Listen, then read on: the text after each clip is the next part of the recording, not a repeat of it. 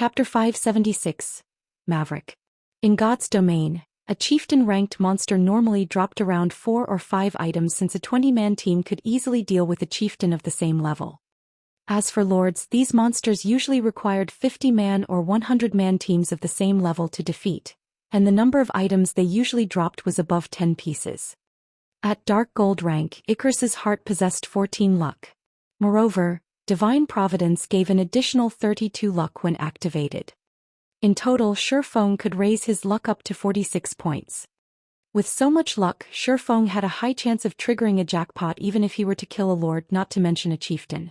Yet, the Dark Magic Serpent had only dropped 7 items. Moreover, all 7 of these items were very ordinary. Usually, players would have a tiny chance of obtaining fine gold equipment from field chieftains. However, among the 7 items Shifeng obtained, there was no fine gold equipment at all.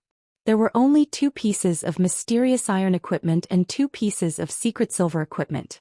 All 4 were level 40 equipment.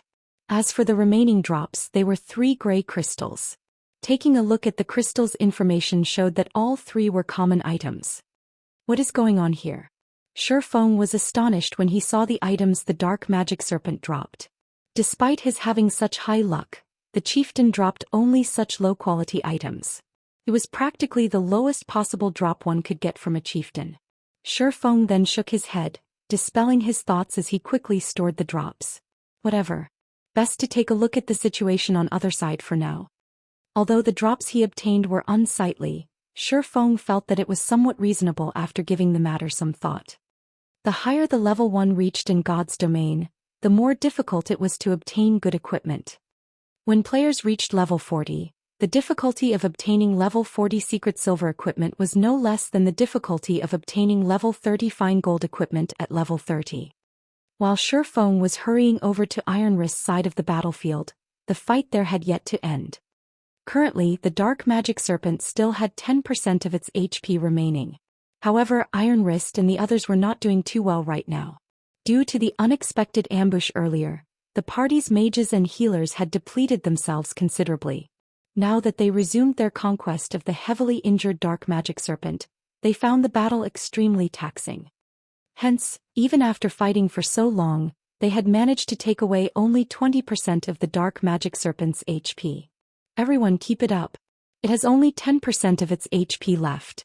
We should hurry up and finish off this Dark Magic Serpent so that we can go help on the other side. Iron Wrist said as he blocked the chieftain's tail swipe using his shield. Everyone nodded in agreement and they began using everything they had. The 2 mages each took out a Tier 1 magic scroll and started chanting. Tier 1 magic scrolls were life-saving items. Although the scrolls only contained Tier 1 skills, the might of the skills was much more than that of any ordinary Tier 1 skill. Most importantly, these Tier 1 magic scrolls did not require any mana to use. The ranger had also taken out 20 special arrows. These special arrows were consumable items. Although they were not as expensive as a Tier 1 magic scroll, the combined value of 20 special arrows was no less than that of 3 Tier 1 magic scrolls.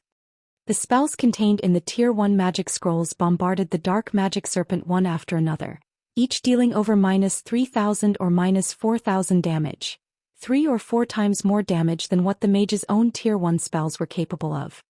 The 2 mages' bombardment instantly reaped over 20,000 HP from the chieftain. Meanwhile, every one of the special arrows the ranger shot dealt around -1,500 damage to the serpent. After firing all 20 arrows, the ranger inflicted a total of -30,000 plus damage to the chieftain. In the blink of an eye, the Dark Magic Serpent's HP fell to a critical level. The chieftain constantly let out anguished shrieks as the spells and arrows visited numerous terrible wounds on its body. Die! Iron Wrist shouted as he used Beheaded. The Tier 1 Beheaded could instantly kill a monster with less than 5% HP remaining at a certain probability. Iron Wrist immediately slashed his saber down on the serpent's head, dealing nearly -30,000 damage to the chieftain and instantly killing it. Essesis. The Dark Magic Serpent hissed one last time before its body fell to the ground. Phew, our win this time sure didn't come easy. I wonder if it dropped? The cleric off fire said as he breathed out a sigh of relief, his hand wiping away the sweat that had gathered on his forehead. We don't have time to care about these things. Dustwind, you stay behind and pick up the loot, Iron Wrist instructed the elementalist beside him. Everyone else follow me. Don't forget we still have another full HP dark magic serpent we need to take care of. Without anybody to detoxify him, that person won't be able to last too long. Although they had seen how powerful Shifeng was, the dark magic serpent was no ordinary monster. Particularly without a cleric to deal with the chieftain's vicious venom, it was simply impossible for someone to defeat a dark magic chieftain all alone. When everyone heard Iron Wrist's words, they immediately readjusted their moods and promptly broke out into a run towards Shifeng's side of the battlefield. However, before they managed to take 2 steps, they stopped cold. Everyone was stupefied. A person had suddenly walked out of the forest in front of them, and this person was none other than Shifeng, the person they were just about to go save. Moreover, Shifeng appeared completely unscathed. He had not lost even a single HP. There was also no sign of a dark magic serpent behind him, proving that he had not escaped his battle but had instead finished it already. The dark magic serpent had an extensive hunting range. As long as one remained within this region, the dark magic serpent would not give up on its pursuit. In other words, Shifeng had single-handedly defeated a full HP dark magic serpent. Moreover, he had killed it much faster than they had. The difference in strength between them was simply unimaginable. Is he a monster? Off-Fire's eyes widened in disbelief as he looked at Shifeng walking over slowly. Even our District 5's #1 expert Punishment Day isn't capable of such a feat, right? That person is definitely a Maverick, a solo expert standing at the peak of all great experts. Once we return we can go boast to those in the 6th party. Dustwind, the level 28 elementalist, exclaimed, his gaze filled with reverence as he looked at Shifeng. Alright, enough fooling around. Stay serious. That person is our 7th party's savior, Iron Wrist said.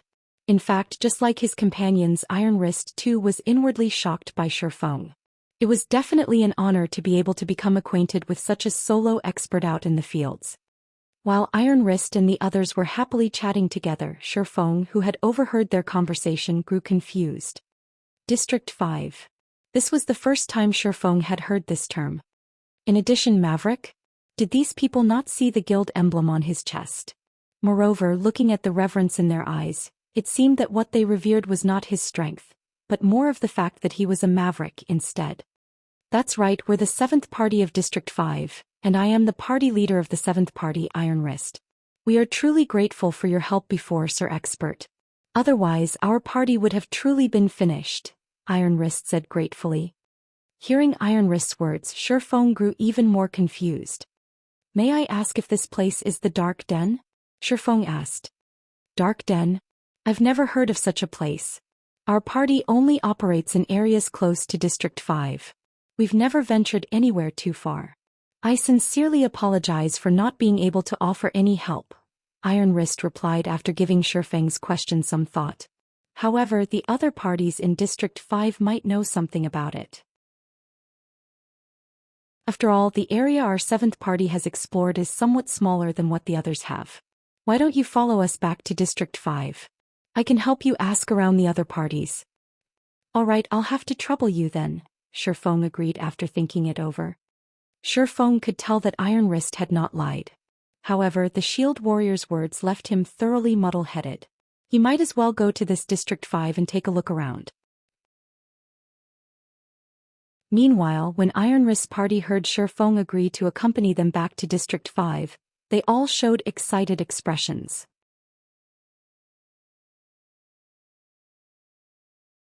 Chapter 577, Chapter of Darkness. While Shifeng was patiently waiting for Iron Wrist's party to collect their loot, he suddenly discovered an astonishing matter. The loot of the dark magic serpent had exceeded his expectations entirely.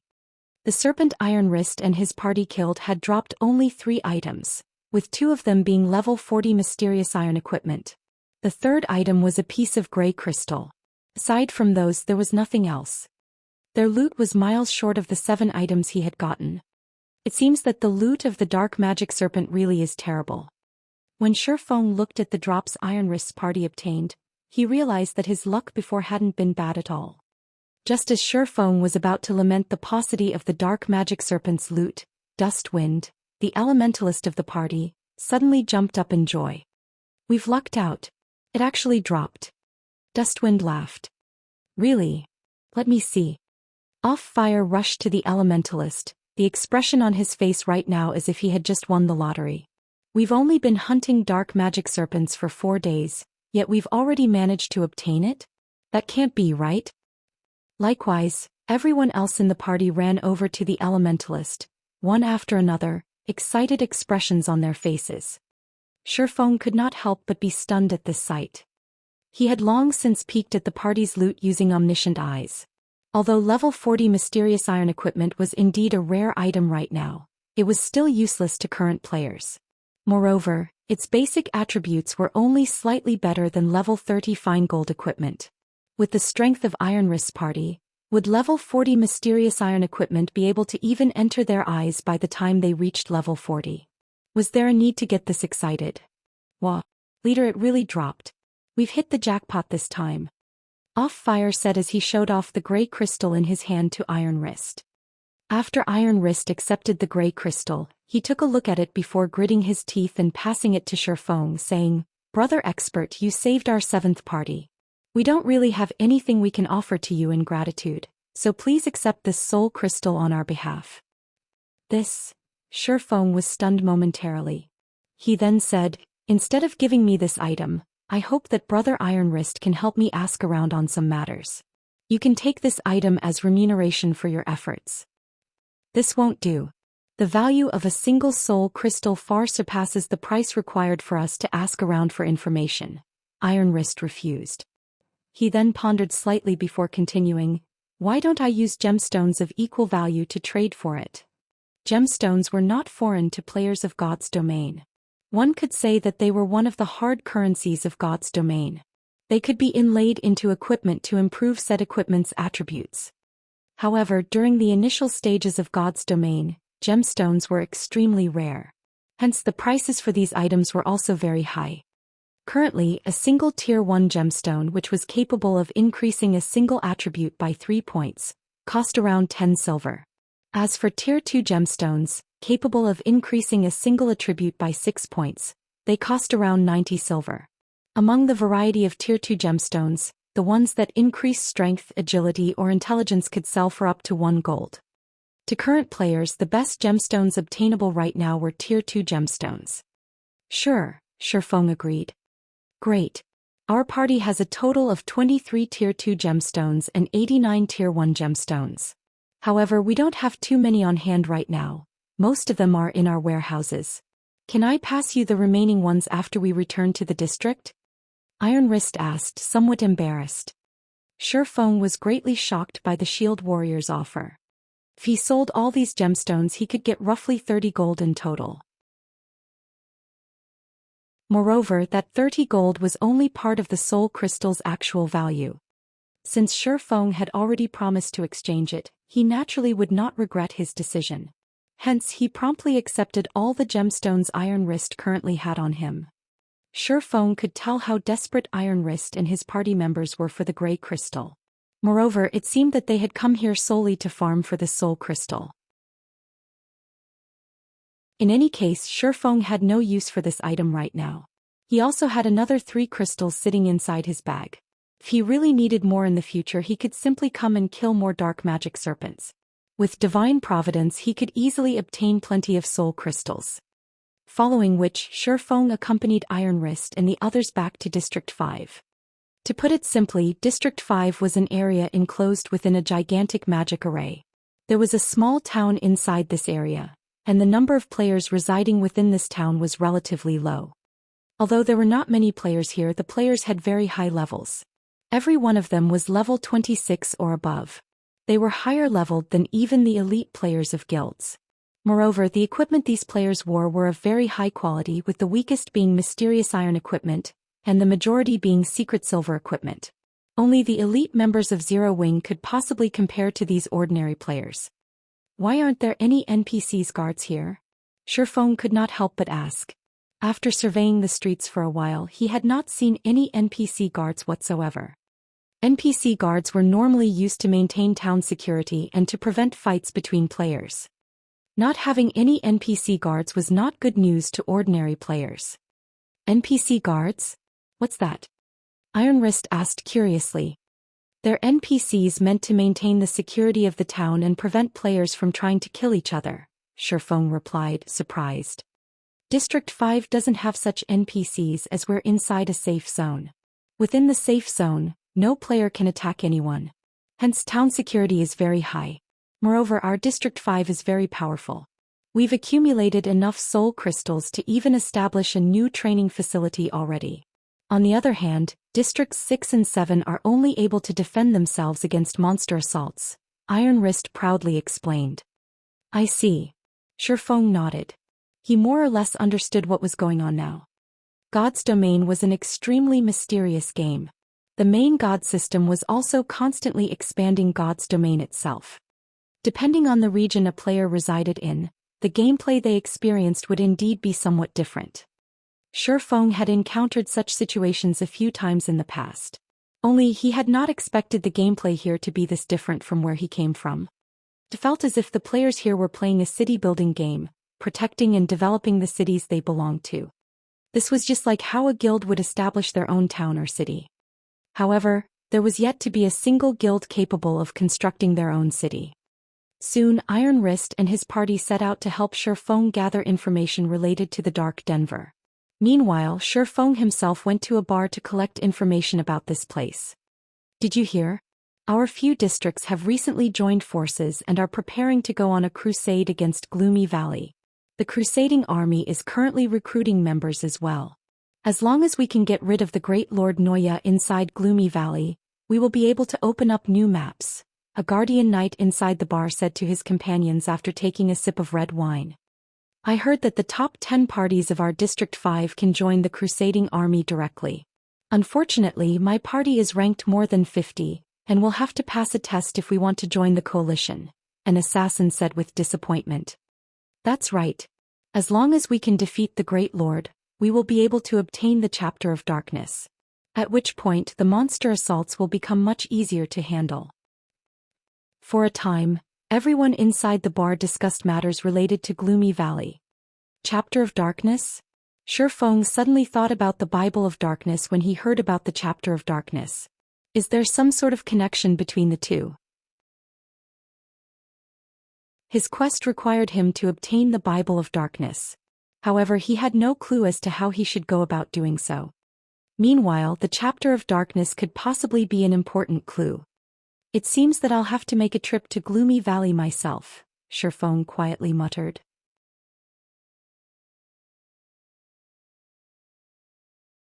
Chapter 578, District 5. Time passed little by little. Before he knew it, Shifeng had spent over an hour inside the bar already.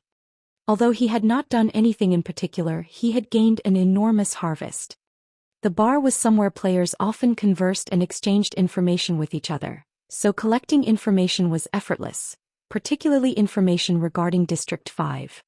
After going through the information he had, Shifeng finally understood what kind of place District 5 was. He could not help but admit that it was similar to the real world. To put it simply, District 5 was a simple shelter that allowed players to stay at a close distance to high-leveled monsters, removing the need to waste large amounts of time on travel. As there were no teleportation arrays here, players had to rely on their own 2 feet to get anywhere.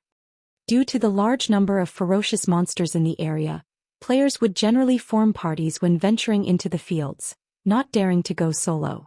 Any player capable of moving solo in the fields was an expert among experts. These solo players were known as Mavericks and they were the definition of strength. Hence, they were admired by many players. Besides that, shelters also served as a defensive measure against monster assaults because the nights in this place was extremely terrifying. How terrifying were they? At nighttime, monsters would group up and actively assault players. Even a 100-man team would not survive without the protection of the shelter. Moreover, even if players were inside the shelter, they still needed to face the tsunami of monsters. Hence, the players here had no choice but to work together to fend off these monsters. If the shelter were compromised, then the activity range of players would be similarly affected. They would have no choice but to move their base of operations to a lower-level region. In the future, if they wished to grind high-level monsters, they would have to waste a lot of time traveling from a low-level region to a high-level region. Meanwhile, the nights here were longer than days. Out of the 48 hours in each day, 30 hours consisted of nighttime with only 18 hours of daytime. The time available for players to level up and improve themselves was much more limited. This situation further emphasized the importance of shelters. After all, if players were to waste 8 to 9 hours on travel every day, how were they supposed to level up?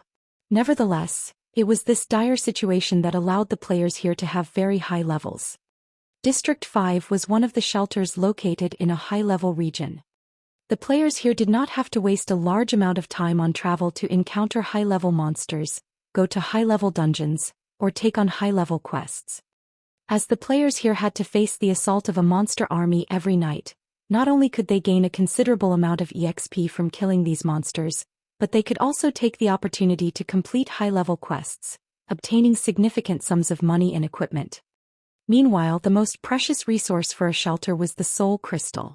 This item could be used to strengthen the magic array enveloping the shelter, significantly weakening the monsters within the magic array's range and giving players an easier time pushing back the monster armies. If players donated soul crystals to the shelter, they could receive large amounts of contribution shares in return. Contribution shares were equivalent to money in shelters, and players could use these points to purchase some specific items to strengthen themselves. For example, the Tier 1 curse that Iron Wrist's party wielded was one of the good items acquired using contribution shares. Hence, the players here had a great desire for soul crystals. Only this item was truly useless to Zhou Xian. He would not be living in this place. He was only going to stay here as a guest until he completed his quest. Although the soul crystals are useless to me, it won't be a bad idea to exchange them for some gemstones. Zhou Xian suddenly thought of a good idea to make money as he looked at the 3 soul crystals inside his bag. Compared to the outside world, gemstones were much more easily obtained in this place. During the monster attacks at night, there was no lack of chieftain and lord-ranked monsters. Chieftains had a high chance of dropping Tier 1 gemstones, while lords might even drop Tier 2 gemstones. Hence, the supply of gemstones here was much higher. In the outside world, players very rarely had the chance to inlay gemstones into their equipment. In here, however, it was very normal for players to have all the equipment on their bodies inlaid with gemstones. As a result, the basic attributes of the players here were much higher than those of players in the outside world. Meanwhile, the prices of gemstones here were also much cheaper. Outside, each Tier 1 gemstone sold for 10 silver, whereas Tier 2 gemstones sold for 90 silver to 1 gold per piece. In here, however, 5 silver could buy a Tier 1 gemstone, whereas Tier 2 gemstones only cost around 40 silver. As for soul crystals, each piece could sell for up to 40 gold. Even then, players would still fight to buy it. The drop rate of soul crystals was abysmally low, and only chieftains that were level 40 or above had a slightly higher drop rate. This was also the reason why Iron Wrist's party had gone hunting for chieftains over level 40. By the time Zhou Xian was done compiling the information he had gathered, Iron Wrist had also entered the bar together with a silver-armored guardian knight. The instant this bearded man with thick eyelashes entered, the bar fell silent. Every player inside the bar immediately turned to look at this guardian knight one after another. What's the party leader of the third party, Discipline Paradise, doing here? Is Discipline Paradise here to recruit members? How could it be? That's the third party of our District 5. Even if he were recruiting more members, he would choose from their list of available candidates first. Why would he come to a bar looking for members? I heard that the 6 official members of the third party have all learned Tier 1 curses and taboo skills. They can go out to grind without fear even during the night. That's right. The third party's strength is currently the closest to the first party. It is highly possible that after the next ranking battle, Discipline Paradise will become the leader of the second party. Everyone inside the bar looked at the silver-armored knight with gazes of admiration and reverence. In a shelter, the higher ranked a party was, the more resources they could obtain. In addition, they would also gain greater access in the shelter, allowing them to purchase items that were not available to regular parties. That way their party's strength would improve even faster. Soon, Discipline Paradise and Iron Wrist arrived before Shifeng, who was currently seated at a corner of the bar. "Brother Expert, let me introduce you. This here is the leader of our District 5's third party, Discipline Paradise. He's quite knowledgeable about the dark den you spoke of," Iron Wrist said, smiling. "Hello, you can just call me Discipline." Discipline Paradise smiled. Although Discipline Paradise was one of the powerhouses of District 5, he did not display any form of arrogance. On the contrary, he was a very kind and straightforward man. When the surrounding players saw Discipline Paradise, the leader of the third party, and Iron Wrist, the leader of the seventh party, actively greeting a swordsman that none of them had ever seen before, every one of them was stupefied. "Who is that person? Why haven't I seen him before? Is he one of the top 10 party leaders of some other district? I don't think he's just limited to being in the top 10, right? Didn't you hear Iron Wrist calling that person an expert? That person might even be one of the top 3 party leaders of some other district. Otherwise, why would Discipline Paradise personally come over to meet him?" Everyone began guessing at Shifeng's identity one after another. However, Discipline Paradise's next words instantly shocked everyone inside the bar. "Brother Yifeng, would you be willing to join our District 5's Crusading army?"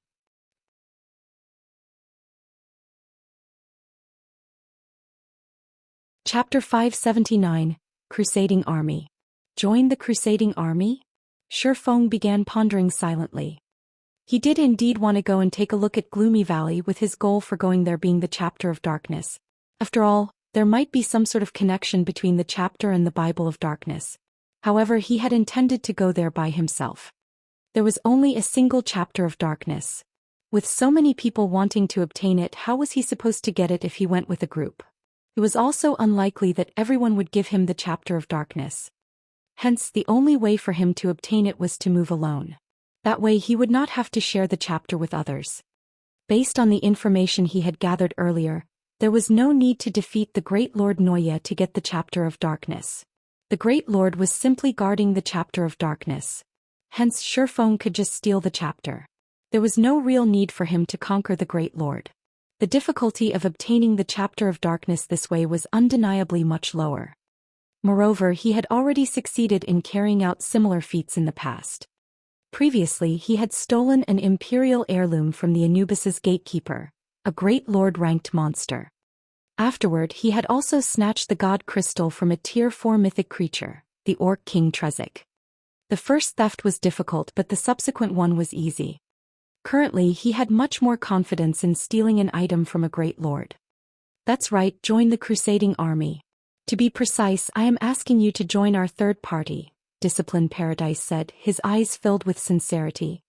Hearing Discipline Paradise's words, all the players inside the bar could not help but turn to look at Shifeng, envious expressions appearing on their faces.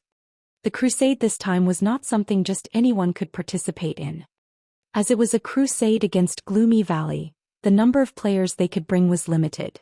Naturally, they would only allow elites to participate in it. That way would increase the chances of success considerably. Meanwhile, in District 5, only the top 10 ranking parties received direct admission into the Crusading army. Everyone else had to go through a test, and only the best could join the crusade. There were many players in District 5. Meanwhile, only a total of 100 slots were allotted to District 5 for the crusade. Among them, 60 were already assigned to the top 10 parties, so everyone else would have to fight for the remaining 40 slots. One could just imagine how intense the competition would be. Now Shifeng could join the third party directly and participate in the crusade without having to compete over those 40 slots. This was practically a gift from the heavens. As long as the crusade succeeded, the 100 players participating in it would receive a bountiful harvest, particularly in terms of contribution shares for the shelter. How could this situation not make others envious? "Discipline, how can you be so underhanded?" Iron Wrist suddenly called out. "Even if Brother Yifeng is going to join the Crusading army, he should be joining my 7th party, not your 3rd party. I only invited you over to discuss matters relating to the Dark Den." When Iron Wrist had gone looking for Discipline Paradise earlier, he had told the Guardian Knight everything about his encounter with Shi Feng. However, he had not expected Discipline Paradise to actually play such a card. No matter how one looked at it, Shi Feng was a maverick with frightening strength. Although the Crusading army this time had gathered the power of multiple districts, after the crusade succeeded, the number of contribution shares awarded would be based on each party's performance in the crusade.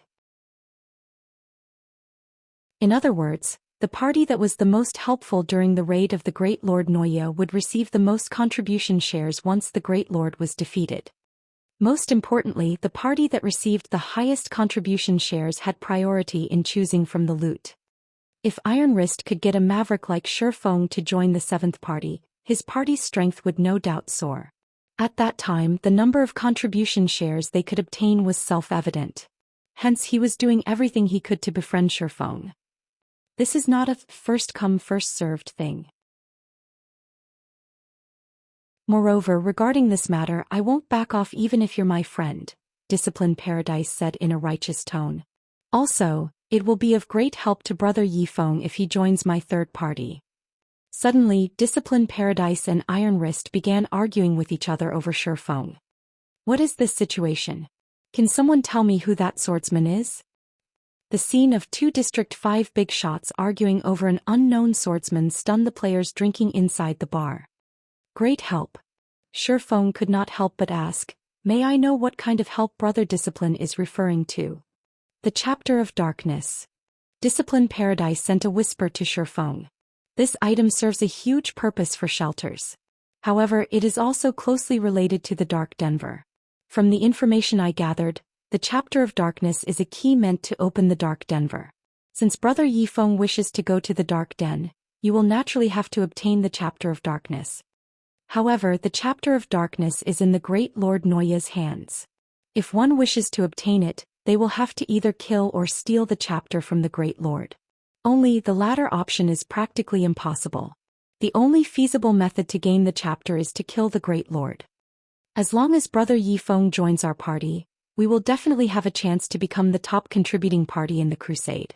At that time we can choose the Chapter of Darkness as our reward. I will then use the Chapter of Darkness to open the Dark Den for Brother Yi Feng. What does Brother Yi Feng think about this? So that's the case.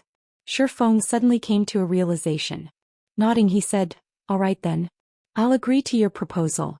However, I wish to change the conditions a little. Change the conditions? Discipline Paradise asked, slightly worried. What conditions? You can't be wanting the Chapter of Darkness itself, right? The Chapter of Darkness had only 2 functions: empowering the magic array of a shelter and opening the Dark Denver. To a maverick, the first function was obviously useless. This was also the reason why Discipline Paradise had come looking to cooperate with Shi Feng. Rest assured, I don't want the Chapter of Darkness. Only if I manage to obtain the Chapter of Darkness by myself, what will you use to exchange for it? Shi Feng asked secretly. Obtain the Chapter of Darkness by yourself? How can that be possible? Discipline Paradise asked, stunned. I am only saying if, Shi Feng laughed. If you manage to get the Chapter of Darkness by yourself, I will definitely provide you with sufficient remuneration. Taboo skills, curses, top-tier equipment, whatever, as long as you are willing to exchange it. Discipline Paradise did not know what was going through Shi Feng's mind, but if he could obtain the Chapter of Darkness, it would be of great help to their party. Hence he was willing to pay any price for it. Shi Feng was slightly stunned after hearing Discipline Paradise's words. Exchange taboo skills can be traded? Shi Feng asked softly. Discipline Paradise nodded. Of course. Only the price required to do so is somewhat high. However, for the Chapter of Darkness I am willing to pay 6 Tier 1 taboo skills. 6. Shi Feng shook his head. If I obtain the Chapter of Darkness, I want to exchange it for a Tier 1 taboo skill for every class, as well as the activation of the Dark Denver. Can you really do it? Discipline Paradise asked in surprise. A Tier 1 taboo skill for every class, this price was indeed frightening. Even for Discipline Paradise this was a very steep price. The Chapter of Darkness was merely a dark gold item with a somewhat special function. In truth, it was worth only 7 or 8 pieces of dark gold equipment. Meanwhile, the value of a taboo skill was no less than a piece of dark gold equipment.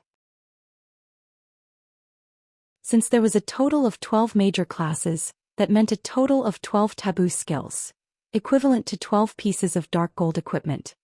Dark gold equipment was considered a luxury item for any party. If one had to give away 12 pieces all of a sudden, any party would feel a sting in their hearts. However, compared to this painful price, what Discipline Paradise was most concerned about was whether or not Shifeng could obtain the Chapter of Darkness.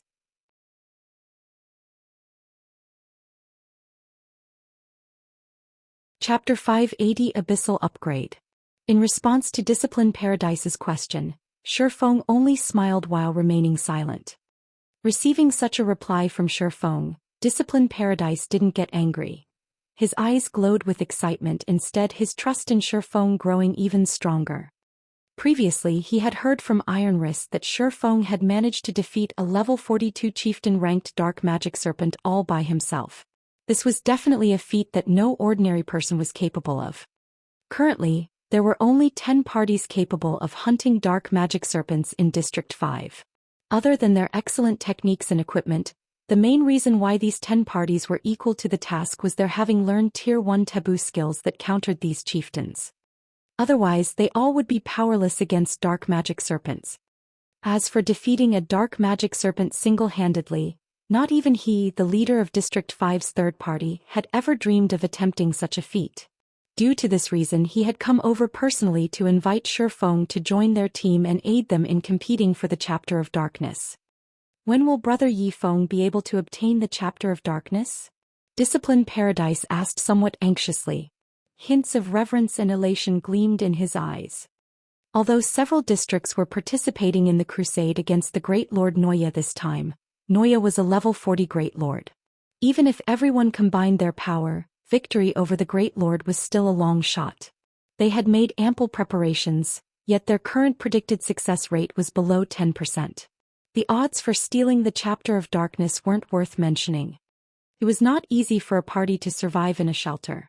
Besides constantly competing over the party rankings inside a shelter, parties also needed to defend the shelter every day lest the shelter fall into ruin and all their efforts come to naught. Now that an expert like Shifeng had shown up, the third party would have a much better chance at obtaining the Chapter of Darkness. Noya was no ordinary Great Lord. It was a guardian monster serving as the key for activating a new map.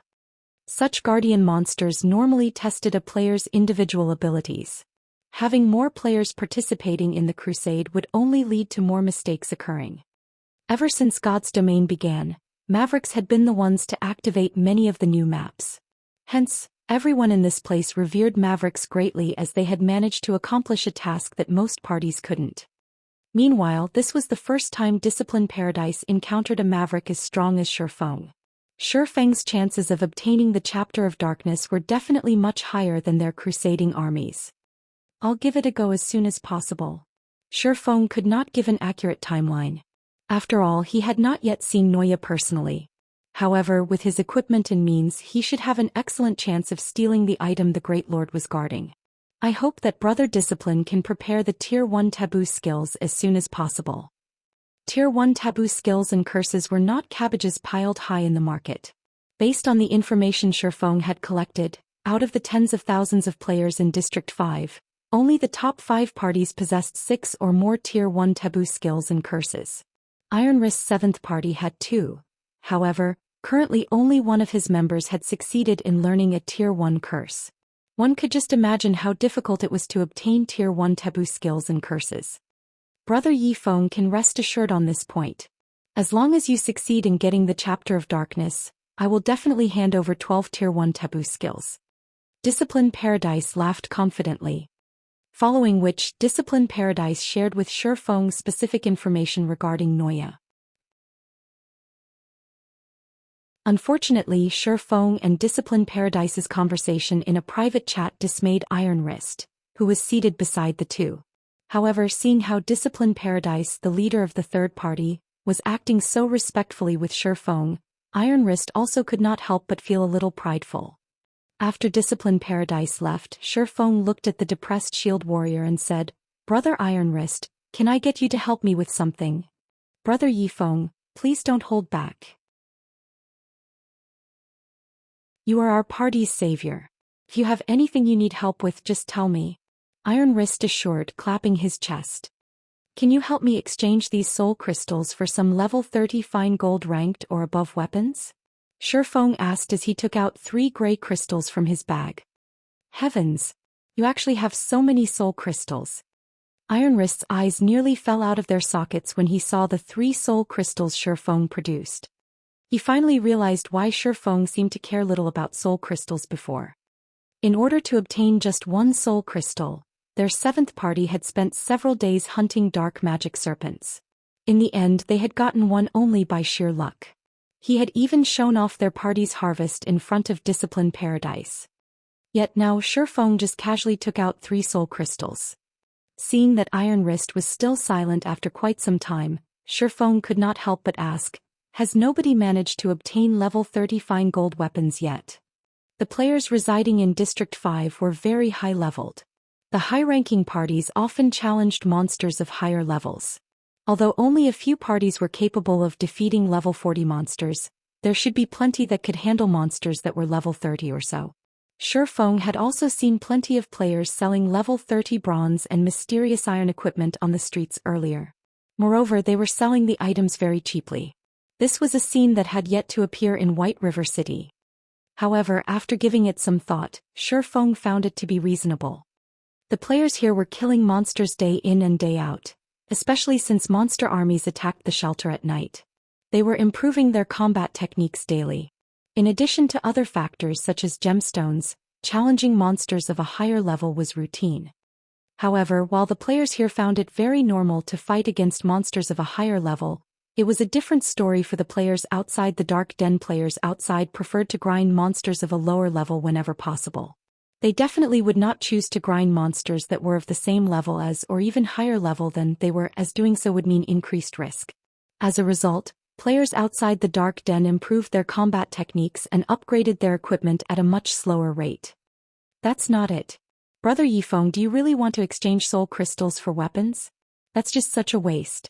Although the market value of a soul crystal is equal to 1 level 30 dark gold weapon or 5 fine gold weapons, no one who manages to obtain a soul crystal would exchange them for equipment or weapons.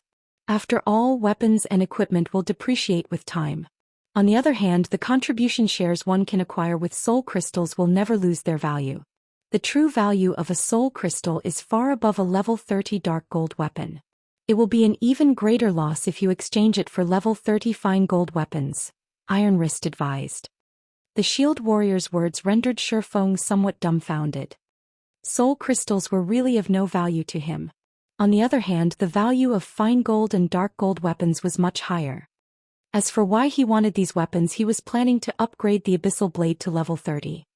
A level 40 Great Lord was no pushover, and it would be to Shifeng's benefit to increase his combat power as much as possible. As a magic weapon, the higher leveled the Abyssal Blade was, the higher its attributes and quality would be. When Shifeng first obtained the Abyssal Blade, the magic weapon's attributes were only equal to a secret silver weapon. Now that the weapon was level 25, its attributes were already above dark gold rank. If Shifeng upgraded it to level 30, it might reach the standard of an epic weapon. A level 30 epic weapon would definitely push his combat power up to a whole new level. At that time, he would have much more confidence in stealing the Chapter of Darkness. Seeing how Shifeng was insistent on exchanging his soul crystals for weapons, Iron Wrist had no choice but to comply and think of a way to carry out the Maverick's wishes. An hour or so later, Iron Wrist had managed to exchange the 3 soul crystals for 1 level 30 dark gold weapon and 11 level 30 fine gold weapons. After Shifeng received the weapons, he parted ways with Iron Wrist and went searching for a secluded location. The commotion the Abyssal Blade caused with each subsequent evolution grew increasingly larger. Now that Shifeng was about to upgrade the magic weapon to level 30, the aftermath would definitely alarm the entire District 5. Not wanting to attract any attention to himself, Shifeng had no choice but to head for an out-of-the-way spot. Devour. Shifeng chose to upgrade the Abyssal Blade upon arriving at a wilderness with no other players around.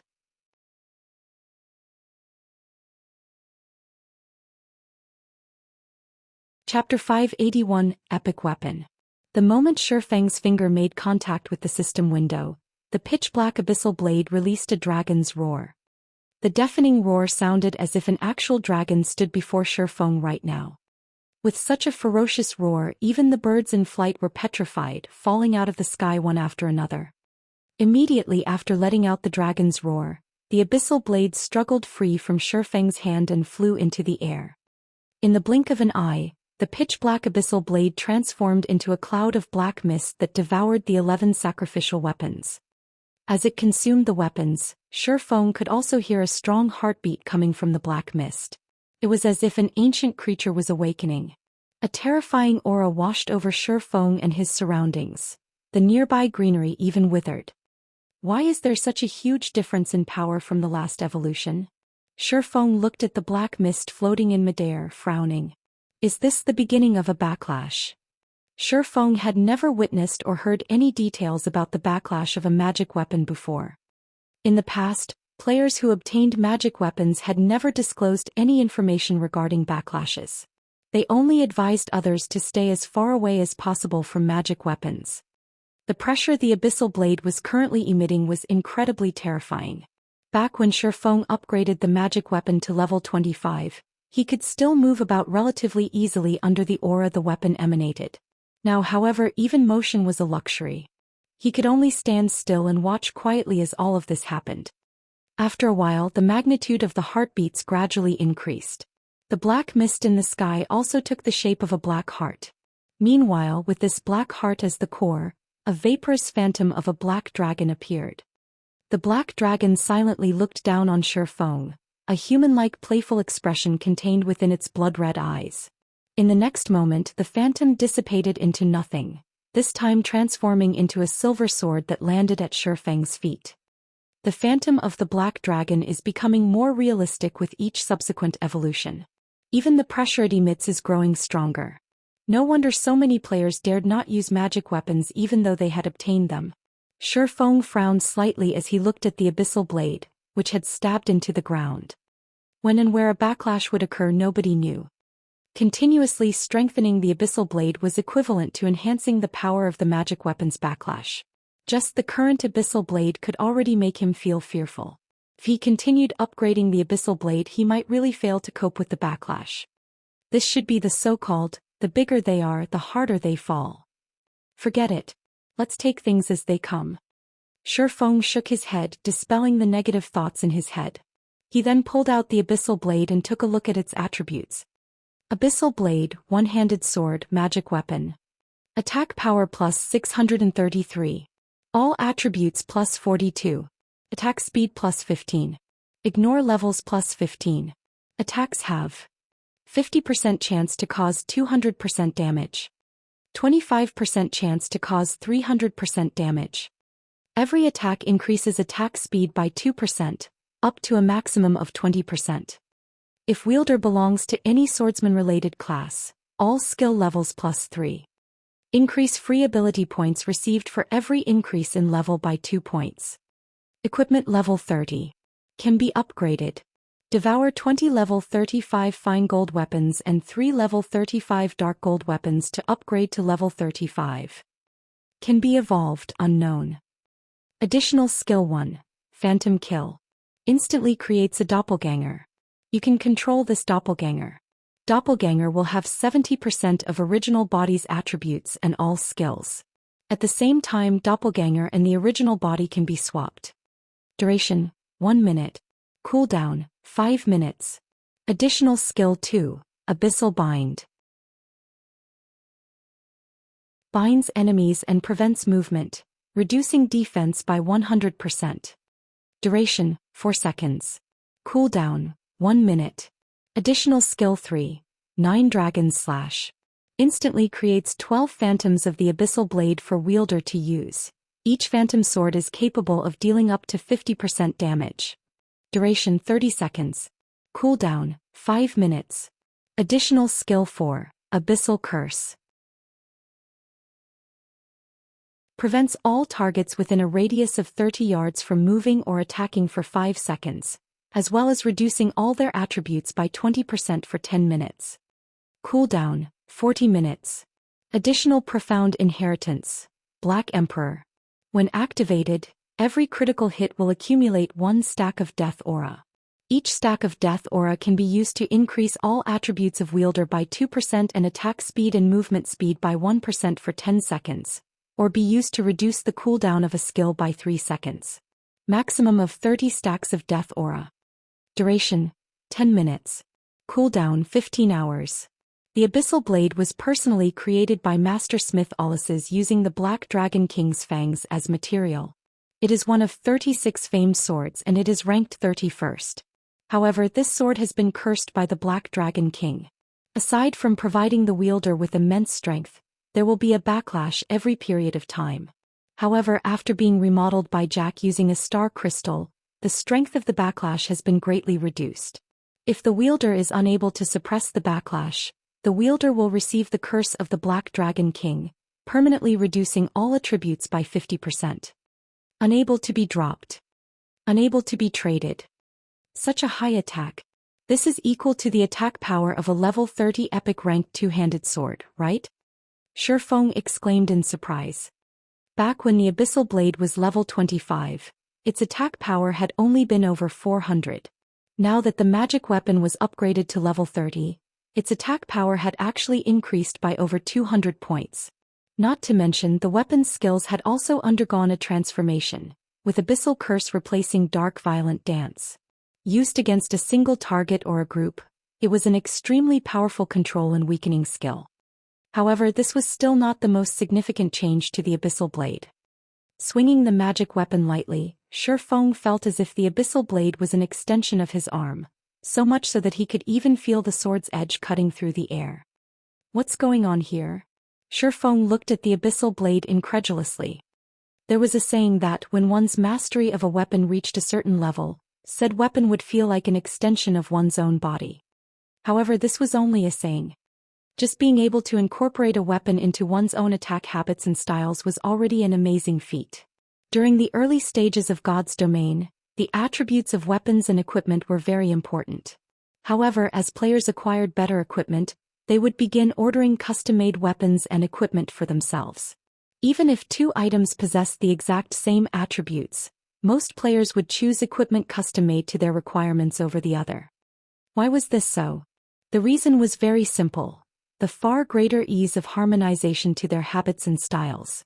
For this reason alone, players were willing to spend as much money as necessary. If a player possessed a high compatibility rate with the weapons they wielded, their attacks would flow much more smoothly. Most importantly, a weapon with good compatibility could improve a player's skill completion rate. This was also the reason why, during the later stages of the game, many players chose to discard ready-made epic weapons and instead were adamant in paying an astronomical sum to hire a master or grandmaster forger to produce a custom-made epic weapon for themselves. It was all because custom-made weapons and equipment possessed a much higher compatibility rate. Thinking up to this point, Shifeng immediately began brandishing the Abyssal Blade to get used to the newly enhanced weapon. He then found a level 35 demonic hound to test his sword on. Chop. Usually, Shifeng could achieve a completion rate of 85% or above when using this skill, displaying 100% of the skill's might. In the past, his best record for Chop was 90%. Although this skill was very simple, it was extremely difficult to execute properly. The 3 sword lights, which should have resembled 3 silver crescents, converged into one as they struck at the demonic hound, causing the damage dealt by Chop to reach its maximum. At this moment, however, the 3 sword lights had transformed into 3 full moons that met at a single point. The space at this single point looked as if it had been pierced. One could faintly see a small spatial crack at this location. System. Chop completion rate 92%, resulting in 125% of skills effect. Skill proficiency +4. Shifeng then followed up with Thunder Flame Explosion. Originally, this skill should have combined the power of lightning and fire into a massive fireball that bombarded the enemy. Now, however, instead of a fireball. System. Thunder Flame Explosion completion rate 90%, resulting in 110% of skills effect. Skill proficiency +3. What? Why is there suddenly such a huge increase in skill completion rate? Shi Feng stared at the system notification window, flabbergasted. Compared to his past self, his current strength was much stronger. In the past, his best record for chop was 90% completion rate. Although it was only a meager 2% increase, the gap was like the difference between heaven and earth. Based on the system's configuration, completion rates between 81% to 90% were categorized into the same group. Achieving any percentage within this range would give an increase of 3 proficiency points. Also, at 90%, one could display 110% of a skill's effect. At 91%, a skill's effect was directly upgraded to 120% and would yield 4 proficiency points. The improvement to Thunder Flame Explosion was even more apparent. Previously, he could not even achieve an 85% completion rate on the skill. Now, however, he had managed 90%. Shi Feng had killed a level 35 demonic hound in just 2 moves. It's no wonder many had said magic weapons possessed frightening power, and many experts could not bring themselves to divest their magic weapons in the past. So this was the case. Shi Feng's heart was pounding madly as he looked at the level 35 demonic hound he had just annihilated. His compatibility with the Abyssal Blade right now was practically perfect. He felt invincible.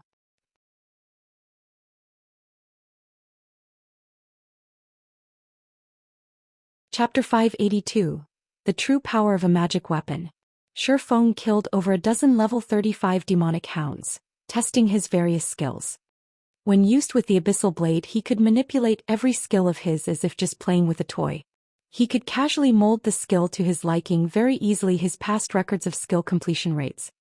In God's domain, skill completion rates were an important indicator of a player's actual strength. In the past, in order to improve the completion rate of one skill by just 1%, many players had trained arduously for days, sometimes even weeks. Particularly after reaching the 85% threshold, raising a skill's completion rate by 1% required a tremendous amount of effort. For some, even that wasn't enough. All the training in the world was useless. However, with the Abyssal Blade in hand, this ironclad law was instantly broken. When one wanted to improve their combat techniques, they first needed to learn how to control their own bodies. If one could not even control their form properly, they could never control the weapons in their hands. Shi Feng's control over his body had long since reached a very high standard. Unfortunately, he had not reached a similar level with his control over his weapons. He could not reach a level where he could feel even a strand of hair fall onto his sword's edge. However, his compatibility with the Abyssal Blade now was practically perfect. It felt as if he had become one with the magic weapon, allowing his skill completion rate to reach new highs. At this moment, he surpassed all previous records with one of his basic skills, chop, achieving a 95% completion rate. If a skill's completion rate reached 95%, the skill would display 135% of its effects. In other words, Shi Feng's current chop dealt an additional 35% damage compared to his previous 85% completion rate. The increase in combat power was obvious. After continuously using the newly improved Abyssal Blade for such a long time, Shi Feng had grown addicted to the sensation he received from the magic weapon and the pleasure he felt from his strength gradually rising with every passing moment. His heart ached to remain in this state forever. After killing dozens of demonic hounds, Shi Feng's hunger was unsated. He wanted to continue to utilize these demonic hounds to improve his completion rate. Unfortunately, time was of the essence. He needed to prioritize his quest for now. In the past, many of those who obtained magic weapons had told others not to involve themselves with these things as the magic weapon's power would devour them. So, it turns out that the power they had referred to was not a magic weapon's powerful attributes. Shi Feng inwardly sighed as he looked at the Abyssal Blade in his hand. In the past, countless experts had trained arduously just so that they could increase their skill completion rate by just 1 more percentage. Some had even gone through all that effort for nothing. Yet, a magic weapon can achieve this feat easily. Moreover, as a magic weapon grows more powerful, this frightening compatibility rate will also intensify. This is the reason that players in the past had continued to upgrade their magic weapons, and as a result, drown themselves in this sea of skill completion rates, unable to pull themselves from the allure of this power. Thus far, Shi Feng had only trained for half an hour or so, and already his stagnant skill completion rates had improved massively. Moreover, Shifeng could clearly feel that he had yet to reach his limit. Such power was truly terrifying. This was a temptation that no expert could distance themselves from.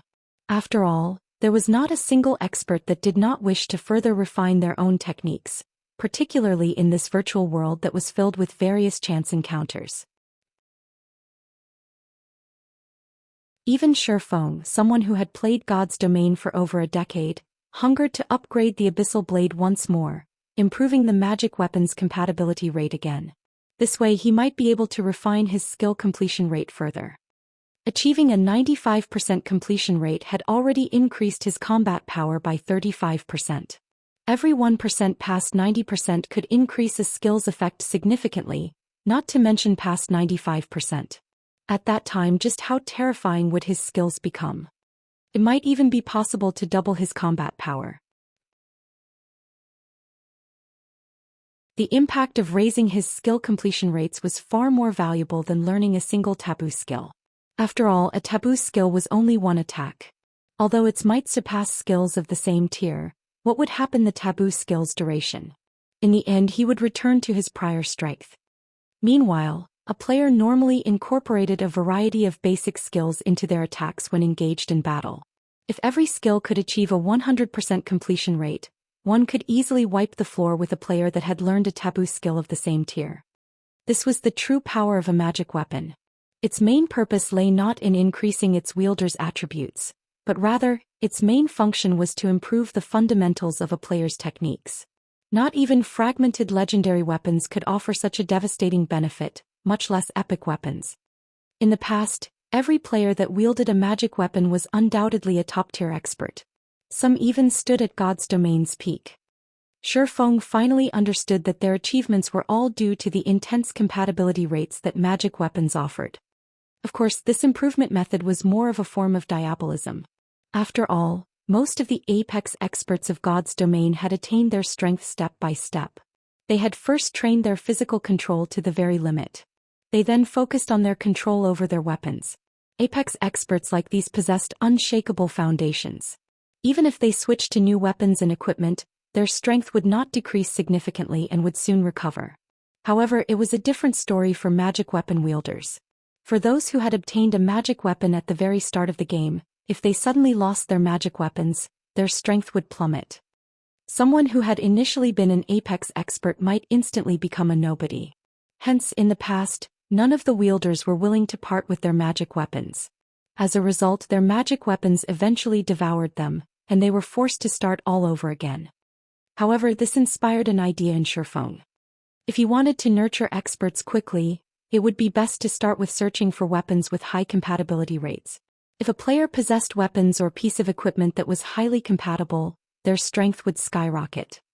Currently, Zero Wing had extremely few top-tier experts, and the standard of the guild's elite members was still relatively low.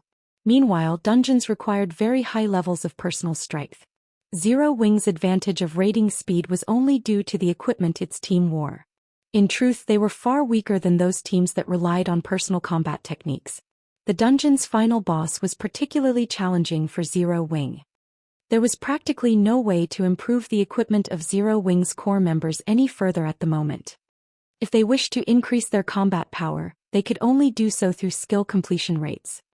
Unfortunately, until now, Zero Wing's members had only focused on finding ways to obtain better weapons and equipment to increase their attributes. They had mostly neglected to improve their skill completion rates. Currently, even Fire Dance, the most powerful melee fighter on Zero Wing's core team, could only achieve a maximum skill completion rate of 80%. She was still a great distance away from reaching 85%. If he could improve Fire Dance and the others' compatibility rates with their weapons, the combat power of Zero Wing's core team would improve by leaps and bounds. Compatibility rate? Shifeng pondered aloud. In fact, he did have a method that could improve one's compatibility rate. He could recruit a master forger into the guild. Although master forgers could not produce a weapon with a 100% compatibility rate with a player, if Zero Wing had a master forger, said forger could, more or less, produce tailor-made weapons and equipment with slightly higher compatibility rates for some of the guild's members. This would help the guild's experts massively. Only nurturing a master forger was easier said than done. Shifeng no longer wasted time as he sheathed the abyssal blade and made his way to Gloomy Valley. Gray mist shrouded Gloomy Valley all year round, limiting players' vision as they explored the area. Moreover, Shifeng could feel the gray mist suppressing all 5 of his senses while he wandered the valley.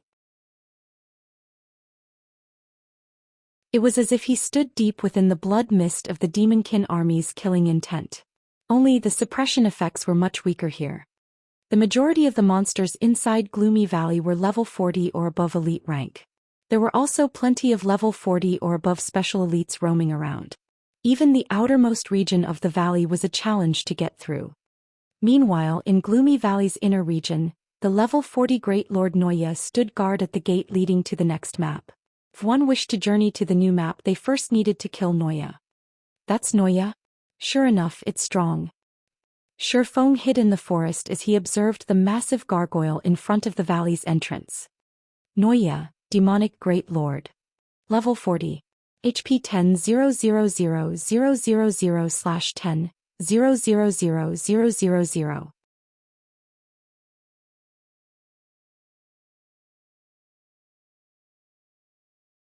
Chapter 583. Suppressing a Great Lord.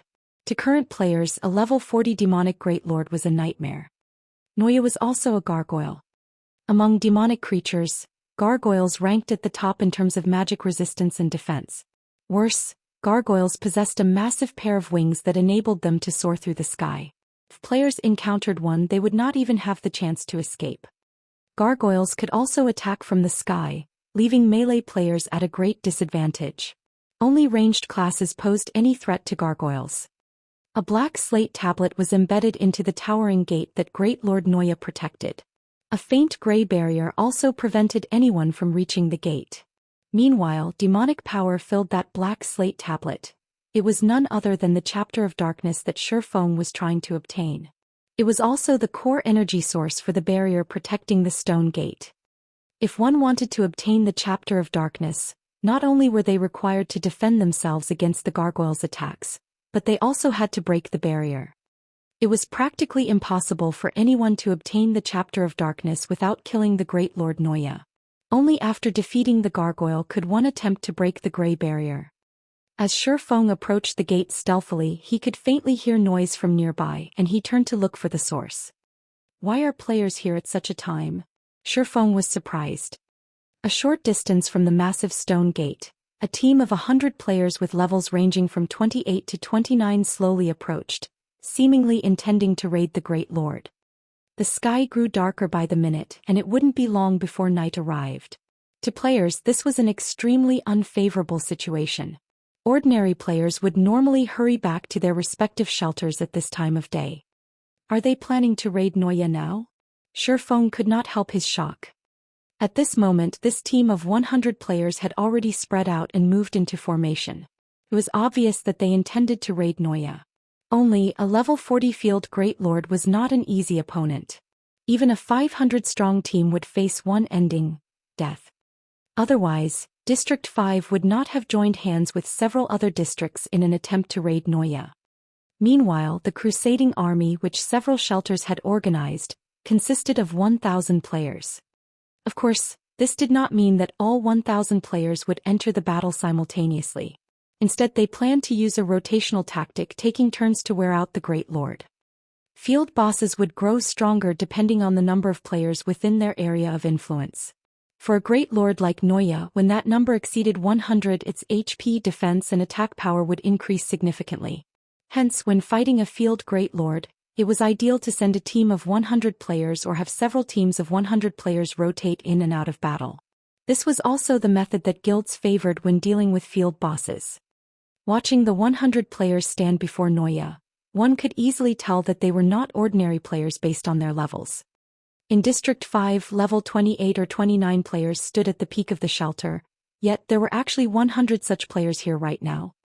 However, against a level 40 Great Lord, this team was still far from enough. Go! As the leading elementalist shouted, the 12 elementalists that had surrounded the gargoyle promptly unfurled the magic scrolls in their hands and began chanting.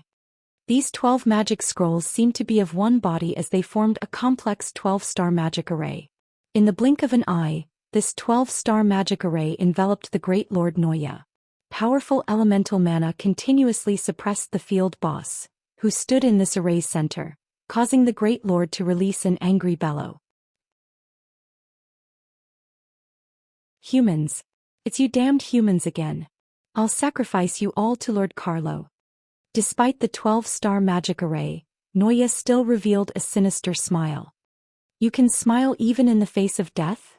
The leading elementalist sneered. Everyone attack. With the demon suppressing barrier in effect, it won't be able to display even 1/10 of its strength. The chapter of darkness is fated to belong to District 1 this time. Everyone nodded in agreement as they charged towards the Great Lord. The people from District 1 are insane. Shifeng silently clicked his tongue. Although he had heard that District 1 was the most powerful shelter in the Dark Den, trying to raid a Great Lord using such a brute force method was clearly not a wise move. Just like the leading elementalist had said, a demon-suppressing array formed by the power of 12 elementalists was indeed powerful. Even a peerless Great Lord could only display about 1/10 of its strength while contained in this barrier. With this, their MTs could definitely tank a level 40 Great Lord. However, the demon-suppressing array required 12 elementalists to maintain it. Moreover, the barrier took an immense toll on the elementalist's mana. If even one elementalist ran out of mana, the barrier would immediately crumble. Normally, only teams that were extremely confident in their DPS would attempt this method. After all, after one took into account the slots for MTs and healers, there were only 70 or so slots for DPS classes on a 100-player team. Losing another 12 core damage dealers would greatly affect the team's overall damage. Particularly, the abilities of the team's DPS were further put to the test when one considered the problem of the barrier's duration. Following which, the 6 MTs of District 1 took turns receiving the Noya's attacks. With the rear-line healers healing them, the MTs managed to stop the gargoyles' fierce attacks easily. At the same time, the other DPS of the team also began to attack the Great Lord madly. Fireballs, frost arrows, all sorts of magical and physical attacks bombarded Noya.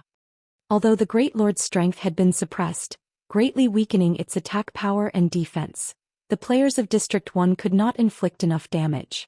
The highest damage they dealt did not even exceed -1,000. Damn. Why does this monster have so much defense? The leading elementalist frowned. Gritting his teeth, he shouted, "Move on to Plan B." Immediately, a cursemancer began chanting an incantation. The spell this cursemancer used was one that Shifeng was very familiar with. It was none other than the Tier 1 curse that Iron Wrist's party had used, Dark Storm. Not only could it inflict large amounts of damage, but it could also heavily injure its target, greatly reducing the target's defense. When Dark Storm struck Noya, damages of over -3,000 points appeared above its head, one after another. The Tier 1 curse only dealt a total damage of around -10,000 points to the Great Lord. To Noya, who possessed 10 million HP, this was not even a scratch. Following which, everyone's damage abruptly soared, and many dealt over -1,000 with their attacks. Unfortunately, the duration of Dark Storm's effect was limited. A short moment later, everyone's damage fell. Next, the leading elementalist shouted. Another cursemancer began chanting, similarly casting the Tier 1 curse, Dark Storm. In such a way, the team repeatedly cast Tier 1 curses at Noya. Eventually, the gargoyle's HP fell to 60%. What an amazing team. Not even Zero Wings' core team is capable of wearing out a level 40 Great Lord to such a degree. Shifeng was quite surprised as he watched this scene. However, he was also pleased. Initially, he had struggled to think of a way to break the Grey Barrier. However, now that someone pinned down the Great Lord for him, he could head over to the barrier and take his time researching it.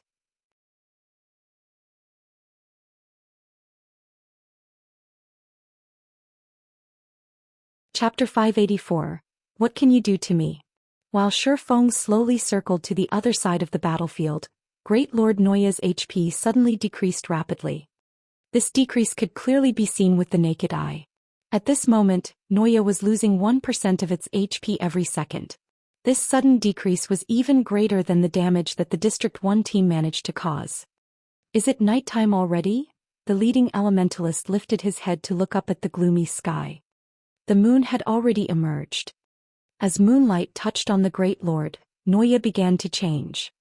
Its originally massive 3-story tall body began to shrink rapidly, and its maximum HP fell from its original 10 million to 6 million. However, as the gargoyle's body shrunk, its strength continuously rose, the Great Lord's damage increasing as well. Initially, Noya had only dealt around -2,000 to -3,000 to District 1's MTs. Now, however, every attack dealt over -4,000 damage. The MTs receiving the Great Lord's attacks had more than 8,000 HP. Before, even if they were unlucky enough to receive a critical hit from the Great Lord, they would still live. Now, however, a critical hit would definitely kill an MT. Take turns activating your life-saving skills to tank the boss. Healers, concentrate on the lead MT. The leading elementalist commanded. He had long since prepared for this. Following which, one of the shield warriors activated a Tier 1 shield wall, reducing the damage he received by half for 20 seconds. The damage Noya dealt instantly fell from nearly -5,000 points to just over -2,000 points. Meanwhile, the healers at the rear began dumping heals on the shield warrior, easily replenishing the 2,000 plus HP the shield warrior lost. However, after 5 seconds or so, the shield warrior suddenly struggled to cope with the Great Lord's attacks. The damage Noya's attacks dealt suddenly increased from over -2,000 points to almost -4,000. If not for shield wall, the shield warrior might have lost his life instantly. Leader, Noya is more powerful than we thought. If its damage continues rising, our MTs won't last. A female cleric said hurriedly. Since the battle had begun, the healers had not struggled to keep the team's MTs alive. They had also specifically chosen this time to challenge Noya. Based on their previous observations, Noya's HP during daytime was simply too high. When the sun set, however, the gargoyle's HP fell from 10 million to 6 million, though its damage would soar in return. With their team's damage output, if Noya had 10 million HP, they could defeat the Great Lord within the demon suppressing barrier's duration. So they could only give the 6 million HP Noya a try. Also, the longer Noya fought at night, the higher its damage became. Hence, they had chosen to challenge Noya near twilight. Only the Great Lord's damage scaling exceeded their initial estimations. Damn. Its damage is increasing far too quickly. The leading elementalist glanced at his own remaining mana. At most, the demon-suppressing barrier would last a few more minutes. Currently, however, Noya still had more than 3 million HP. It was impossible for their team to deal that much damage in such a short time. Gritting his teeth, he yelled, "Retreat." Soon, everyone began to back away from the gargoyle in an organized retreat. The lead MT also began retreating from the barrier one step at a time. Not only could the demon-suppressing barrier suppress demonic creatures, but it also limited a demon's range of activity. Only while no one repelled Noya, the gargoyle was able to attack the barrier freely. The damage the barrier received rapidly depleted the 12 elementalists' mana. By the time everyone left the barrier, Noya's eyes narrowed as it revealed a cold smile. The gargoyle then roared. Suddenly, Noya's body cracked, some fragments falling from its body. These fragments then transformed into more than a dozen miniature Noyas that were as tall as a normal person. However, these miniature Noyas were no trivial monsters. Although each only had 200,000 HP, they were all level 40 chieftain-ranked monsters. Immediately, these monsters bombarded the demon-suppressing barrier with attacks, and in just 5 seconds the 12 elementalists lost their remaining mana. As a result, the demon-suppressing barrier crumbled. These Lord-ranked Noyas then spread their wings, soaring into the air as they chased after the withdrawing players.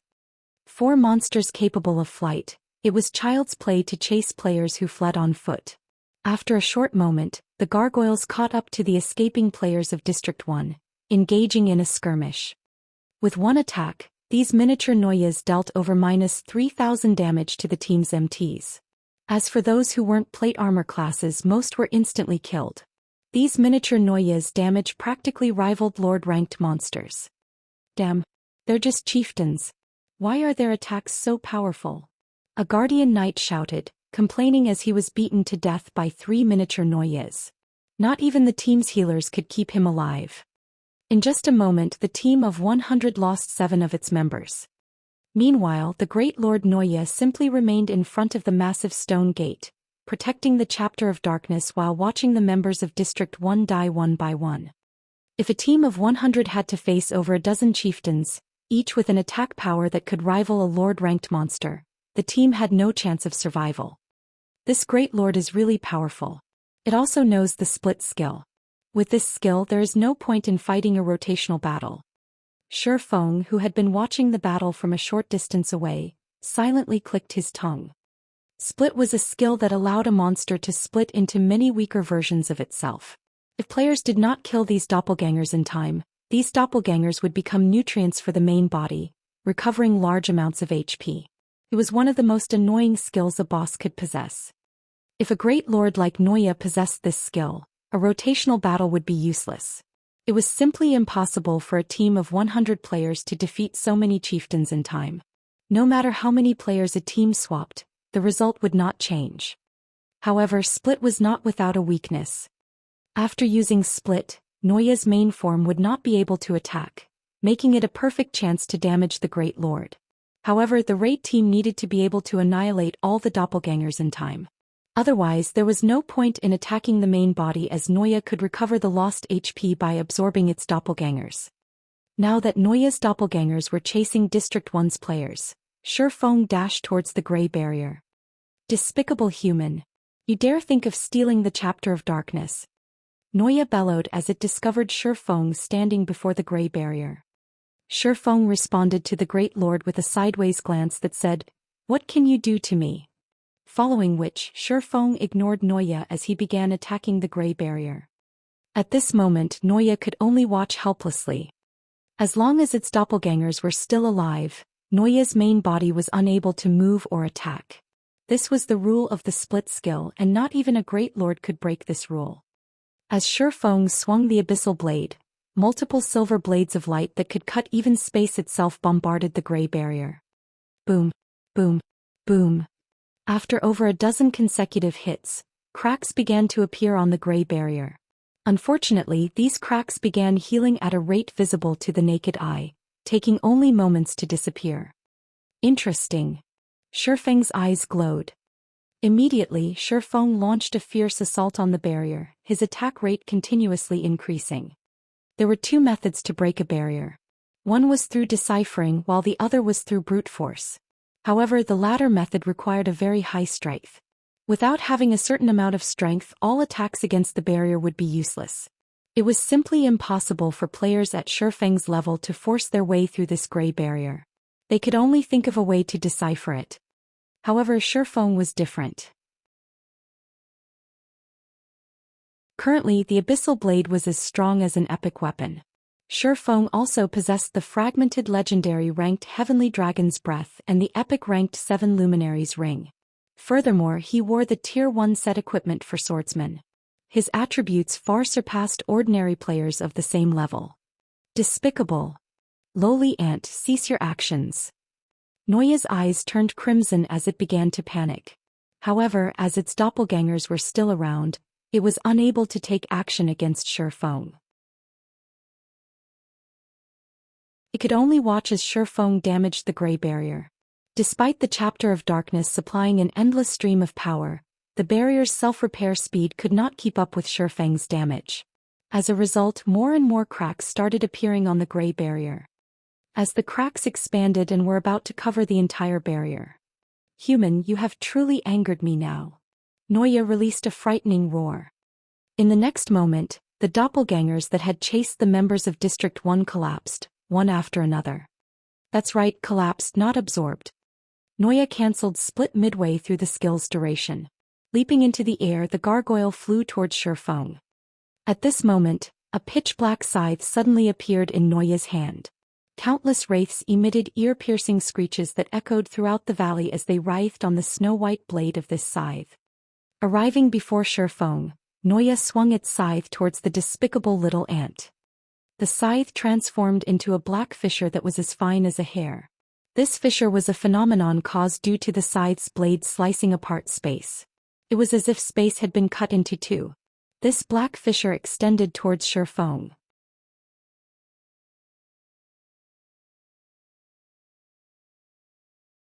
Chapter 585, Perfect Skill. Although Shifeng had bombarded the Grey Barrier all this time, his attention never once left the Great Lord Noya. High-ranking bosses in God's domain possessed very high intelligence. In a desperate situation, they were capable of carrying out actions that surpassed one's imaginations. Forcefully canceling split caused a massive backlash. Initially, Noya still had over 3 million HP. Now, however, it only had over 2 million HP. Moreover, it was obvious that, overall, the gargoyle had weakened significantly. This great lord is simply insane. Cold sweat slid down Shifeng's back as he looked at the black fissure extending towards him. This move was the Tier 3 taboo skill, Dark Annihilation, and it was a skill known for having the highest single target attack power among all Tier 3 skills. Its might could rival even the Tier 4 skill, Dimensional Slash. It was a frightening skill that could only be dodged, not blocked. However, as Dark Annihilation was a very powerful skill, its user would also receive a strong backlash that would place them in a weakened state for a long time. Shifeng had not expected the Great Lord to be so decisive. First, it forcefully cancelled split. Now it even used a Tier 3 taboo skill. Without hesitation, Shifeng immediately switched to the Aura of Earth and activated Absolute Defense, becoming invincible for 5 seconds. Immediately, a golden barrier appeared around Shifeng's body. The instant the black fissure collided with this barrier, the impact sent Shifeng flying. He felt as if he had just been struck by a truck. Shifeng flew over 20 yards through the air, his body slamming into a cliff. However, Noya was far from done with its attack. The gargoyle continued to brandish its scythe, sending a stream of black fissures striking at Shifeng, who was embedded inside the cliff. Dark Annihilation was not a one-off skill.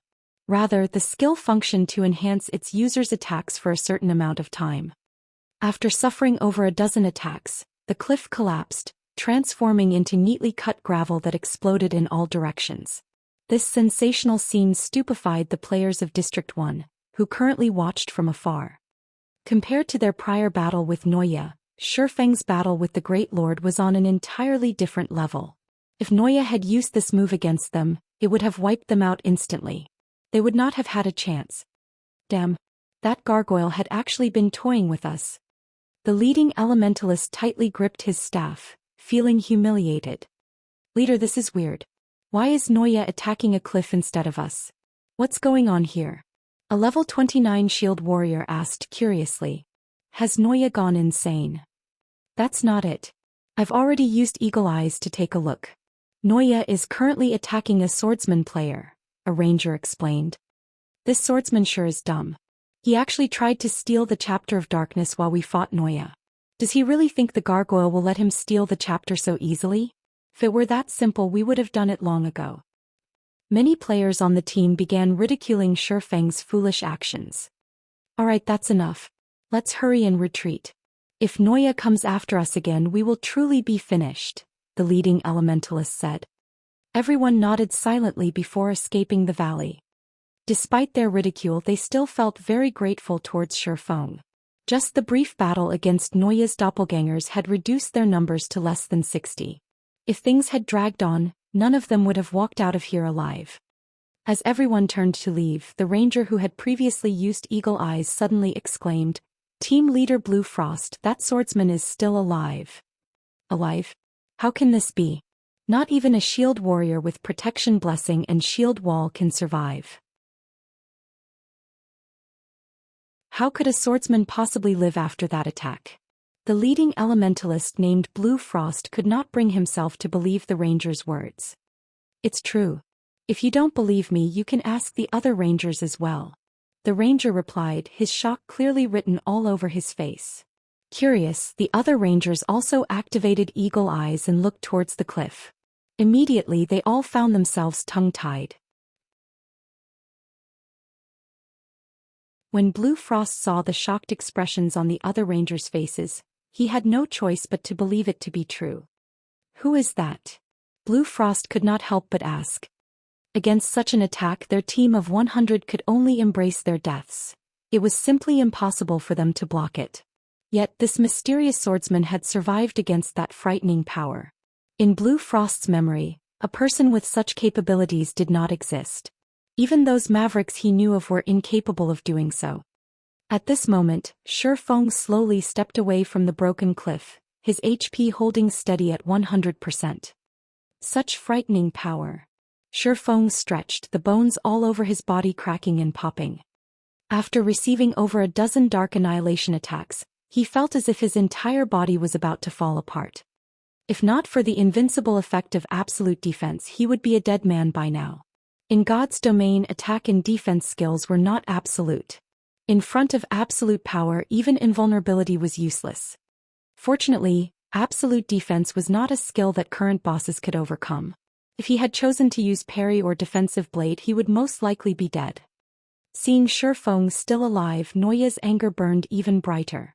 Ignoring its weakened body, the Great Lord swung its scythe towards Shifeng, adamant in reaping the swordsman's life. "You're still not giving up? Do you really think that I won't fight you?" Shifeng frowned. Immediately he activated Heavenly Dragon's power and Blade Liberation, jumping up to meet the gargoyle in battle. Even if the Great Lord were in peak condition, Shifeng would still be confident of putting up a good fight. Heavenly Dragon's power increased Shifeng's strength attribute by 100%, and defense and HP by 300%. Immediately Shifeng's HP broke past 30,000. His defense climbed to more than double that of an MT of the same level. As for Blade Liberation, when the skill was used on the level 30 Abyssal Blade, Shifeng's strength increased by 90%. His agility also increased by 90%. Although Shifeng's body had not changed, the power within him right now resembled that of an ancient beast. The Abyssal Blade transformed into a streak of light as it struck the black scythe in Noya's hands. Boom! An explosion shook the air. Shifeng's attack grounded the level 40 Great Lord, forcing the gargoyle to retreat by 2 steps as it landed on the ground. The ground shattered with each step. In contrast, Shifeng managed to land effortlessly. Turning his feet slightly, he dashed towards the Great Lord. After activating Heavenly Dragon's power and Blade Liberation, Shifeng's mind experienced serenity and clarity like never before. As he arrived before Noya, he activated Purgatory's power, increasing both his attack speed and damage once more. His arm that held onto the Abyssal Blade then reflexively used Chop. 3 full silver moons struck Noya's body from 3 different directions. The Abyssal Blade instantly pierced Noya's skin, which was harder than steel. The Great Lord released an anguished cry as the force of the attack threw it backward, frightening damages appearing above his head, one after another. Minus 5,540, minus 8,346, minus 16,650. The final strike of Chop was even a critical hit. In total, Chop devoured more than 30,000 HP from Noya. System. Chop completion rate 98%, resulting in 160% of skills effect. Skill proficiency +4. Shifeng broke his previous record. Noya raged. It tried to counterattack, but unfortunately for the Great Lord, Shifeng had long since sensed its intentions. Shifting his body slightly, he easily dodged the gargoyle's claw. He then leaped into the air, tightening his grip on the Abyssal Blade. In the next moment, countless arcs of lightning and scorching flames emerged from the Abyssal Blade, which then transformed into a meteor that plummeted towards the Great Lord's head. Every movement had been fluid and natural. Shifeng felt as if he had gathered all his strength to a single point, the tip of his sword. The instant he swung the Abyssal Blade, he felt incomparable satisfaction. Although Noya tried to defend with its scythe, the spatial suppression of Thunder Flame Explosion caused the Great Lord's movements to turn sluggish. Noya could not keep up with the Abyssal Blade's descending speed at all. Boom! Fire and lightning consumed Noya. Minus 36,154. System. Thunder Flame Explosion completion rate 100%, resulting in 220% of skills effect. Skill proficiency +4. Is he human? The District 1 players who watched from afar were stupefied, shock filling their hearts. A player was actually capable of overwhelming a level 40 Great Lord all by himself. If others heard of this, nobody would believe such a tale. Yet that was exactly the situation they had just witnessed.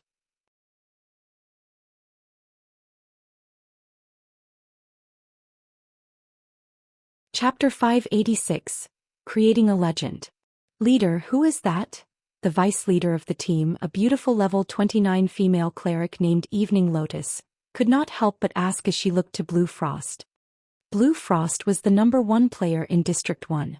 Not only were his combat techniques excellent, but he also possessed plenty of contacts.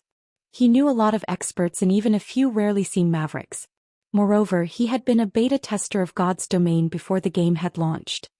Out of all of the players of the available shelters, nobody was more familiar with God's Domain than Blue Frost. I wish to know that as well, Blue Frost replied, smiling bitterly as he shook his head. None of the experts I know of are capable of reaching such a standard. Just a single attack from Shifeng had managed to cause over -30,000 damage to Noya.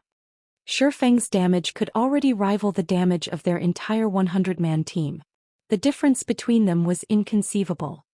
Blue Frost recognized himself as one of the players standing at the top of God's Domain. However, after experiencing Shifeng's power, he finally realized that there would always be a sky above the clouds. It would be great if we can befriend him. Such an expert will definitely be one of God's Domain's leading figures in the future. If we can become friends with him, it could massively help our District 1's shelter, Evening Lotus stated. Indeed. If we can recruit such an expert into our shelter, we will become one of the strongest shelters out there. Blue Frost nodded in agreement. Their District 1 was only considered the top shelter in this region. However, that was not the case when they included other regions. Currently, players could only travel to their desired destinations using their own 2 feet. Their range of activities could not extend past a single region. Hence, for now, exchanges between different regions were very inconvenient. However, that story would change once other forms of transportation appeared. When movement between regions became more convenient, more competition would certainly greet them. Naturally, their District 1 would no longer be the strongest shelter. If they had an expert like Shifeng supporting them when such a time arrived, the position of their shelter could rise significantly. Leader, what are we going to do now? Or, Evening Lotus asked. Currently, Shifeng still fought an intense battle against Noya. If they joined the battlefield now, it would look like they were trying to take advantage of the situation. If that happened, rather than finding friendship with Shifeng, they would become enemies instead. Isn't it obvious? We wait, Blue Frost said very definitively. Wouldn't it be a pity if we lost the chance to befriend such an impressive expert? We have the perfect opportunity to do so right now. Although he is very powerful, he must have used some sort of berserk skill to achieve such strength. Such skills won't have a long duration. Sooner or later he will have to escape. At that time, if we lend him a helping hand, won't it be easy to get acquainted with him? Evening Lotus nodded in agreement after hearing these words. Mavericks were very arrogant. Normally they did not bother with people like them. Hence it was not easy to befriend a Maverick. However, if they sacrificed themselves to save Shifeng, even a powerful Maverick like him would be willing to get to know them. Hearing Blue Frost's words, the other members of the team also expressed their agreement. It was not easy to earn the favor of a Maverick. It was especially true for a Maverick like Shifeng. If they could get such an expert to owe them a favor, they would not mind suffering some deaths or injuries. Hence, everyone quickly started to prepare. As soon as Shifeng turned to flee, they would move in to hinder the Great Lord. Currently, Shifeng had no idea what was going on around him. He was already intoxicated with the feeling from his previous attack. Is this what a 100% completion rate feels like? Shifeng looked at the abyssal blade in his hand in disbelief, his mind recalling the previous attack. Since he had begun playing God's Domain, this was the first time he had achieved a 100% skill completion rate. The sensation was simply wondrous. As a result of Thunder Flame Explosion achieving a 100% completion rate, the skill displayed 220% of its effect. Although the skill's fainted effect was ineffective against the Great Lord, the gargoyle had received the movement speed reduction debuff in full. Moreover, due to Shifeng achieving a 100% skill completion rate, Neuya's speed, which originally would have reduced to 1/6 of its normal speed, had now reduced to 1/13 of its original. The debuff's duration also lasted over a dozen seconds. Even if the Great Lord were at its peak, having its speed reduced to only 1/13 of its original would slow it to a turtle's pace, not to mention the current Neuya, who had suffered 2 debuffs already. Neuya's current attack and movement speeds were as effective as if it were in a fainted state. At this moment, even a level 1 could go up and give Neuya a kick without dying. Shifeng also knew that this was a great opportunity that would not be available a second time. Currently, Neuya only had 2 million HP remaining. Not only was it suffering from 2 weakening debuffs, but it had also received a thunder flame explosion at 100% completion rate. Most importantly, Shifeng was at his peak. Finish it. This thought suddenly emerged in Shifeng's mind. Originally, Shifeng had intended to drive off Neuya temporarily before shifting his focus to breaking the Grey Barrier. However, the rare opportunity before him was simply too tempting. That was a field Great Lord. Even the loot of an ordinary field lord was astounding, with fine gold equipment being the most common among the drops. If one were lucky, they could even obtain dark gold equipment. Meanwhile, High Lords had a very high possibility of dropping dark gold equipment. As for Great Lords, they would drop dark gold equipment with 100% certainty, and there was even a good chance of epic items dropping. Even if no epic items dropped, there would still be forging designs, recipes, and materials of equal value. In the past, even after sacrificing thousands of lives to kill a Great Lord of the same level, a guild would still profit. One could just imagine how frightening a Great Lord's value was. Currently, a greatly weakened level 40 Great Lord stood before him. How could he let such a golden opportunity go? Without hesitation, Shifeng activated 9 Dragons Slash and Phantom Kill. He even activated Black Emperor, the trump card he had saved all this time. Blade Liberation's effect only lasted 20 seconds. After these 20 seconds, if he were still unable to kill Neuya, he would have no choice but to give up and run. Hence, Shifeng decided to use all of his available skills. Immediately, Shifeng, his doppelganger, and the 12 Abyssal Blade Phantoms attacked Neuya. With its speed reduced, Neuya was incapable of resisting the attacks. However, Shifeng was still not satisfied. Pointing the Abyssal Blade towards the sky, he activated the magic weapon's newest skill, Abyssal Curse. Clouds of black mist suddenly covered the sky. These clouds then submerged themselves into Neuya's body. Immediately, the gargoyle howled with anguish. Although a Great Lord possessed very high resistances, Abyssal Curse still managed to reduce 10% of Neuya's attributes. As a result, not only did Neuya's HP fall to 1,800,000, its defense also significantly decreased. At the same time, the 12 Abyssal Blade Phantoms assaulted the Great Lord with a constant stream of attacks. Each phantom dealt over -1,500 damage, -3,000 damage if it were a critical hit. Fortunately, the Abyssal Blade had a critical chance of 50%. In total, the 12 Abyssal Blades were capable of dealing up to -30,000 damage every second. There was even less need to mention Shifeng's doppelganger, who had activated Blade Liberation. Every casual attack from the doppelganger dealt over -3,000 damage, or over -6,000 damage if it was a critical hit. Including the damage from by various skills, the doppelganger's damage output was simply mind-blowing. The numerous critical hits allowed Shifeng to accumulate 30 stacks of death auras quickly. He also continuously utilized the death auras to reduce his skills' cooldowns. Although the death auras could only be used to reduce the cooldown of skills he had learned, it was still a very powerful effect. Take the Tier 1 chop for example. Shifeng could instantly remove the skill's cooldown by using a stack of death auras. As for skills such as Thunder Flame Explosion and Thundering Flash, Shifeng could use them every 3 to 4 seconds. Every one of these skills could destroy more than 20,000 or 30,000 of Neuya's HP. Moreover, Shifeng continued to hack at the Great Lord with the Abyssal Blade, devouring HP as the magic weapon's passive attribute quickly accumulated a bonus of 20% damage. As the recipient of these attacks, Neuya's remaining 1,800,000 HP decreased at a rate visible to the naked eye. In total, the Great Lord lost around 90,000 HP every second. In 10 short seconds, Neuya's HP fell below 1 million. However, Blade Liberation's duration was reaching its end. During Shifeng's initial collision with Neuya, he had wasted nearly 1 second. Taking everything into account, he now had less than 9 seconds to finish Neuya off. Blade Liberation had a very powerful backlash.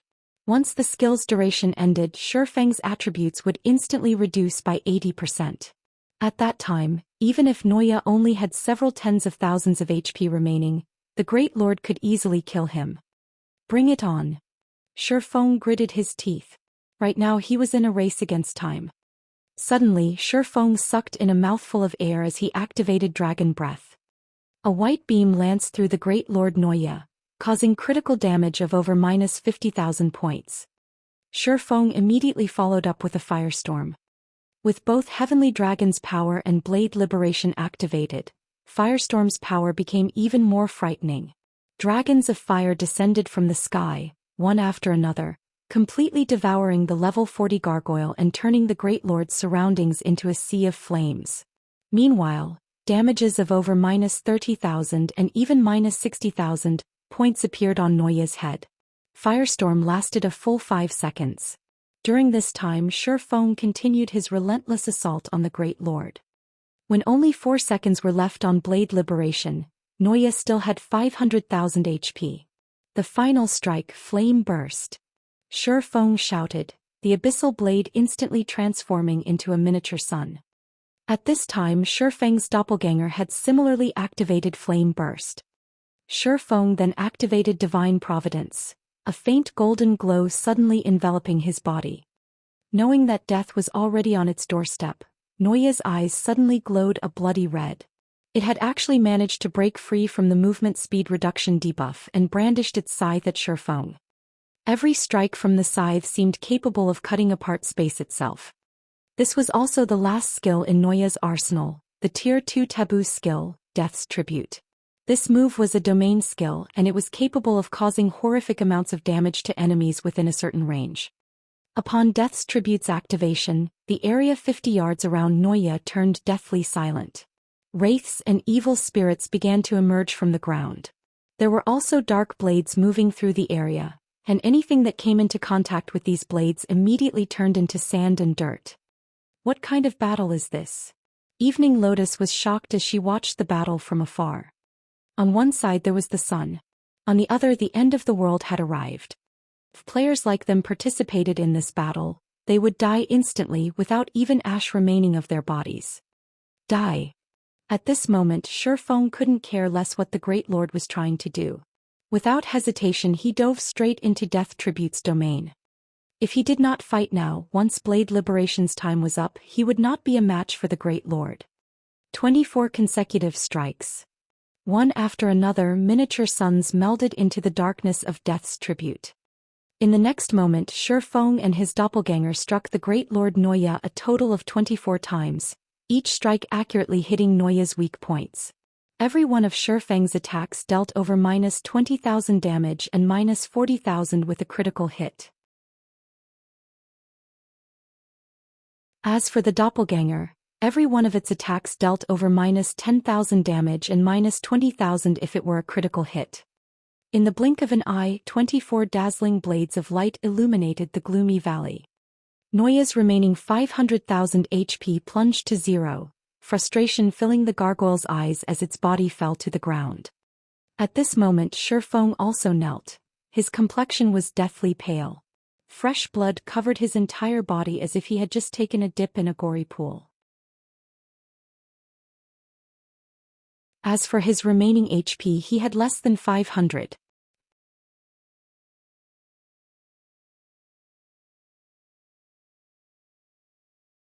Chapter 587, Frightening Harvest of a Great Lord. He won. Blue Frost and the others who had waited patiently for the time to save Shifeng were dumbfounded. They could not bring themselves to believe what their eyes had just witnessed. A single player had actually defeated a level 40 Great Lord. Although they had seen other Mavericks defeat the monsters serving as gatekeepers to new maps, that was in the past. The monsters those Mavericks had gone up against had merely been lords. A great lord, on the other hand, was on a completely different level. This fact had been reinforced after they witnessed Neuya's ultimate move, Death's Tribute. Everything within 50 yards of the Great Lord had turned into sand and dirt. No living creature could survive in that domain. Isn't that person way too powerful? He actually survived the Great Lord's ultimate move. Just how high are his HP and defense? A level 29 shield warrior exclaimed.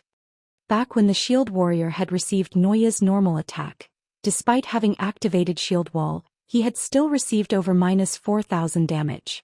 If he had not possessed shield wall's 50% damage reduction effect, he would have died on the spot. Shield warriors and guardian knights wielded shields. Not only could one's shield increase a player's defense, but they also possessed a block rate. It was why these two classes could serve as a team's MTs. However, Neuya's Death's Tribute was not a normal attack. It was a powerful AoE skill. Yet Shifeng had still managed to survive after receiving it. His defense and HP were inconceivable. In reality, Shifeng was also rejoicing. He truly had not expected to survive Neuya's last attack. The power of the Tier 2 taboo skill Death's Tribute was no joke. Even against a player of the same level, their chances of survival were practically nil. It was the same even if said player was an MT who had activated a life-saving skill. Although Heavenly Dragon's power increased both his defense and HP by 300%, the might of a Tier 2 taboo skill rivaled that of a Tier 3 skill. Defeating a mere Tier 1 player like himself would be child's play for Neuya. Even a Tier 2 player would be badly crippled if they managed to survive.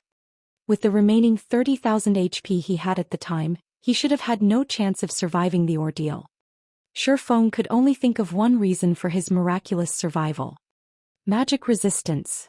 Death's Tribute was an attack that combined both physical and magical damage, with magical damage as the main component. Meanwhile, his high magic resistance had negated a large amount of the taboo skill's magical damage, and as a result, allowed him to survive. "Leader, are we still going over to meet him?" Evening Lotus asked after recovering from her stupor. "Yes, of course we're going. He has just achieved such a feat and we are the witnesses of this legend. How can we not go and congratulate him?"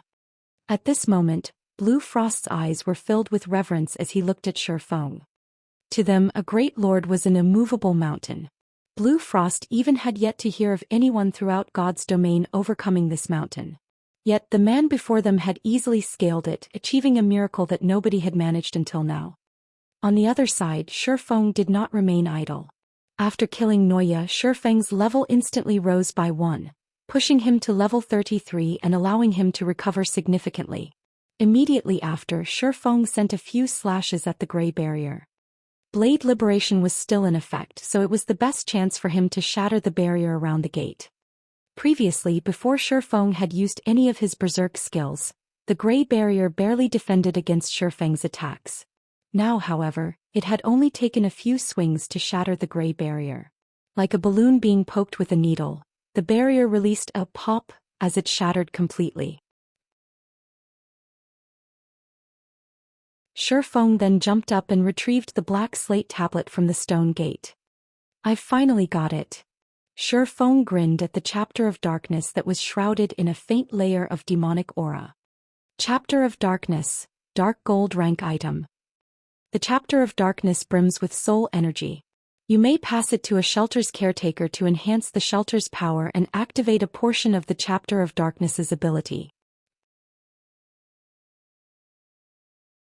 Shifeng then stored the Chapter of Darkness away with satisfaction. Now that he had obtained the Chapter of Darkness, his task here was finally complete. What's left for him now was to collect the loot from Great Lord Neuya. The moment Shifeng arrived before Neuya's body, Blade Liberation's effect ended. Suddenly his whole body lost strength and his feet caught air. His attributes sharply reduced by 80% as well. At this moment he was not even as powerful as an ordinary player. The aftereffects of using twofold Berserk sure is severe. Even my mental power has nearly depleted. Shifeng suddenly felt a powerful migraine assaulting his head, and all he wanted was to lie down and sleep.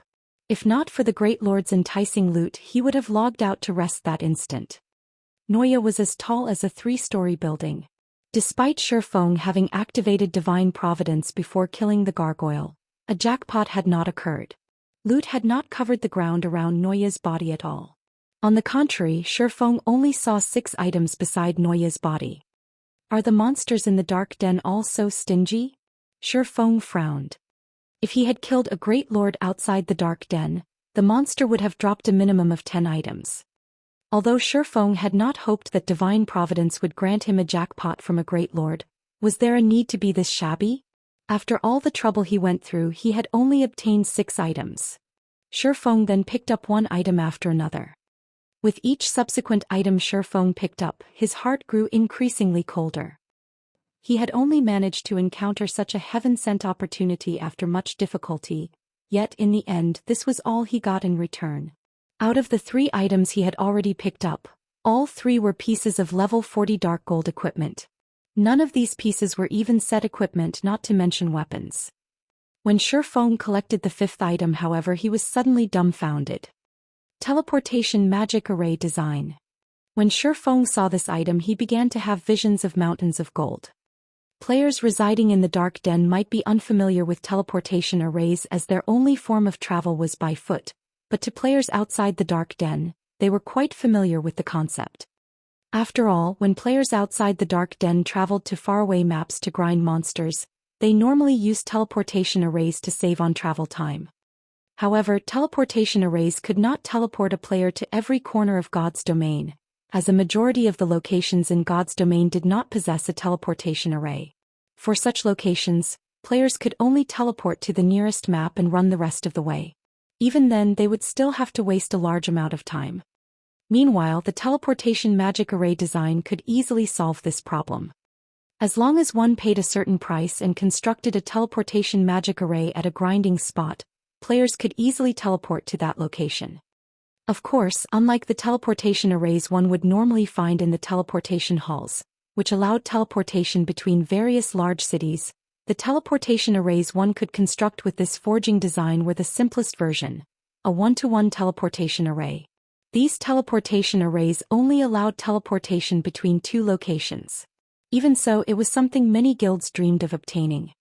Only, teleportation magic array designs were not that easily obtainable. Normally, great lords or above dropped them. Moreover, their drop rate was horrifically low. There was no guarantee one would obtain a design even after killing 100 great lords.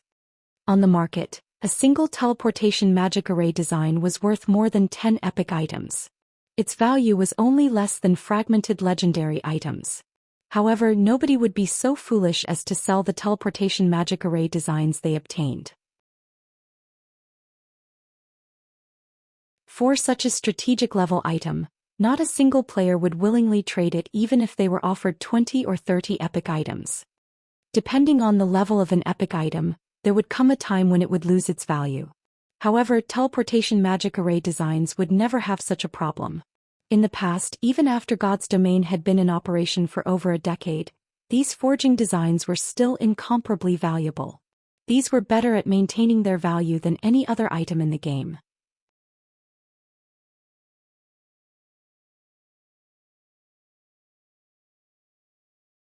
Chapter 588, System Upgrade. My efforts weren't in vain. Shifeng sighed as he stored the teleportation magic array design. This single forging design made all of his efforts worth it. His trip to the dark den had not been wasted at all. While a piece of epic equipment might improve the combat power of a single player, a single teleportation magic array design could improve a guild as a whole. As players reached higher levels, the maps they would journey to would be much farther away from cities. Currently, players visiting leveling maps around level 30 could still reduce their travel time significantly by utilizing the teleportation arrays in cities. However, maps after level 35 practically had no available arrays. Players were required to run across at least one entire map to get to their desired destinations. Even if players did not rest and did not encounter any monsters on their journey with players' current levels, they would require at least 3 hours to cross a map. Moreover, the higher level the map was, the larger it would be, which would result in longer travel times. Hence, after players reached level 35, It was very normal to return to cities only once every 2 or 3 days. They would return only after they had exhausted their consumable items or when their equipment was in dire need of repair. With a teleportation array, Zero Wings members could return to the city or go out to the fields anytime they wished, saving plenty of time. They also wouldn't need to stay on guard throughout the night. They could easily return to the guild residence. With this, Zero Wings members could grind more efficiently, widening the gap between them and other guilds. Shifeng picked up the last item that Noya had dropped. The last item was a dark gold whistle decorated with many complex runes carved into its metal. A mount. Shifeng was shocked once more when he saw this whistle. Mounts were one of the means of transport in God's domain. After all, God's domain was massive.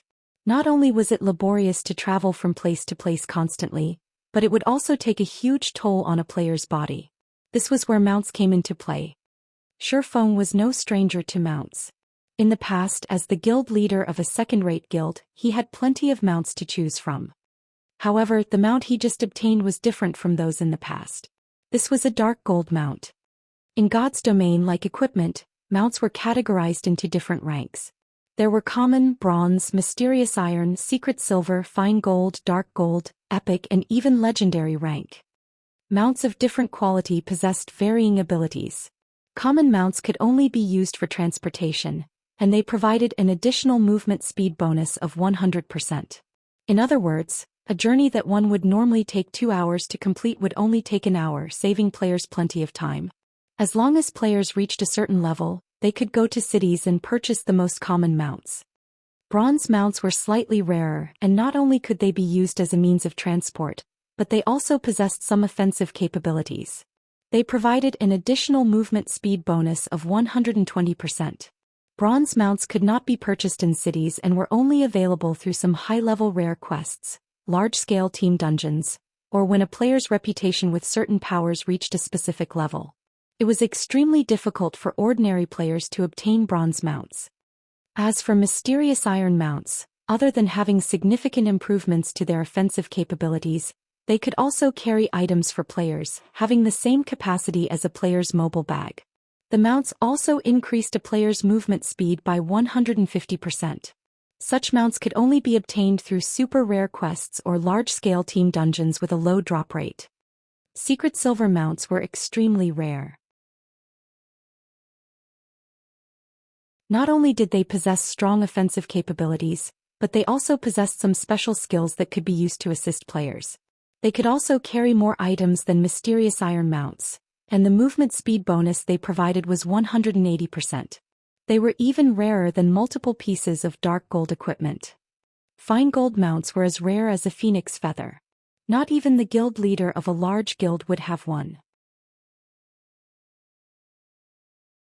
A fine gold mount's strength was the equivalent of a special elite's of the same level, and it provided 220% movement speed bonus. A fine gold mount was no less rare than 2 or 3 epic items. Dark gold mounts were even more impressive. The mount itself was already the equivalent of a chieftain of the same level. In addition, it also had special skills that made it even stronger than an ordinary chieftain. As for the movement speed bonus, a dark gold mount provided 280%. In the past, the best mount Shifeng had obtained was fine gold rank. He never expected that he would actually obtain a dark gold mount from killing a single great lord. His luck was inconceivable. Even grand lords have an extremely low chance of dropping dark gold mounts. The drop rate from great lords should be practically zero. This could be a system reward item for killing this great lord gatekeeper. Shifeng rejoiced as he examined the dark gold whistle in his hand. In God's domain, players could purchase mounts in cities once they reached level 40. Shifeng had originally planned to complete some rare quests to obtain a mysterious iron mount once he reached level 40. However, that was no longer necessary. With a dark gold mount, he could move even faster than when he activated Wind Rider. Moreover, Wind Rider had a limited duration, whereas a dark gold mount had no such limitation. In addition, a dark gold mount possessed significant combat power and special skills. Overall, while out in the fields, a dark gold mount was far more useful than an epic item. Unfortunately, it will still be some time before I reach level 40. When Shifeng thought about how powerful a dark gold mount was, he looked forward to the day he could equip this mount of his. Mounts in God's domain were not static. They could become stronger if nurtured properly. In the beginning, bronze and mysterious iron mounts only possessed combat power equivalent to that of a common monster of the same level. However, through careful nurturing, it was not impossible to raise their combat power to the standard of an elite or special elite. Naturally, dark gold mounts had far greater potential. From the moment they were born, they were already as strong as a chieftain of the same level. After nurturing, they could easily become lords or even high lords. In the past, Shifeng had seen many wealthy players and upper echelons of first-rate guilds parade their lord-ranked mounts on the streets, attracting shock and awe of many players. Compared to luxury cars in the real world, these mounts were several times more impressive. Lord-ranked monsters were bosses in 20-man team dungeons. If one could ride such a monster, one could just imagine what kind of deterrent it would be. If Shifeng could nurture his dark gold mount to become a high lord quickly, it would significantly improve his combat power.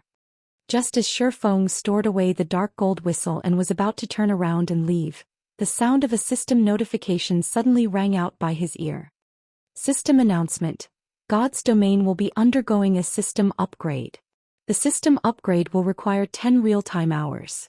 All players must log out of the game within 10 minutes.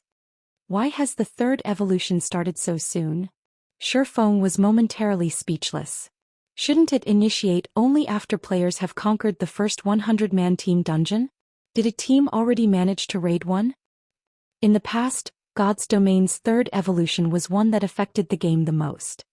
There were two reasons why Shifeng had not hurried to raid a 100-man team dungeon all this time. Firstly, he still lacked sufficient strength.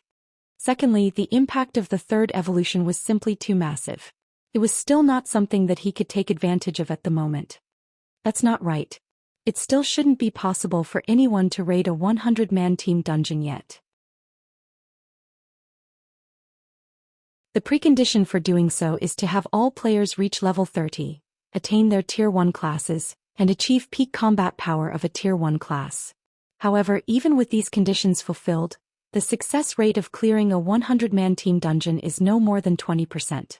At the very least, a team needed to be fully geared with the set equipment from the 50-man team dungeons to have even a 30% to 40% success rate. Shifeng shook his head, immediately denying this possibility.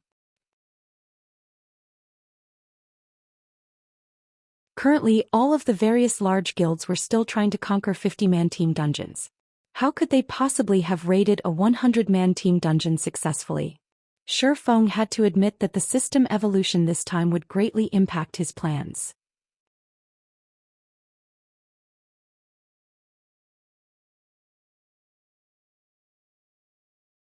Chapter 589, Era of God's Domain. I wonder how melancholic has been. Hopefully, she has collected a sufficient stock of mana crystals. Shifeng muttered somewhat regrettably as he rubbed his forehead. While the third evolution of the main god system meant that the world of God's domain was going to become even more fleshed out and realistic, it also indicated the opening of a new door. This third evolution would send God's domain to a whole new peak. Not only would demand of mana crystals suddenly rise, but the real world would also undergo some changes. Initially, Shifeng had not expected this change for at least another dozen days or so. The largest impact would be the focus shifting from an era of physical fitness to an era of God's domain. After the second evolution, everyone had a vague method of testing a player's skills through their skill completion rates. Players who could achieve a skill completion rate of 69% or below were basic players, whereas those above 70% were considered experts. As to what standard of an expert, nobody could accurately tell. However, after the third evolution of God's domain, this indicator would become very clear. After the third evolution of God's domain, the importance of skill completion rate would grow, especially in battles between players. Meanwhile, the style of combat available would also become more varied. There would be field battles, survival battles, and more. Those who pursued excitement and limits would not miss this opportunity, and these future battles would allow everyone to witness a realistic world that was completely different from the one everyone was familiar with. These battles were far more exciting than the actual fighting competitions in the real world. They were just like the real survival battle that caused a sensation to sweep across the world dozens of years ago. In order to satisfy some of the world's top figures, some of the major powers in the real world had secretly procured death row inmates, having them engage in battle in specified locations. The winner of such battles would not only obtain their freedom, but they would also receive a large sum of credits. In the end, this situation had resulted in many major powers nurturing their own experts in secret and forcing them into such survival battles. Despite major governments banning these battles on the surface, many were still conducted secretly throughout the world. Meanwhile, after God's domain underwent its third evolution and activated similar competitive battles, the game had immediately attracted a large number of players. In addition, due to God's domain's combat system reaching the peak of perfection, the game had managed to replace many of the popular fighting competitions in the real world. After all, not only were fights in God's domain without danger, but the fighters in these competitions could also improve their strength through these battles. In addition, many of those who were disabled in the real world could obtain a complete body in God's domain. Whether they were blind, deaf, or missing limbs, as long as one did not suffer from any brain damage or mental disabilities, they could enjoy life as experts in God's domain. Due to these changes, the entire world entered the era of God's domain. As for how one could become an expert, the main God system had provided a concrete answer: skill completion rate. How could one go about increasing their skill completion rates? If one relied solely on hard work and constant training, they would not experience any significant improvements. The simplest method of increasing one's skill completion rate was to improve their control over their own body. Take a person's physical strength, for example. In a test, an ordinary person might land a 50 kilograms hit on the first punch and 70 kilograms on the second punch. This was a very wide margin. Meanwhile, this margin would only grow wider in a fight against another person. However, if a person underwent training and often participated in matches against other people, the fluctuations in their strength would become practically negligible and stable. With a stable output of physical strength, one's body would not break form due to using too much or too little, thereby reducing the chances of creating weak points for one's opponent to exploit. Many experts were even capable of achieving a level of control with which they could exert as much strength and accuracy as they wanted. For example, if they wanted to send out a punch with 90 kilograms of force, they could do so. One could say that their physical control had already reached perfection. The usage of skills in God's domain had a very high requirement of the body's movements. Hence, such training was a must. As a result, many people began to study martial arts, learning how to control their bodies more efficiently. Due to this, places such as training centers and dojos became instantly popular again after the third evolution of God's domain in the past. Originally, Shi Feng had intended to optimize his training grounds further and secretly nurture plenty of God's domain experts. However, now that the third evolution of God's domain was being initiated, the other guilds and powers would definitely notice of the changes and immediately shift the core of their development towards martial arts dojos and training centers. Although these first-rate guilds and major powers had access to fully equipped training facilities of their own, these machines were all suited for daily exercises and maintaining physical fitness. The various powers had not particularly focused on training their members in martial arts. If they shifted their focus now due to the inherent advantages these major powers possessed, one could just imagine how quickly they could nurture experts. Luckily, I secured the Big Dipper Training Center, obtaining a suitable training ground. I need Big Dipper to order some more of the latest equipment, Shi Feng muttered silently. Following which, Shi Feng searched for a safe location and prepared to log out of the game.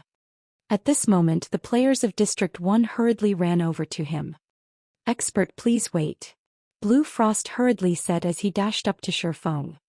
Shi Feng glanced at Blue Frost and the others. This group had helped him significantly, forcing Noya to use Split and creating a golden opportunity for him to kill the Great Lord. Otherwise, he would have only been able to steal the Chapter of Darkness and would not have obtained a teleportation magic array. Design and a dark gold mount.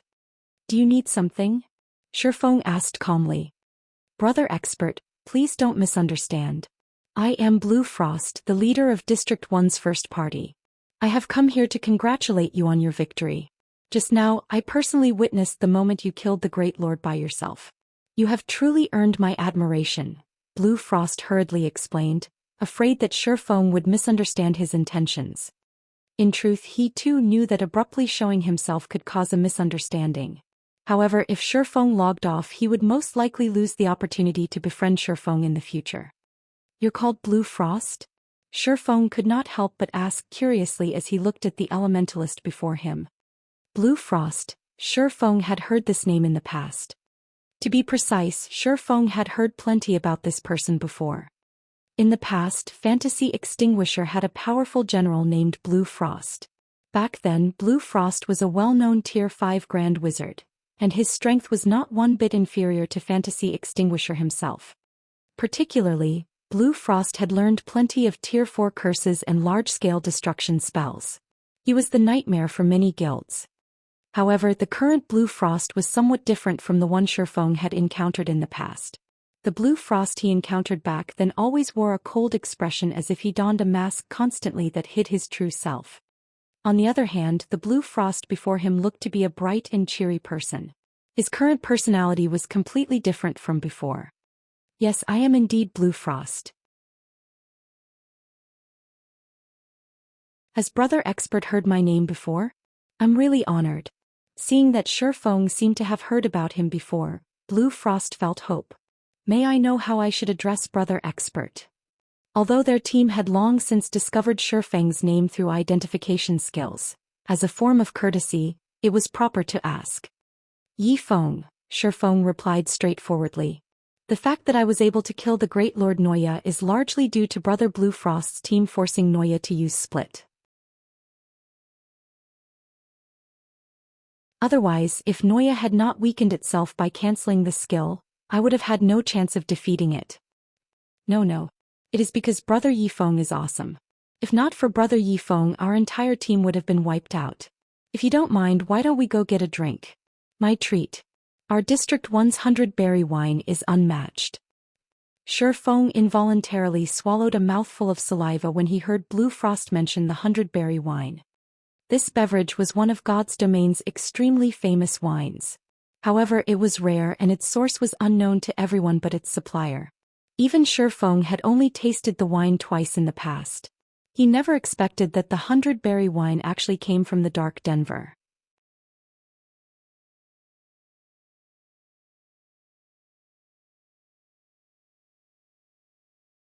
Chapter 590, Improvement of Control. Shifeng promptly accepted Blue Frost's warm invitation. However, as the system was going to update soon, they could only reconvene after the upgrade completed. Shifeng and Blue Frost then added each other as friends. That way they could contact each other at any time so long as both parties were online.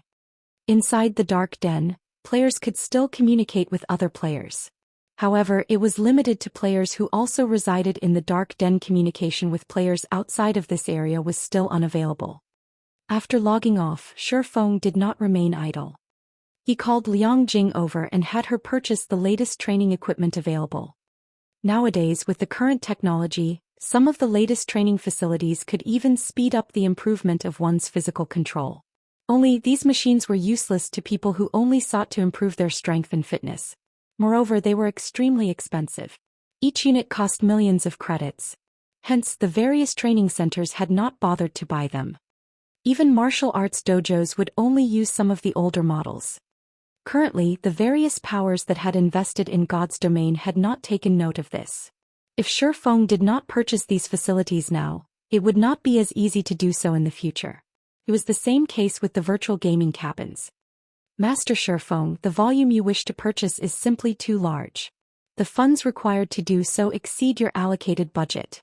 I will have to report this to the board of directors and ask them to approve your request. Liang Jing contained her shock when she heard that Shifeng wanted to buy over a dozen of the latest training machines. These training machines were meant to correct the way a person used and exerted their power with the help of AI. They also had various other functions available. Meanwhile, each unit cost 2 million credits. They were extremely expensive and practically nobody would willingly buy them.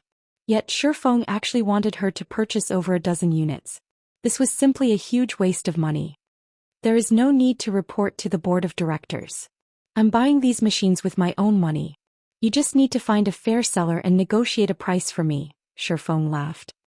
When Liang Jing heard that Shifeng intended to buy so many training machines with his own funds, her little mouth involuntarily parted as she became dazed for quite some time.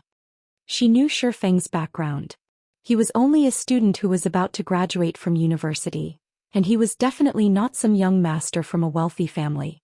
If not for his identity as a martial arts master and his limitless potential, he would not have his current position. Hence, now that Shifeng had suddenly revealed several tens of millions of credits in order to purchase training machines, how could she not be shocked? Alright, stop daydreaming. This matter needs to be completed immediately.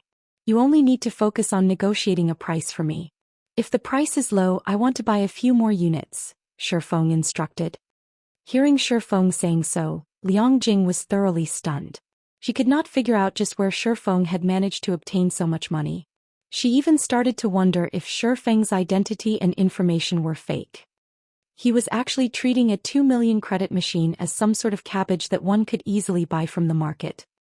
However, as Shifeng was spending his own money, Liang Jing could carry out his orders.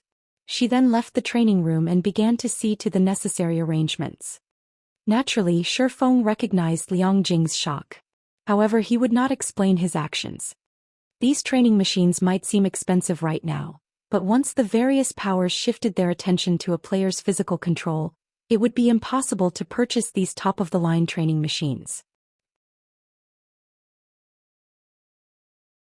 In the past, if the major powers wanted to nurture experts, these training machines were a must-haves. Although these machines were not as effective as the tutelage of a martial arts master, the latter could not possibly spend their every waking moment guiding others. With these training machines, players could receive guidance and corrections anytime. If they also factored in the tutelage of a martial arts master, they could very quickly nurture a group of experts. Hence, the training machines, which had not been particularly popular, instantly skyrocketed in price and demand. Moreover, these training machines were quite demanding of AI, resulting in a slow production speed. Only a limited number of units were produced each year. In the end, from its original price of 2 million, the price of each unit rose to 3 or 4 million credits. Even then, it was extremely difficult to obtain one.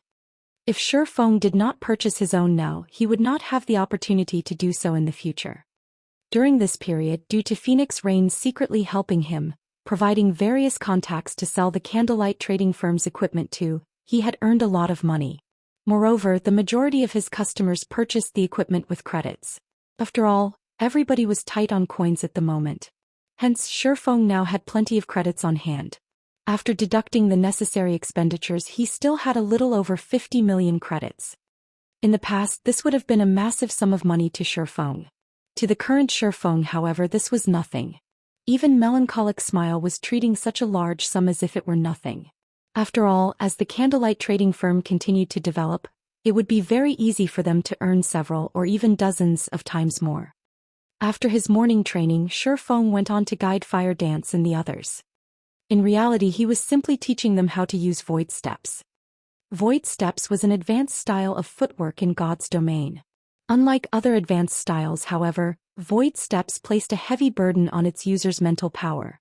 Even in his current state, Shifeng did not dare use void steps in battle too often.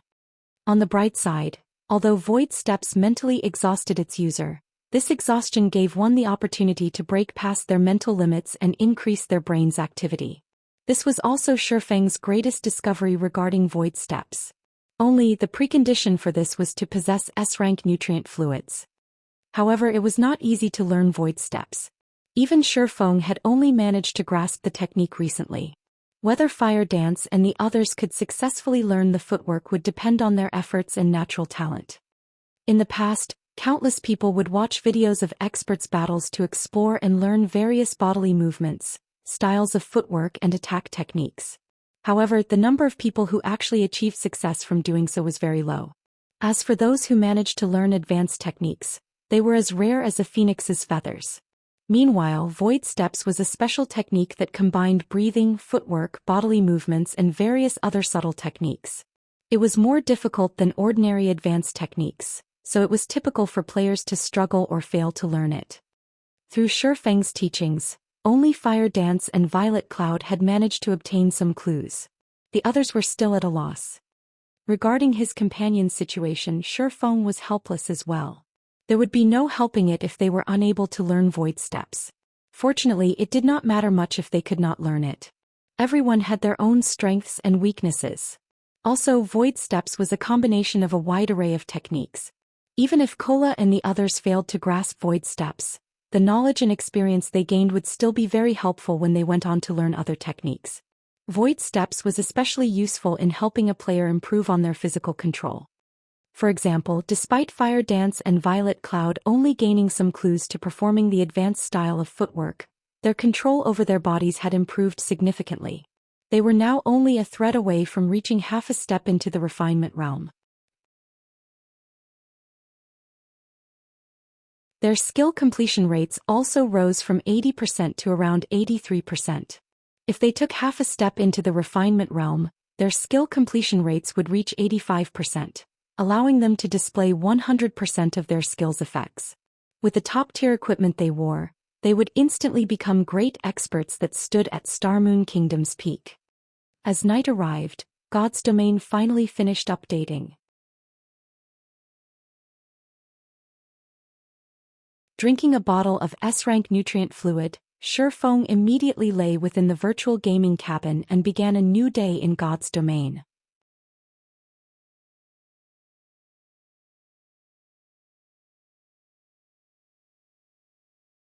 Chapter 591 New Changes. Just after Shifeng came online, he suddenly felt his body grow heavier. It's been quite some time since I experienced the gravitational system. It really is somewhat difficult to adapt to. Shifeng stretched and absorbed the sights, sounds, and smells of his surroundings. Based on what his senses experienced, the gravity in this region should be around 1.5 times that of normal gravity.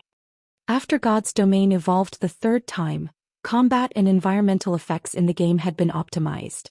Not only could players detect changes in temperature more acutely, but depending on the region one was in, they would also experience a gravitational shift.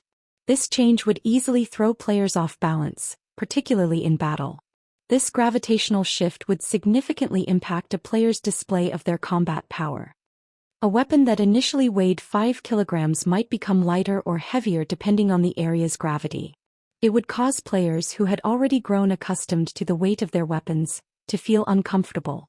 This would cause deviations when these players activated their skills, resulting in significant declines in skill completion rates.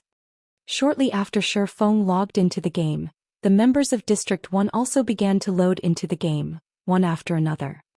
What's going on? Why do I suddenly feel sluggish? A shield warrior very quickly discovered that something was amiss. It's true. Feels somewhat awkward when I try to swing my greatsword. A berserker on the same team clearly felt the problem with his body as well. Although the other classes were similarly affected, the impact to their performance was not as significant as it was for the plate armor classes. The gravity must have changed. As one of the top-tier experts in District 1, Blue Frost immediately pinpointed the cause of their current predicament. Since gravity has changed, let's not move unnecessarily for now. We'll leave this place after we adapt. Everyone else on the team suddenly understood upon hearing Blue Frost's words, and they began to familiarize themselves with their new weight. Currently it was still nighttime in the dark Denver. There were a lot of monsters hunting for food in the fields. Although Shifeng and the others had logged into the game in a safe location, a pack of level 40 elite-ranked demonic light jackals quickly discovered them. These light jackals maneuvered their way through the forest swiftly, rapidly approaching Shifeng and the District 1 team. Not good. A pack of jackals is approaching. A ranger with sharp senses shouted. Demonic light jackals were this area's tyrants. At night, these monsters usually moved in packs of 7 to 10. Moreover, a chieftain and multiple special elites usually led these packs. Facing such a group of monsters was normally extremely difficult. Even death was a possibility. Unfortunately, they were not only missing members, but the gravitational change also affected their combat power significantly. Fighting these demonic light jackals as they were would be a big problem. Prepare for battle. Blue Frost frowned. Hurriedly he said, "MTs, just focus on pinning down the jackals. Don't make any rash movements." The team from District 1 had not yet fully adapted to the gravitational shift.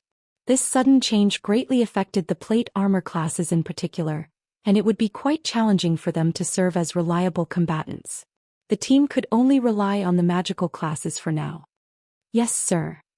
Under Blue Frost's command, everyone on the team fell into formation, prepared to welcome the approaching battle. Sure enough, after the team took up their positions, demonic light jackals began to emerge from the dark forest, one after another.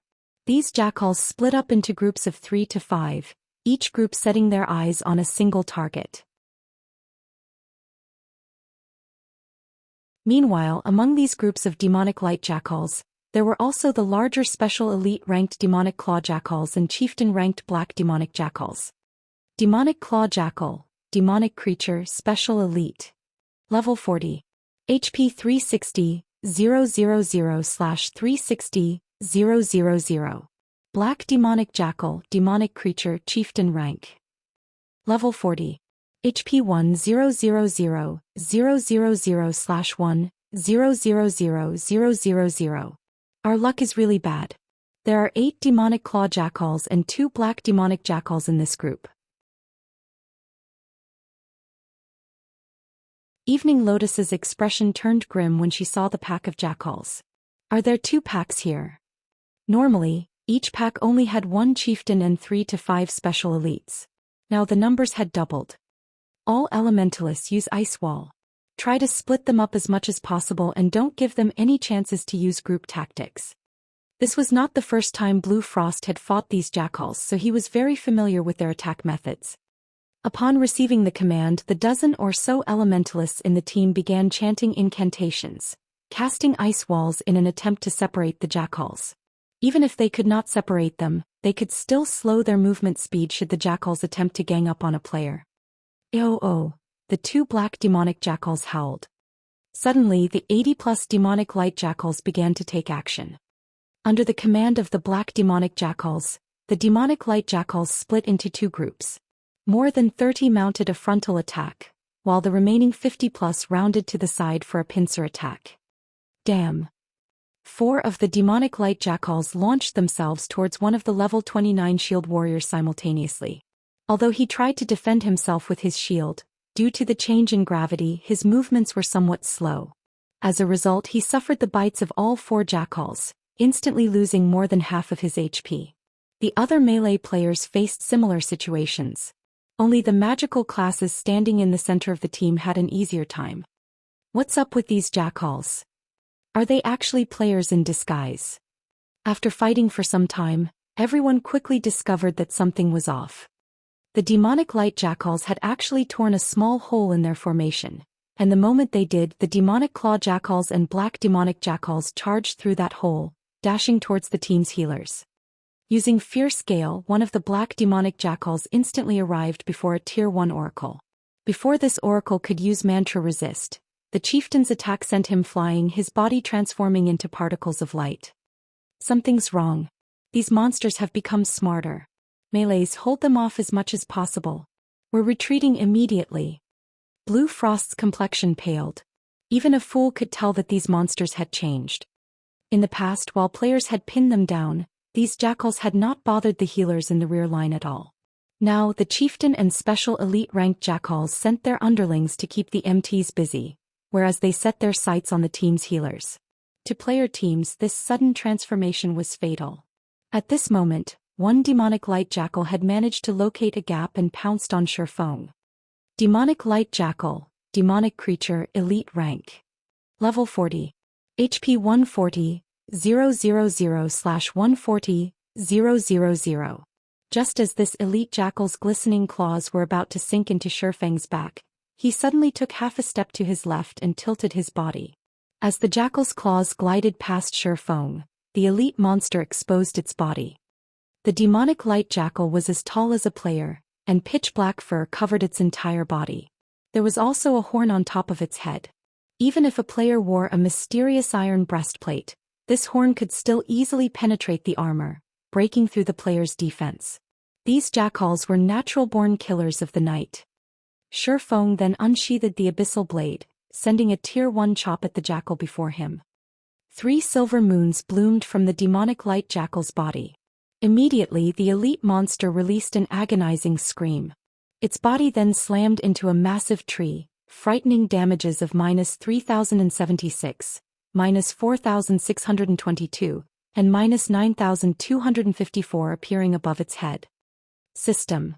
Chop completion rate 92%, resulting in 125% of skills effect. Skill proficiency +4. With just one skill, the demonic light jackal lost over 12% of its HP. Sure enough, the one. 5 times of gravity has caused my completion rate to drop significantly. Shi Feng frowned, disappointed with his attack. As for the increase in these monsters' intelligence, Shi Feng was not one bit surprised. As God's domain evolved, the monsters in the game would grow increasingly smarter. Currently, these jackals were only targeting the healers of a team. In the future, they would target the team's commander instead.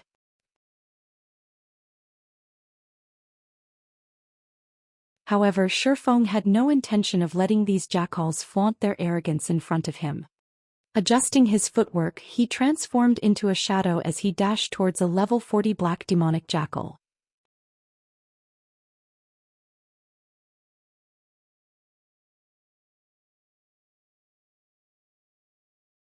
Chapter 592, Player's Advantage. Destroy the leader and the gang will collapse. This was a law of the war. The elite-ranked demonic light jackals were like soldiers on a battlefield. The chieftain-ranked black demonic jackals directed their actions completely. Hence, as long as Shi Feng could defeat the black demonic jackals quickly, this pack's fierce assault would crumble. However, taking out the enemy commander in a field battle was a most difficult task. As a chieftain-ranked monster, beyond being the strongest among this pack of jackals, the black demonic jackal's sensitivity towards danger was also the highest. While Shi Feng was still some distance behind one of the 2 level 40 black demonic jackals, the chieftain had already noticed Shi Feng's presence. Immediately, it stopped attacking the District 1 healers and turned to face Shi Feng. Baring its sharp fangs, the black demonic jackal released a low growl, seemingly issuing a command. After this black demonic jackal's growl, 2 of the nearby special elite-ranked demonic claw jackals moved to stand before the chieftain. The 2 jackals then pounced on Shi Feng, brandishing their claws at the swordsman. The players a short distance away were stupefied when they witnessed the attack. In the past, these jackals had been bloodthirsty and reckless monsters. Back then, the chieftain-ranked black demonic jackal would usually be the first to dive into battle, tearing its enemies apart. Yet now, it called upon its underlings to serve as its guards while the chieftain itself continued massacring their team's healers. Even an elite party of the same level would struggle against 2 demonic claw jackals with 360,000 HP, not to mention current players that were of much lower level than these jackals. Players could only rely on equipment with the ignore level attribute to have a fighting chance. Brother Yifeng, let me help you. Noticing the importance of killing the black demonic jackals as well, Blue Frost led 2 parties over to assist Shi Feng. No. You guys handle these 2 special elites. I'll deal with the 2 black demonic jackals, Shi Feng immediately countered. Under normal circumstances, with the strength of the District 1 members, a single party would be more than enough to deal with 1 black demonic jackal. However, due to the gravitational shift affecting their combat power, they would most likely require a very long time to defeat just 1 black demonic jackal. Hence, it would be far more efficient for these parties to deal with the demonic claw jackals first.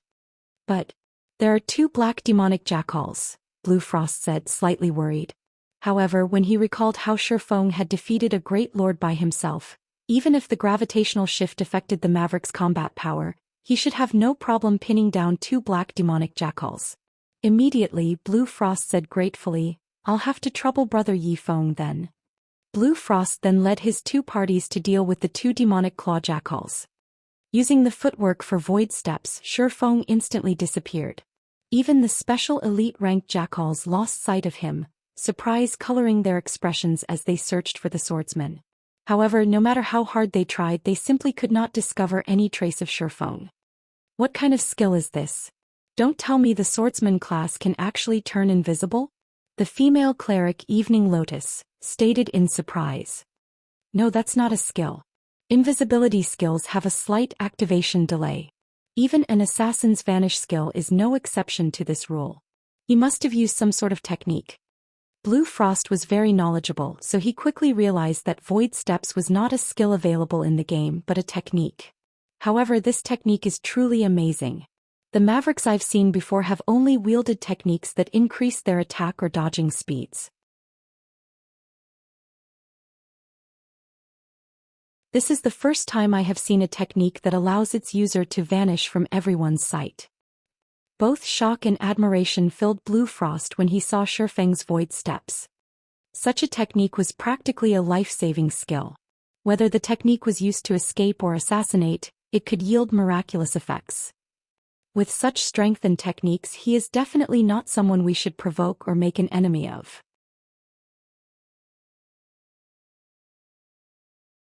At this moment, Blue Frost rejoiced over the fact that he had befriended Shifeng and had not become enemies with him.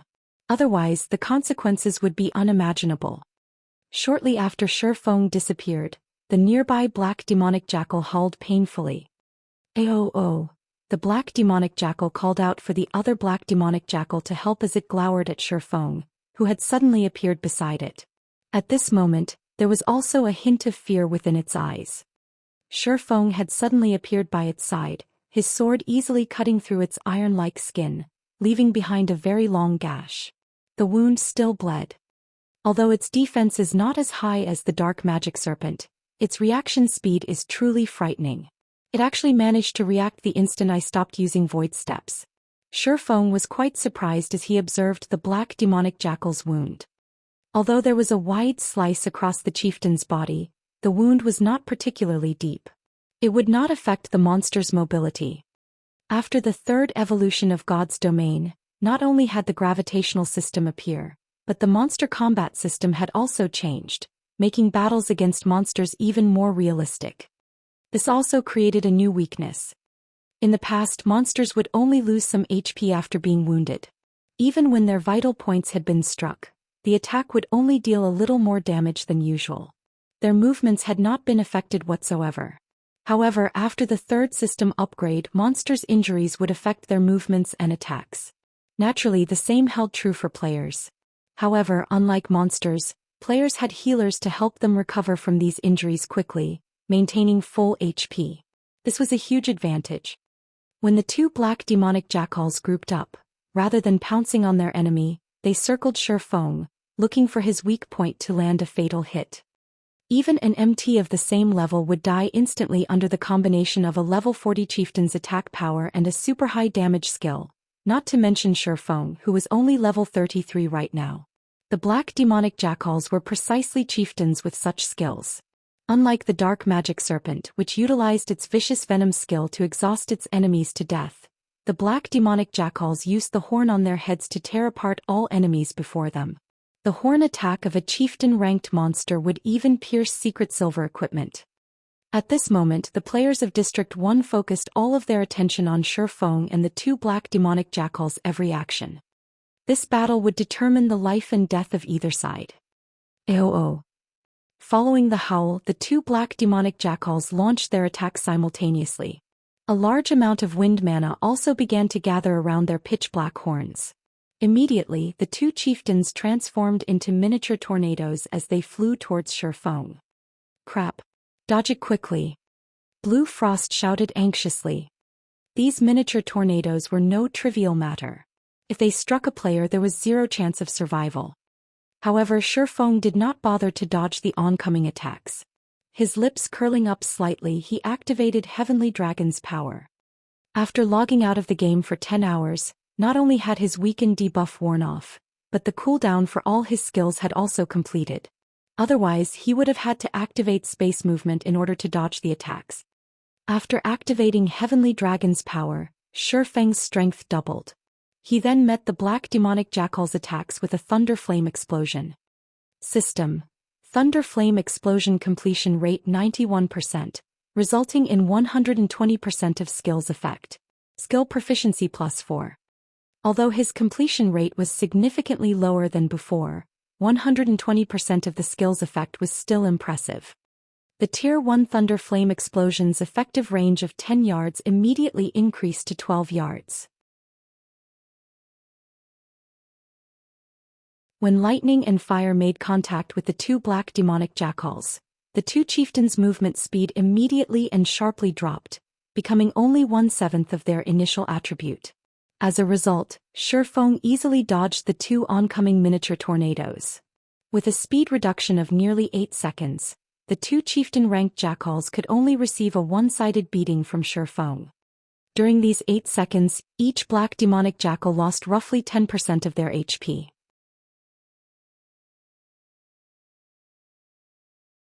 Just as the movement speed reduction debuff was about to wear out, Shifeng swung the Abyssal blade and summoned his doppelganger. The doppelganger then followed up with its own thunder flame explosion, instantly devouring over 10,000 HP from both chieftains and reducing their movement speeds once more. With the doppelganger assisting him with dealing damage, Shifeng's total damage output nearly doubled. Shifeng and his doppelganger then each fought one black demonic chieftain, significantly reducing the difficulty of the fight. Thundering Flash, Earth Splitter, Skywheel Sword, Firestorm, Flame Burst. When Shifeng activated Flame Burst, every one of his attacks dealt over -20,000 damage. His doppelganger also dealt over -10,000 damage with its attacks. In addition to the frequent critical hits, the two managed to destroy close to half the HP of one black demonic jackal. In less than 20 seconds, one of the chieftains fell. The remaining black demonic jackal was also heavily injured, covered in such severe wounds that one could easily see bone. As a result, the chieftain's mobility was incredibly limited. Even without the doppelganger's assistance, with Heavenly Dragon's power's duration of 2 minutes, Shifeng finished off the last black demonic jackal very easily. This burst power is invincible. Evening Lotus's jaw dropped when she saw the two dead black demonic jackals. She was so shocked that she had even momentarily forgotten to heal her team's MTs. Although everyone had witnessed Shifeng defeat a great lord, watching two chieftains die in such a short time and at such a close distance still astounded them. They were still not used to Shifeng's terrifying damage.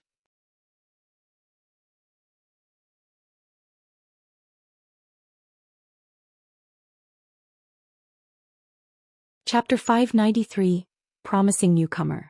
When the two chieftain-ranked black demonic jackals died, the entire pack suddenly fell into chaos, their attacks becoming monotonous.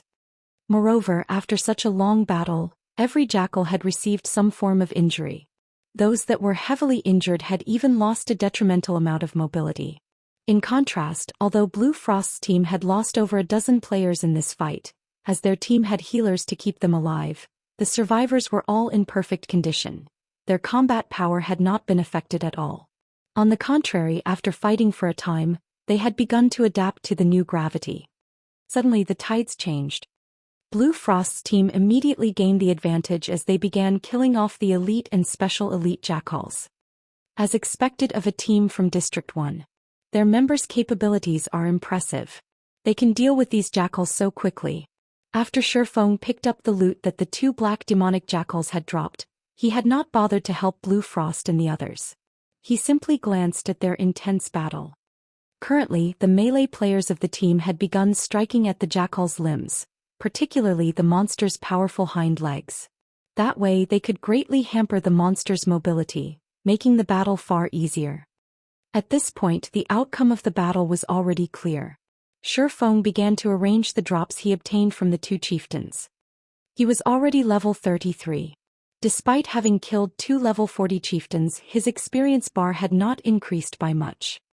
Meanwhile, after using Divine Providence, his harvest from the 2 black demonic jackals was very bountiful. The 2 chieftains had dropped a total of 6 soul crystals. Unfortunately, the other items were not worth mentioning. The rest was just a bunch of level 40 mysterious iron equipment and materials. With 6 soul crystals, I should be able to trade them for a tier 1 taboo skill. Shifeng smiled with satisfaction. It was not easy for players outside of the Dark Den to obtain tier 1 taboo skills. If he could have every Zero Wing Corps member learn a tier 1 taboo skill, they would have no problems with conquering a 50-man large-scale team dungeon. Against a level 28 Great Lord ranked boss, even if they could not kill it with one series of attacks, they could severely injure it. At that time the team only needed to expend a little more effort to defeat the boss. After the battle ended, Blue Frost immediately walked up to Shifeng, gratefully saying, "Brother Yifeng, I really have to thank you for your help. If not for you, this might have been our team's grave today. If you need help with anything in the future, just tell me. Can you help me trade for some Tier 1 taboo skills?" Shifeng had long since considered this request. Although Discipline Paradise was the leader of District 5's third party, he could only get his hands on a limited number of Tier 1 taboo skills. On the other hand, as the leader of District 1's first party, Blue Frost definitely had access to plenty of taboo skills. It would be much easier for Shifeng to trade with Blue Frost. "You want to obtain a taboo skill?" Blue Frost could not help his surprise. With Shifeng's abilities, he should have long since obtained a Tier 1 taboo skill for himself. However, although Blue Frost was curious, it would not be proper to ask about it. Immediately he nodded, saying, "That is a simple request. No need to trade. If Brother Yifeng wants a Tier 1 taboo skill, I can just give you one." "I don't want just one taboo skill." Shifeng shook his head. "I wonder if Brother Frost can obtain 20 Tier 1 taboo skills for me." 20. Initially, Blue Frost intended to agree with Shifeng immediately. However, upon hearing that Shifeng required 20, he was shocked.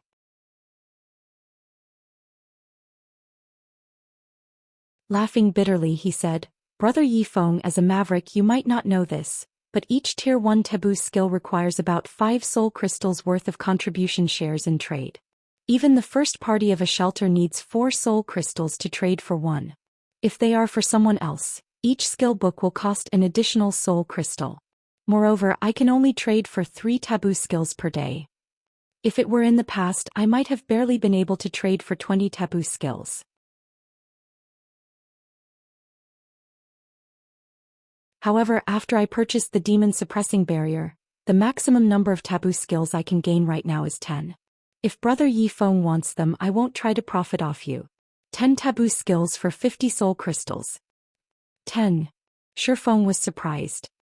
He had simply mentioned 20 to discover Blue Frost's bottom line. He had not expected that Blue Frost could purchase as many as 10 Tier 1 taboo skills.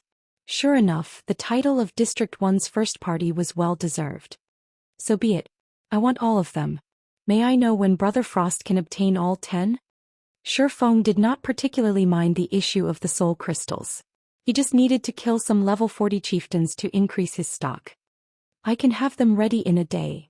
Blue Frost was shocked to hear Shifeng's decisive agreement. Even their first party required a long time to obtain 1 soul crystal. Currently their party only had about a dozen or so in their warehouse. After including the contribution shares they had stocked up, Blue Frost still needed to borrow many soul crystals from other parties. Yet, a Maverick like Shifeng could spend 50 soul crystals so casually. Following which, Shifeng followed Blue Frost to District 1. On the way back, the group had been ambushed by chieftain-ranked monsters many times. As a result, Shifeng had gained another 9 soul crystals by the time they reached District 1's shelter. The shelter Blue Frost and the others resided in occupied the heart of a high-level area.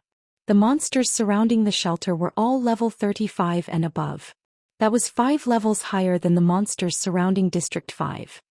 Currently, the monster assault on District 1 had ended.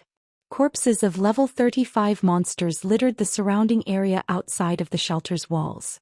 There were over 10,000 dead monsters outside of the shelter.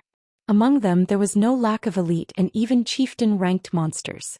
One could just imagine how intense the battle must have been. Moreover, even after God's domain had undergone its 3rd evolution, District 1 still managed to defend its shelter successfully. It went to show how strong a foundation the players of District 1 possessed.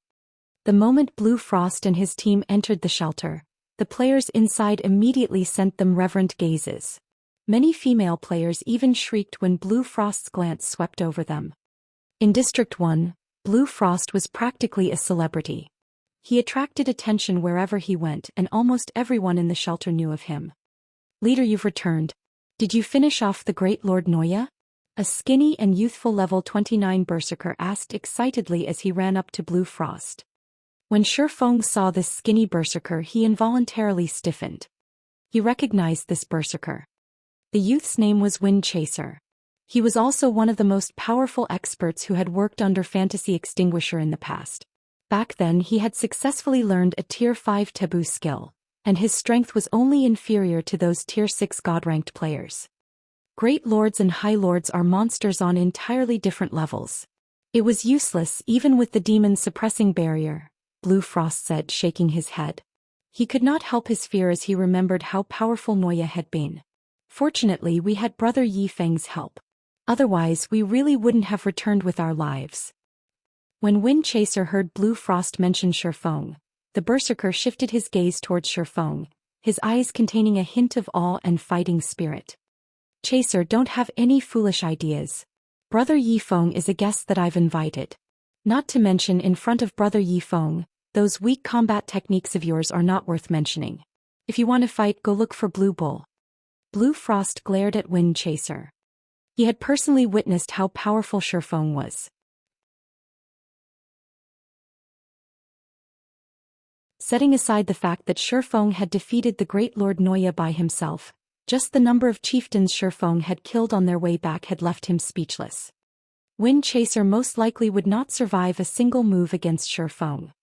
Meanwhile, Blue Bull, the person Blue Frost had mentioned, was none other than their District 1's #1 berserker. Blue Bull was extremely powerful, and within their first party, Blue Bull's position was only beneath his.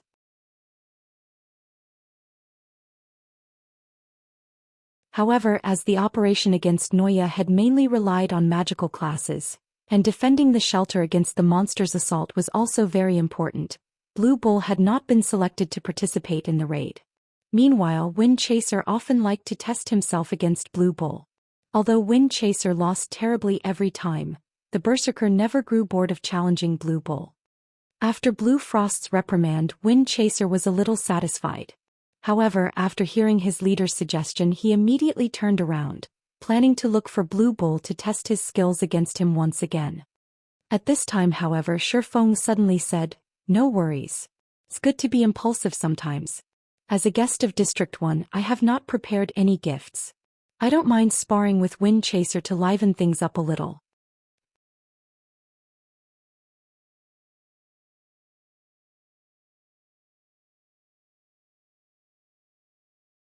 Chapter 594, Powerful Secret. Hearing Shifeng accept Wind Chaser's challenge, those who knew just what kind of power Shifeng wielded were confounded. Although PvPs were frequent occurrences in shelters, these fights were usually meant to help each other improve. Take Blue Bull of First Party for example. If not for his notice of Wind Chaser's potential, he would not have bothered sparring with the youth, offering pointers of how the other berserker could improve his techniques. Not to mention, Shifeng was a maverick that had zero relations with their District 1 at all. Since Brother Yi Feng is willing to give Chaser a few pointers, this could not have worked out better. Blue Frost was naturally quite pleased with Shifeng's offer. He turned to his subordinate, immediately instructing, "Lotus, go to the Lion's Bar and make the arrangements, particularly for the 100-berry wine. Today we're reserving all of it. Consider it done." Hearing Blue Frost's command, Evening Lotus turned and ran towards the Lion's Bar. However, this scene had left many of those who had come forth to greet Blue Frost speechless. Who is this Yi Feng? Leader Blue Frost is actually being so generous, renting out the entire Lion's Bar. I recall that renting out the Lion's Bar costs 3 gold. You think coins alone are sufficient? You also need plenty of contribution shares to rent out the Lion's Bar. Moreover, the cost only a trivial matter compared to the 100-berry wine. Not only does each bottle cost 1 gold, but it also requires 200 contributions. I have to complete 10 contribution quests just to collect 200 contribution shares. Also, only 20 bottles of 100-berry wine are available each day. That's a total of 20 gold and 4,000 contribution shares. This is worth far more than 1 soul crystal. Everyone shifted their gaze towards Shifeng, awe and curiosity filling their hearts. The Lion's Bar was the best bar available in District 1's shelter. Even Blue Frost's first party would feel a sting from their wallets when they visited the bar, not to mention renting out the entire place and spoiling everyone with 100-berry wine. Not even the visiting first-party leaders of other shelters would warrant such a grand welcome. Following which, Blue Frost led Shifeng on a stroll towards the Lion's Bar, introducing him to District 1's situation on their way. Wind Chaser tagged along in high spirits. He really wanted to know just how powerful Shifeng was to earn such high respect from Blue Frost. Shifeng's 5 senses were far superior to ordinary players. Naturally, he could detect Wind Chaser's fiery fighting spirit. His personality is still the same as it was then, constantly challenging every powerhouse he met. It was no wonder he became someone who was only inferior to Tier 6 classes in the past. Shifeng inwardly sighed. In the past, both Blue Frost and Wind Chaser had become extremely famous experts throughout God's domain. Fantasy Shrine, Fantasy Extinguisher's first-rate guild, had only surpassed a powerful guild like Ouroboros due to these experts. In this life, however, Fantasy Extinguisher would not have the chance to receive the epic quest Darkness Descends, so it could not lead him here where he could recruit these people. Instead, that opportunity had fallen into Shifeng's hands in this life. If he could recruit Blue Frost and his team, Zero Wing would certainly grow more powerful for it. Soon Shifeng and the others arrived before the Lion's Bar. The Lion's Bar was different than other bars in the shelter. This bar that could only be constructed once a shelter had developed up to a certain degree. The NPCs guarding the bar were extremely powerful, with the weakest at level 150, the bouncers being level 180 Tier 2 NPCs, and the proprietress was a level 200 Tier 3 NPC. These NPCs even qualified to guard a small city.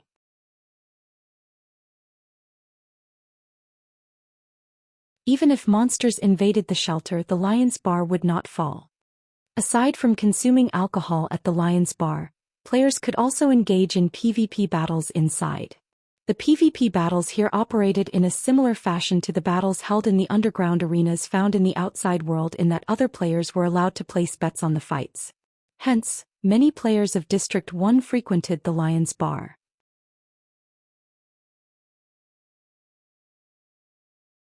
At this moment, however, Blue Frost had reserved the entire establishment, so not many players occupied the 3-story tall bar right now. Upon entering the Lion's Bar, Shifeng discovered that the place resembled the Colosseum of ancient Rome. There was an arena in the establishment center. There were also spectator stands surrounding the arena that allowed players to consume alcohol while watching the matches. When Shifeng arrived before a large private room, he discovered that the room already held plenty of players. Every one of these players possessed frightening auras, and they all wore dazzling equipment. The lowest leveled player among them was level 28, and one could easily tell that they were not ordinary players.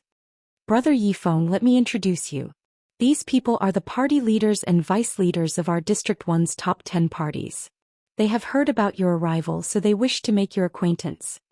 Blue Frost began introducing Theses leaders, one after another. Hello, I am the party leader of second party, Best Reincarnation. Hello, Big Brother Yifeng. I am the leader of third party, Shallow Moon. These players did not even show a hint of arrogance as they introduced themselves to Shifeng.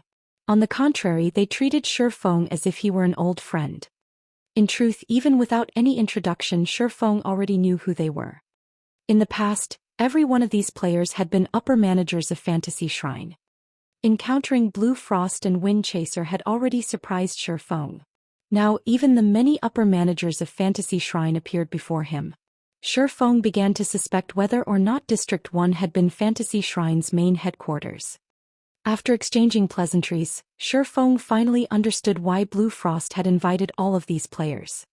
Unlike the other shelters, the parties of District 1 were fiercely ambitious. They did not care about holding the title of District 1 in this region. Rather, they hoped to step out of this region and become the #1 shelter in all regions.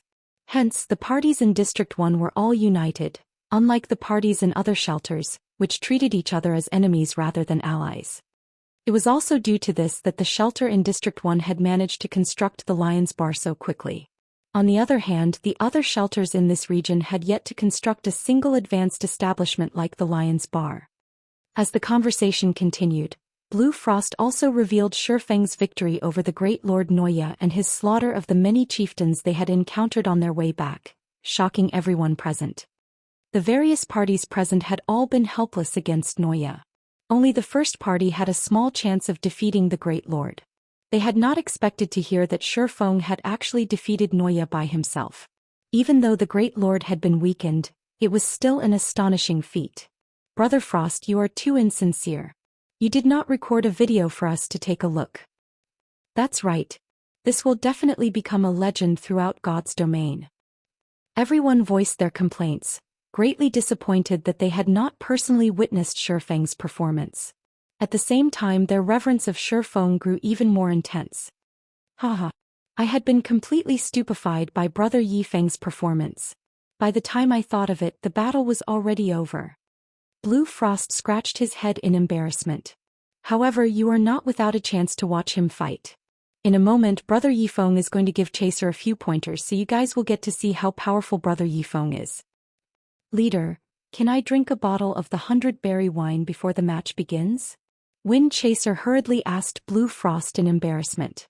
Initially, he had thought Shifeng was only an ordinary Maverick. He never expected that Shifeng was actually capable of defeating a great lord by himself. Immediately, Wind Chaser had treated Shifeng as if the swordsman were the strongest expert he had ever encountered. If you were sparring against anyone else today, I wouldn't let you waste a bottle. Here, take this. Blue Frost laughed as he shook his head. He then took a cyan bottle of wind and handed it to Wind Chaser. Thank you, leader. Wind Chaser hurriedly accepted the 100-berry wind. The youthful berserker was like a hungry wolf looking at fresh meat when he saw the bottle of berry wine in his hands. With just a few gulps, he emptied the entire bottle. Wind Chaser's cheeks suddenly flushed, clearly having become drunk already. Haha. He's drunk after just one bottle. It seems that Chaser still needs training. The others could not help but laugh. Although Wind Chaser had gotten himself drunk, Shifeng could clearly tell that the feeling the berserker gave off had changed. If he had been an unsheathed blade before drinking the wine, he was now a hidden blade. The blade might seem harmless while sheathed, but once it was revealed, it would definitely take its target's life. Though everyone else had similarly detected the change in Wind Chaser, it did not surprise them whatsoever. On the contrary, they all thought it was natural. What's going on here? Shifeng could not help his surprise. Is this related to the 100-berry wine?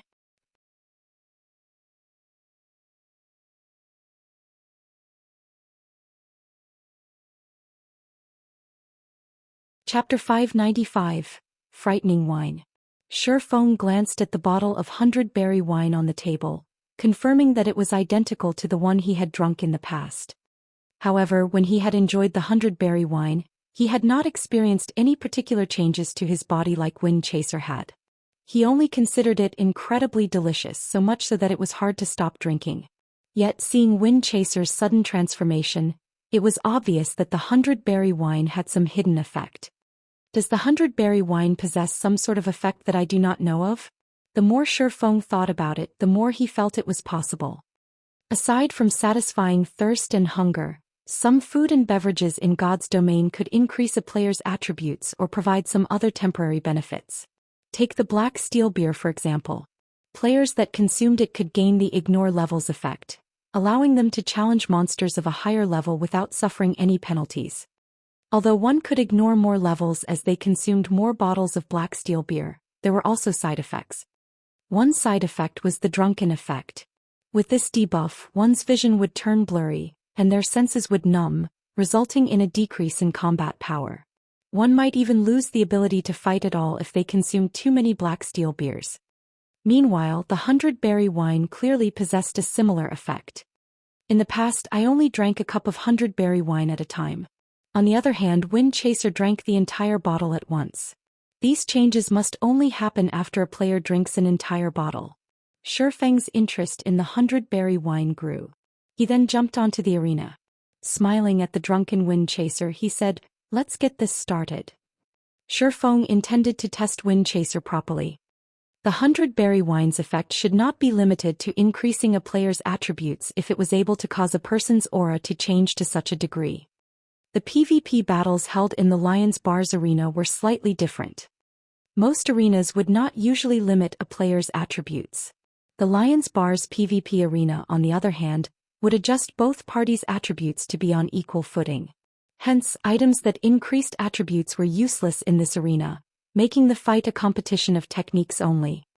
As the countdown timer above the arena began to tick down, Blue Frost and the others who watched from the spectator stands revealed smiles, though the intentions hidden behind each smile were different. "Brother Frost, who do you think will win?" the Oracle Shallow Moon asked. Smiling, she continued, "In this match both sides possess equal attributes. However, while Big Brother Yifeng is a swordsman, Wind Chaser is a berserker. In terms of classes, berserkers possess an innate advantage over swordsmen. Moreover, Wind Chaser drank a bottle of 100 berry wine, increasing his combat power significantly. Even Big Brother Blue Bull would struggle against Wind Chaser with these conditions. Although I believe that Brother Yifeng is very strong, while both of them possess the same attributes, Wind Chaser should have a higher chance of victory, right? After all, he did drink the 100 berry wine," a Guardian Knight commented. Everyone nodded, agreeing with this Guardian Knight's estimation. Everyone present was quite familiar with Wind Chaser's techniques. Among the melee classes in the first party, other than Blue Bull, no one could defeat Wind Chaser in terms of techniques. Meanwhile, against a Great Lord, players relied more on attributes rather than techniques. Despite Blue Frost's mention of how mysterious and godlike Shifeng was in their opinion, they only thought of Shifeng as just someone who was slightly stronger than Blue Bull.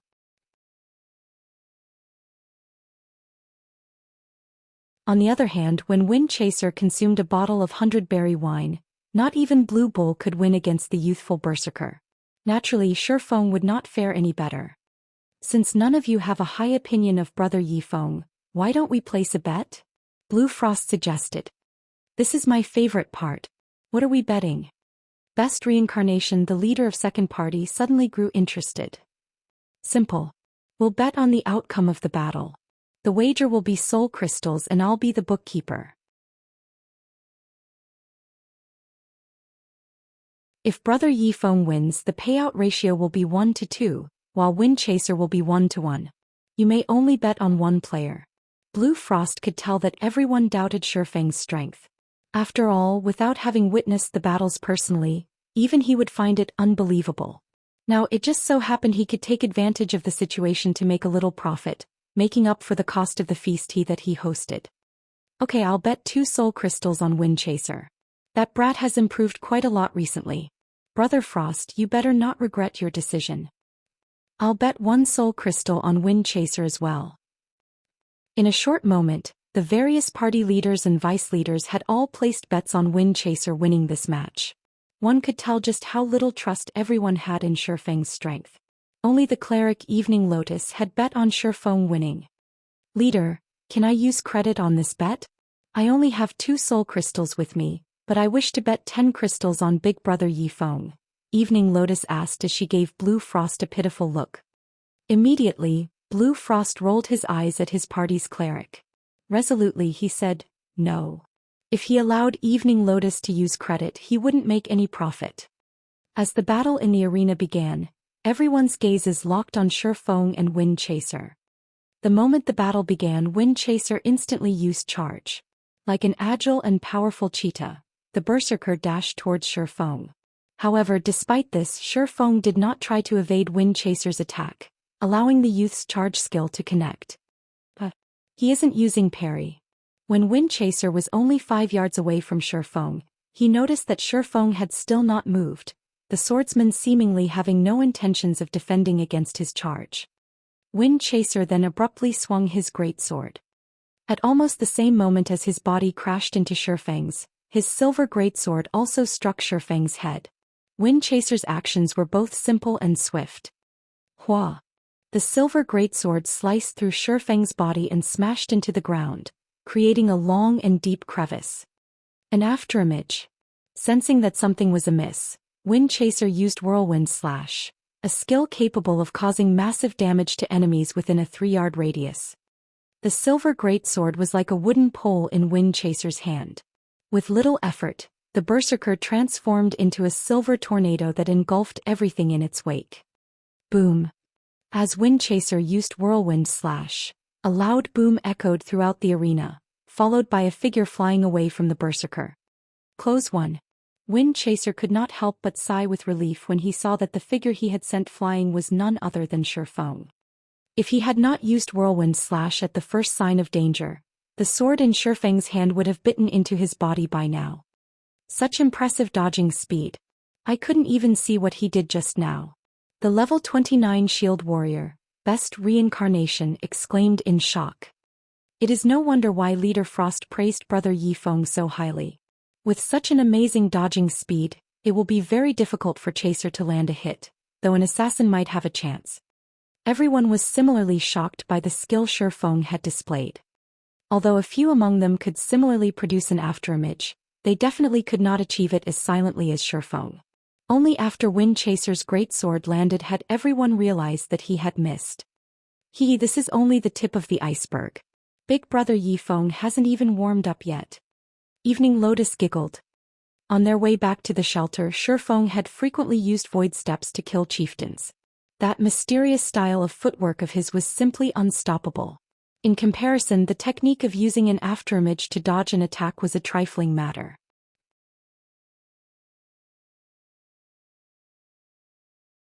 The others began laughing when they heard Evening Lotus's words. Nobody believed her at all. In the arena, Wind Chaser finally became serious. Every one of his attacks began targeting Shifeng's vital points or blind spots. Of the berserker's many attacks, his skills contained the most power. Wind Chaser was also extremely proficient in using his skills in conjunction with his ordinary attacks. It was as if the berserker's skills had been tailored for Wind Chaser. So that's the case. I didn't think that the 100-berry wine possessed such a wonderful effect.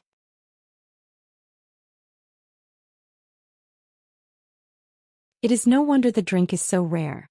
While Shifeng dodged Wind Chaser's attacks, he also carefully observed the berserker's every action.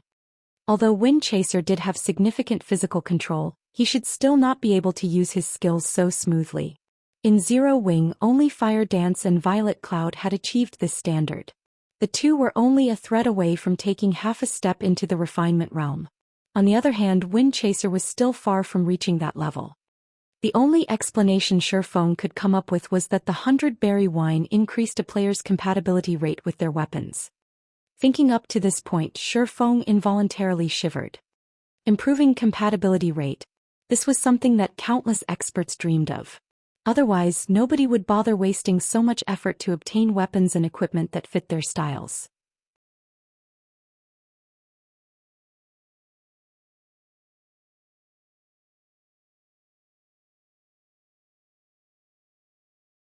Chapter 596, Unbalanced Fight. After seeing the 100-berry wine's true function, Shifeng finally understood why Blue Frost and the others could achieve such high skill completion rates. Unfortunately, the wine's supply was simply too low, lowering the number of potential experts who could be nurtured with it. At most, there was just enough for everyone present. Any more and there wouldn't be enough of the beverage to go around. For the next 3 minutes or so, Wind Chaser continued hacking and slashing his greatsword at Shifeng. The more Wind Chaser fought Shifeng, the more he grew frightened. Aside from his first whirlwind slash, none of his other attacks had touched Shifeng. Every time he thought that his greatsword was about to connect with Shifeng's body, his weapon was always off its mark just slightly. After a dozen or so times he could chalk it up to a coincidence. However, if over 100 attacks had the same result, there was definitely no coincidence. Just what is going on? Why can't I hit him? This was the first time Wind Chaser had encountered such a situation. In his past PvP battles, both sides had always suffered some form of damage. It was only a matter of how much or how little damage each side suffered. The side with the better techniques would naturally deal more damage, and as the battle dragged on, they would become the victor. However, this battle in which he could not even hit his opponent, was simply driving him to madness. Is the gap between us really that big? Wind Chaser had already used all of the skills he could, yet no matter what he did he could not even scratch the corner of Shifeng's armor. This failure dealt him a huge psychological blow. Big Brother Yifeng's dodging techniques are brilliant. This is my first time seeing such techniques. Shallow Moon, the leader of District 1's third party, grew excited as she watched the battle between Shifeng and Wind Chaser progress. She desperately tried to absorb whatever information she could regarding Shifeng's dodging techniques. Shallow Moon wasn't the only person with such thoughts. The other leaders also wore stern expressions as they focused on Shifeng's every action. They even recorded the battle for future reference. If I can grasp just half of Brother Yifeng's dodging techniques, it will become much easier to kill Lord-ranked monsters in the future. Best reincarnation side. You don't say? Lords have extremely high attack power. If an MT can evade 50% of a Lord's attacks, this will significantly reduce the burden on healers. Unfortunately, nobody within our District 1 has managed to reach such a standard yet. As a cleric, Evening Lotus had the most say on this matter. She was the #1 cleric on District 1's first party. Every time the party's MT tanked a Lord, the MT's HP would fall as quickly as flowing water. As a result, Evening Lotus was forced to heal their party's MT constantly. If she were not careful, she could easily draw the Lord's aggro. It really makes you wonder just how Brother Yifeng learned such techniques. If the melee players in our parties can learn from him, our District 1's first shelter can unlock the next stage very quickly. As long as their melee players could grasp this brilliant technique, they could easily hunt chieftains and lords out in the field. Their soul crystal farming efficiency would also rise significantly. At that time they could upgrade their shelter swiftly and catch up to the several large shelters in other regions. Although District 1 was the top shelter in the Evil Ghost domain, it was only a medium shelter. Although their shelter was the only medium shelter among the Evil Ghost domain's districts, other domains already possessed large shelters. Their strength was several times greater than District 1's. The gap between them would only widen further as more time passed.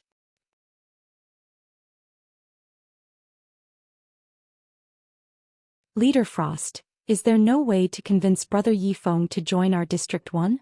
Blue Bull asked. Although Blue Bull was the first party's #1 berserker, Shifeng's techniques left a deep impact. These techniques shattered the concept of their past combat methods. If they could persuade Yifeng to join District 1 and become one of the shelter's residents, it could lift the shelter to a whole different level.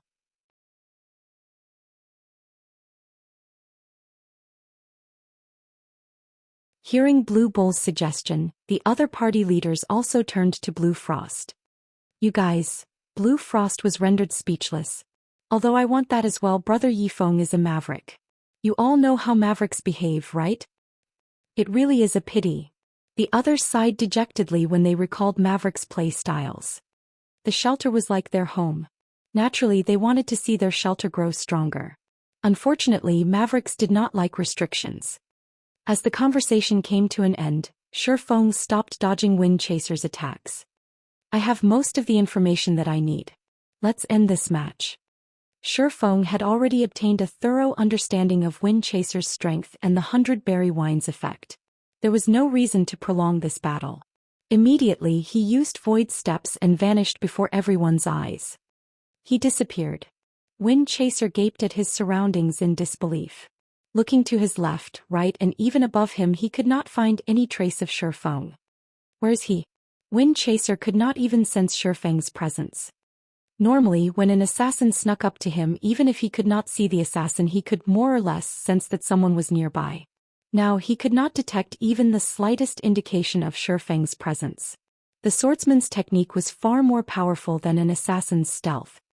Everyone in the spectator stands was similarly stupefied. A live human had actually vanished into thin air. No swordsman should possess any stealth-related skills. Once a match began, players could only exit the arena after a victor had been determined. The victor's portrait would also be displayed above the arena after the match ended. If one of the fighters suddenly logged out of the game, the system would automatically determine them as the loser, thereby concluding the match. However, the system had yet to declare the outcome of this match. Thus, the only possibility was that they were really unable to see Shifeng. However, before everyone could recover from their shock, Shifeng appeared beside Wind Chaser. He then swung his sword, sending 3 silver moons towards the berserker's body, intersecting as the struck. Such a fast attack.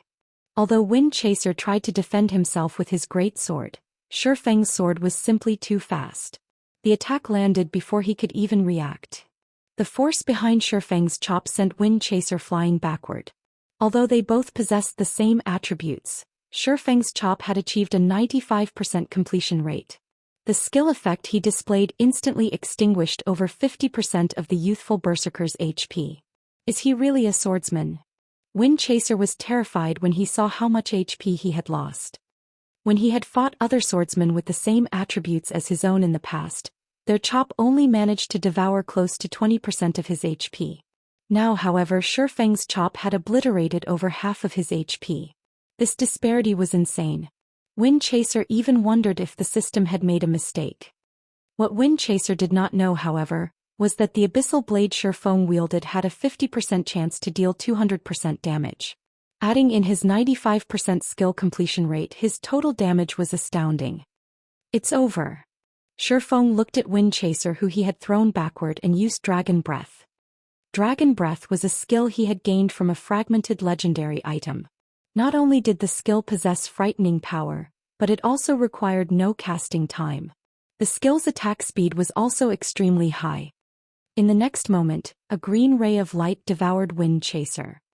Inflicting 6 times Shifeng's damage, Dragon Breath depleted Wind Chaser's HP to 0. It's over. The spectating crowd was dumbfounded. Although they had long since realized that Shifeng could defeat Wind Chaser easily, they had not expected him to be capable of finishing off the youthful berserker instantly.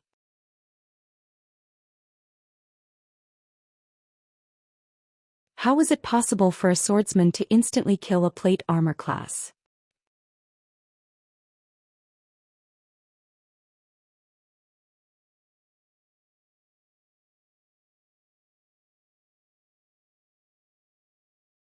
Chapter 597 E0 Wing Guild Branch.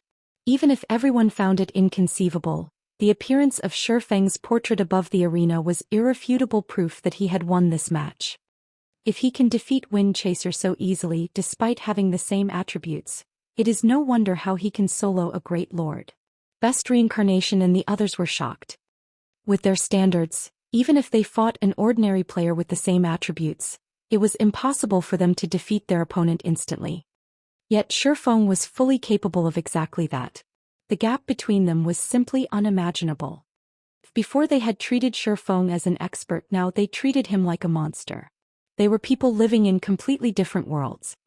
Meanwhile, Wind Chaser, who had revived below the arena, was still stuck in a daze. Chaser, didn't I tell you earlier? With your weak skills, you are simply flaunting your incompetence before an expert. Why haven't you thanked Brother Yifeng for his pointers yet? Blue Frost laughed when he saw Wind Chaser's stunned expression. He was the slightest bit surprised by Wind Chaser's crushing defeat. Compared to the battle with the great Lord Noya, this match was child's play to Shifeng. Hearing Blue Frost's words, Wind Chaser hurriedly thanked Shifeng. After this match, Wind Chaser finally understood the extent of his strength. Following which, the leaders also turned to ask Shifeng for advice on their combat techniques. Bombarded with questions, Shifeng's response to the situation was not miserly, graciously teaching them one after another. Before anyone knew it, 3 hours had passed. Even so, none of them could get enough of Shifeng. His guidance was targeted towards improving everyone's individual weaknesses, allowing them to see immediate improvements to their combat power. This result furthered everyone's admiration of Shifeng. Not only did Shifeng possess monster-like strength, but his teaching skills were also on point. In reality, though, Shifeng had only made a few suggestions to remedy their bad combat habits and teach them how to control their foundations. They were unlike Fire Dance and the others, who Lei Bao had personally trained to control their bodies properly. May I know if Brother Frost would be willing to sell me 100-berry wine for the long term? The 100-berry wine sorely tempted Shifeng. Although the residents of District 1 had the 100-berry wine to improve their compatibility rates, they did not possess the foundations necessary to display its full effects. If he had some of the wine for Fire Dance and the others to consume, they would most likely see massive improvements immediately. Brother Yifeng, you should know that the 100-berry wine is a specialty of the Lion's Bar, and its supply is very limited. If it is only a few dozen bottles, I have no problems with giving them to you. However, you saw the 100-berry wine's effects for yourself. It can help us improve our skill completion rates, making it easier for us to understand our skills. If we sell it long-term, it will weaken our shelter's players significantly, Blue Frost explained. I understand this, of course. However, what if I have a different method to improve the shelter's strength? Shifeng smiled. Improve the shelter's strength?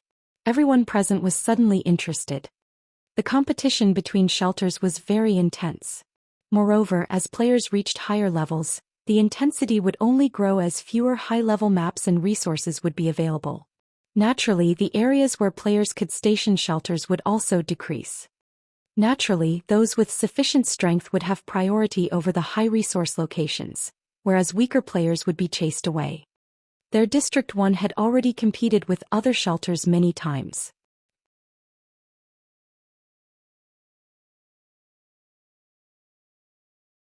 In higher-leveled maps, however, the shelters they had to compete with would become more numerous and powerful, so upgrading their shelter's strength was of utmost importance. Join my guild, Zero Wing, Shifeng said. Join your guild. Everyone was stunned. They all knew what a guild was. There were countless guilds in the virtual gaming world. In fact, members of guilds had formed many of the shelters. Only, as there was no guild system available in their location, nobody could officially establish a guild here.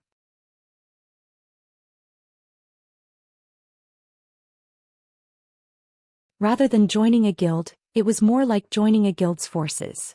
Many shelters that lacked strength would usually choose to subordinate themselves to a guild's influence, gaining protection and assistance from said guild forces. In return, however, these shelters were required to supply various resources and money to these guilds. Every guild force they knew of was extremely powerful with a plethora of experts. For example, all large shelters were a part of a guild force. Medium shelters like District 1 stood no chance against them. These guild forces also had plenty of funds and consisted mostly of professional gamers. After considering it for a moment, Blue Frost said, "If we join you, what can Brother Yifeng's guild provide? How are you going to help us increase the shelter's strength?" In truth, Blue Frost had thought of joining a guild force before. Many guild forces had come to recruit their District 1. However, if they joined one, it would have to be a formidable guild force. That way they could strive for much more resources for themselves. Otherwise, they would be better off running the shelter without a guild. If you join Zero Wing, we will provide you with teleportation magic arrays so that you can save on travel time. Zero Wing will also provide you with funding and equipment and will train you all to be true experts, Shifeng said. Teleportation magic arrays. You guys actually managed to obtain that kind of item. Shock swept through the small crowd as they stared at Shifeng, their jaws practically hitting the floor. As far as they knew, teleportation arrays weren't available in this area. Even large shelters didn't have any. If their shelter had teleportation arrays, they could save so much time. With that advantage, it'd be difficult for their shelter not to grow stronger even if they tried. Brother Yifeng, are you telling us the truth? Blue Frost asked excitedly. Don't believe me? Shifeng laughed. He then retrieved the teleportation magic array design from his bag, placing it on the table for all to see. Here, have a look at it yourselves. Wah!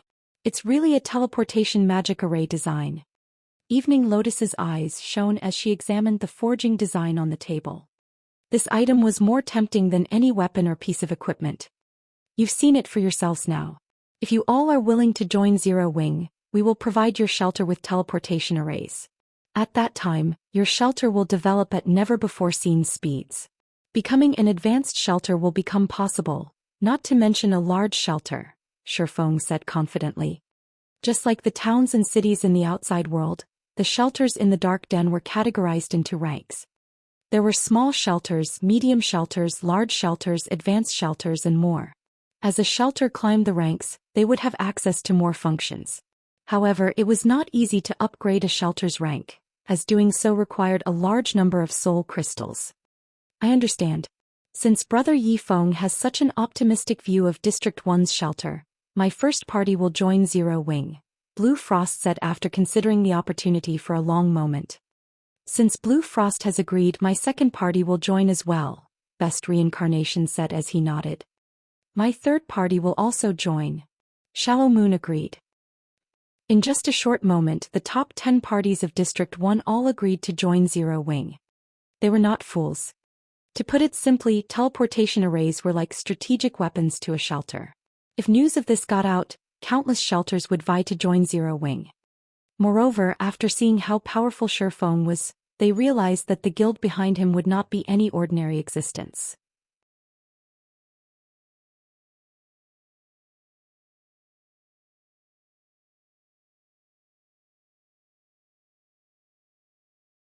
Chapter 598. Gaining Control over District 1. After gaining everyone's agreement, Zhou Xian handed out contracts to each party leader and vice leader. Not one of them was an ordinary player. They all were players at the top of District 1.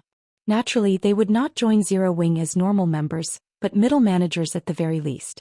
And since they were going to become Zero Wing's middle managers, they needed to sign contracts. By the time Zhou Xian had arrived at this shelter, he had already considered establishing a Zero Wing guild branch here. The Dark Den was different from the outside world. Players here had a much easier time obtaining gemstones and Tier 1 taboo skills, as well as the specialties unique to various shelters. It was especially true for District 1's 100-berry wine. This was an extremely rare item that could help improve a player's compatibility rate. If this beverage were introduced to the outside world, it would help Zero Wing immensely in the future. Correspondingly, the development of life classes within the Dark Den was very slow. There were practically no players producing advanced products here. Particularly, consumables that players normally required to survive out in the fields were extremely hard to come by. These advanced consumables would certainly bolster the shelter's strength if he could supply them. The reason Fantasy Shrine had been able to develop so quickly in the past must be due to their trades with the shelter. Zhou Xian suddenly thought about the first-rate guild, Fantasy Shrine, which was located in the Black Dragon Empire. In the past, Fantasy Extinguisher had accepted this epic quest and turned Fantasy Shrine into one of the Black Dragon Empire's giants.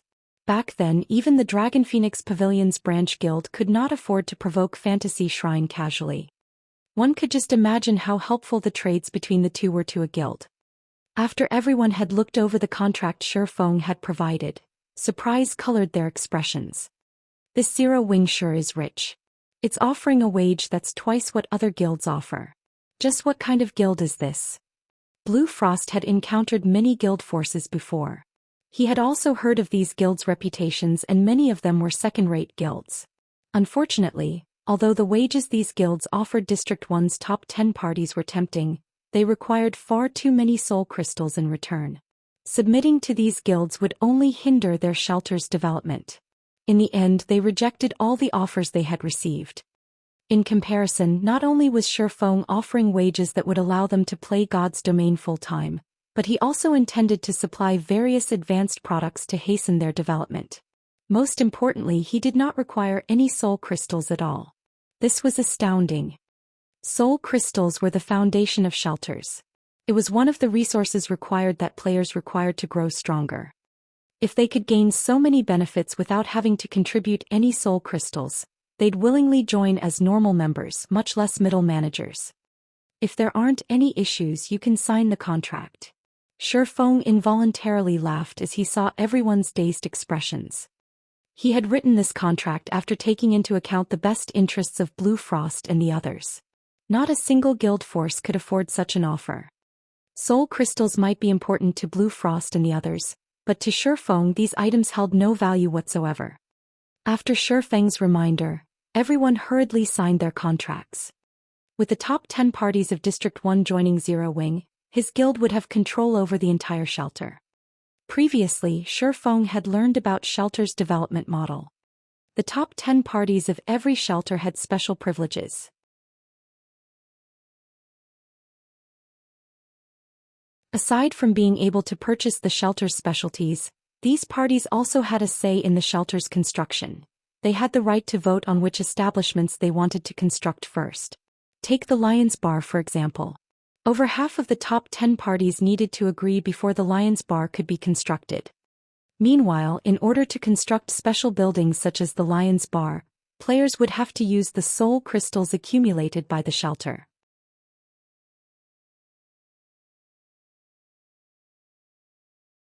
These accumulated soul crystals were what players normally exchanged for contribution shares. Hence, taking control of the top 10 parties of a shelter was the equivalent to taking control of the entire shelter. With District 1 as the center, Shifeng could then popularize the Candlelight Trading Firm's products to other shelters. Soon the entire Evil Ghost domain would become Zero Wing's resource warehouse. At that time, Zero Wing's development speed would soar. Brother Frost, as the leader of First Party, you should be the most familiar with the shelter. Do you know of any methods to increase the 100 berry wine's production? Shifeng asked as he turned to Blue Frost. In the past, although the 100 berry wine had been extremely rare, Shifeng had still managed to procure some for himself. However, if District 1 could only produce 20 bottles per day, how could Fantasy Shrine have possibly afforded to sell it? The only possibility was that the supply of the 100 berry wine was not limited to this amount. However, the specialties available to every shelter were random. It was extremely rare for a shelter to obtain a specialty such as the 100 berry wine. Moreover, even with 10 shelters producing them, the total still wouldn't be enough to sate a single first-rate guild's demands, much less others' demands. I do know of a way to increase the 100 berry wine's production. Currently, the Lion's Bar is only a 1-star bar. If we promote it to a 2-star bar, then the production will increase to 50 bottles a day, 100 bottles a day if we can upgrade the bar to 3 stars.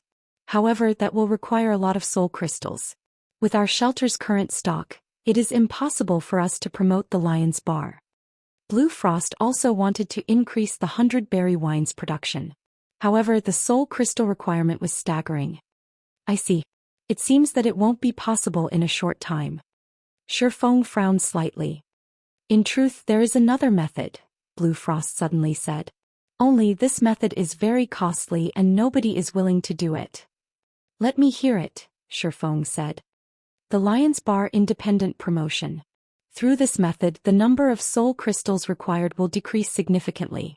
However, that would require spending your own money for everyone else's benefit. Also, the soul crystals spent will not gain you any contribution shares, Blue Frost explained. If we use the soul crystals that everyone has contributed, we will need 10,000 crystals to upgrade the Lion's Bar to 2-star status. Independently, only 500 will be required. However, even combining the soul crystals of all 10 parties, we still don't have 500 crystals. How many are you guys missing? Shifeng asked after giving the situation some thought. Based on our previous calculations, our parties only have slightly more than 300 soul crystals right now. We are short by almost 200, Blue Frost said, smiling bitterly. That's quite a lot.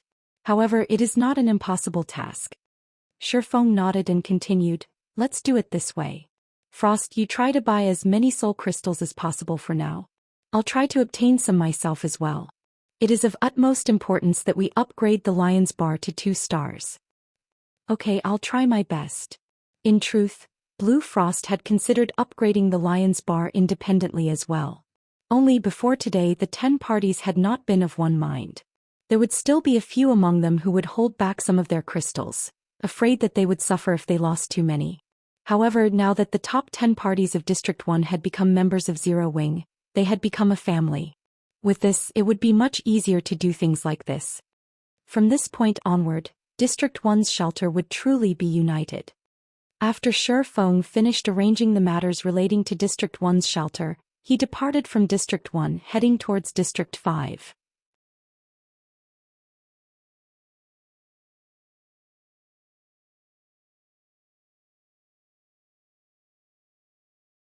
Chapter 599 Great Demon. It had only been a day since Shifeng had left District 5. However, when Shifeng arrived at District 5's shelter once more, a massive change had occurred. What happened to the shelter? Shifeng was shocked when he saw the sight before him. The originally flourishing shelter of District 5 had become a pile of ruins. The tall walls which had surrounded the shelter were no more, and collapsed houses littered the area within what little walls remained. He could find no sign of anyone inside the shelter. The rotting corpses of various monsters decorated the spacious streets. Moreover, these monsters were all level 40 or above, far exceeding the level of this region. Among these monsters, a majority were elites. There were also plenty of special elites and chieftains as well. A lord. After entering District 5's shelter on the second street Shi Feng crossed, he discovered the corpse of a 3-story tall black bear. Nightmare bear, demonic creature, Lord rank. Level 40. HP 0/2, 800, 000. Even in the evil ghost domain, Lord-ranked monsters were extremely rare. Based on Shi Feng's understanding, the monster armies that assaulted shelters every night almost never had any lords. The strongest monsters in these assaults were usually chieftains. Yet, right before him, Shi Feng could see the corpses of 4 lords on the street. One could just imagine how intense this monster assault on District 5 had been. Just what happened here? Even after running down several streets, Shi Feng still failed to discover any other players. It was as if District 5 had become a ghost city overnight. Normally, even when a shelter had been invaded, players would not retreat from the region so quickly. When Shi Feng arrived at District 5's Central Street, players' screams reached his ears. This was not the first time Shi Feng had heard such screams of pain. However, he had only heard them in the past. This was his first time hearing such a desperate and painful wail in this life. Shi Feng then activated Windwalk and dashed towards the source of the cries. However, when Shi Feng was 200 yards away from the source, his body suddenly felt extremely heavy. It was as if he had just jumped into a quagmire. Crap. This is a domain. Shi Feng immediately jumped backward, retreating from the domain's range. It was something only high-tiered creatures were capable of using. Take Weissman, who was the magistrate of White River City and a Tier 4 Great Wizard, for example. He was capable of summoning a magic domain that would empower himself and suppress his enemies. If someone without a domain faced someone with one, unless they were far stronger than the latter, escape and death were the only available options. Meanwhile, one had to be at least Tier 4 to use a domain. In other words, there was at least a Tier 4 monster at the heart of this screaming. Since it was a player screaming, one could easily conclude that the Tier 4 creature was an enemy. Why would a Tier 4 creature be here? Shi Feng was greatly surprised. Based on players' current levels, encountering such a creature should be impossible, not to mention in such a low-level region. Shi Feng hurriedly jumped onto a collapsed rooftop and looked towards the origin of the screams. At this moment, 3 players were still alive on the central street. Discipline Paradise, someone Shi Feng was familiar with, stood in the lead. The other 2 were a level 28 assassin and a level 28 berserker. At this moment, however, all 3 of their HPs were very low. All sorts of level 40 monsters surrounded them, making escape impossible. Worst of all, a pitch-black demon with bat-like wings and blood-red eyes hovered high above them. Nettle, demonic creature, great demon. Level 60. HP 50, 000, 000/50, 000,000. What is a Tier 4 great demon doing here? Shi Feng was astonished when he saw Nettle.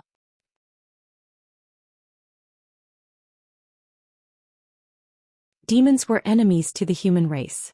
As long as a demon appeared within God's domain, the armies of various countries throughout the continent would set out to exterminate them immediately. Hence, encountering a demon was rare, not to mention a great demon. Although Nettle was only a level 60 great demon, to current players he was invincible. He was something players simply could not afford to provoke. Despicable human, I'll give you one last chance to live.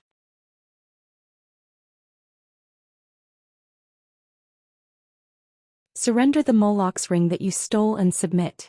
Nettle glared down at Discipline Paradise and said coldly, otherwise I will give you a taste of soul fire, destroying your soul just like your companions. Shi Feng immediately sucked in a breath of cold air when he heard Nettle's words. To players, their souls were very important and damage would bring about severe consequences. It was just like when Shi Feng collected the immortal souls of players he killed, and as a result, said players were unable to log into God's domain for a short time. However, what he collected was only a small portion of a player's immortal soul. If soul fire burned a player's soul completely, the consequences would be unimaginable. This penalty would not be limited to being unable to play the game for a few days. If a player's soul were burned by soul fire, their account would be crippled. They would have no choice but to restart an account and obtain a new immortal soul. Just what kind of quest did Discipline Paradise take on for it to have such a frightening penalty? Shi Feng's heart skipped a beat when he saw the black flame in the great demon's hand. Tier 4 creatures, particularly a Tier 4 great demon like Nettle, would not come here for no good reason. The only explanation Shi Feng could come up with was a quest. Meanwhile, Discipline Paradise must have failed to complete this quest on time, and as a result incurred such a punishment. This penalty was similar to the penalty of Shi Feng's epic quest, Darkness Descends. You want me to submit? Not in a million years. I'll fight you to the end. Discipline Paradise shouted as he threw his shield at the great demon Nettle. Before the golden shield hit Nettle, however, the great demon effortlessly caught the flying shield with a single hand. Nettle lightly clenched his fist. Ping! With just a squeeze, a level 25 fine gold shield was crushed. To a Tier 4 creature, it was an easy task to destroy fine gold equipment. Only dark gold equipment could withstand its power for some time. The two players standing by Discipline Paradise's sides were immediately terrified. Since you aren't willing to become my servant, you can die. Nettle sneered. With a light wave of his hand, black flames rained down on Discipline Paradise. Discipline Paradise's group of 3 had no hope of defending against the rain of soul fire. Not only did their HPs rapidly deplete, but they also released agonizing wails due to the burning pain. The black flames devoured the trio for over a dozen seconds. Only when all 3 had turned to ash did the black flames disappear. This is going to be troublesome. A headache began to plague Shi Feng. He had only managed to obtain the Chapter of Darkness after much difficulty. Yet now Discipline Paradise had accepted a horrible quest that was impossible to complete and was even forced to recreate his account. How was he supposed to go to the Dark Den right now? What's that? With his extraordinary vision, Shi Feng discovered a flashing black light amidst Discipline Paradise's ashes. A ring. Suddenly, Shi Feng recalled the Morlock's ring that the great demon Nettle had previously mentioned. That ring should be an item that would trigger a quest. Since it was a quest item, it naturally would not disappear with Discipline Paradise. Instead, it would remain and wait for the next player to come along. Is that ring somehow related to the Dark Den? Shi Feng could not help but wonder. Before this, he had asked Blue Frost about the Dark Denver. However, Blue Frost did not know anything. He had not known that the Chapter of Darkness could open the gate leading to the Dark Den either. No matter how one looked at it, it was impossible for the leading figure of District 1 to possess less information than Discipline Paradise.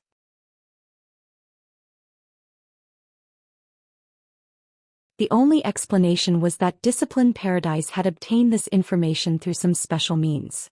Moreover, Discipline Paradise had been very eager to get his hands on the Chapter of Darkness. Now a great demon had appeared to retrieve a ring.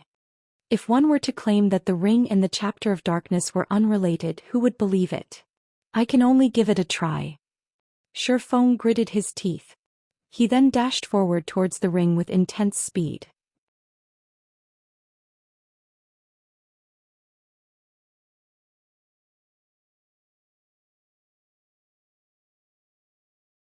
Chapter 600, Ring of Legends. After Shi Feng crossed about a dozen yards or so, the great demon Nettle sensed his presence. Why is there still an ant? Go finish him off. Nettle, who hovered in the air, commanded 5 level 40 chieftains to deal with Shi Feng. In the great demon's eyes, a Tier 1 player like Shi Feng meant too little for him to take action personally. He had only killed Discipline Paradise personally due to the Moloch's ring. Otherwise, he would have let his subordinates finish off the Guardian Knight and the others. When 100 yards stood between Shi Feng and the Moloch's ring, 5 massive black demonic bears surrounded him. Just in time. Shi Feng smiled faintly. He then used silent steps on one of the demonic bears. Shi Feng crossed a distance of 20 yards instantly. He then activated the aura of Wind's activatable skill, Wind Rider, his speed abruptly increasing by 220%. Transforming into a fierce gale, he easily shook off the 5 black demonic bears and continued his way towards the Moloch's ring. Not bad for a little ant. Nettle frowned. He stretched out his left hand. A ball of black flame bloomed in Nettle's black-scaled palm. Although this ball of black flame did not radiate any scorching heat, Shifeng could clearly feel how formidable it was. If the flame so much as touched him, he would instantly lose his life. You should feel honored to die by the great demon Nettle's hand. Nettle then lightly waved his hand at Shifeng. Suddenly, a tidal wave of black flame washed down from the sky.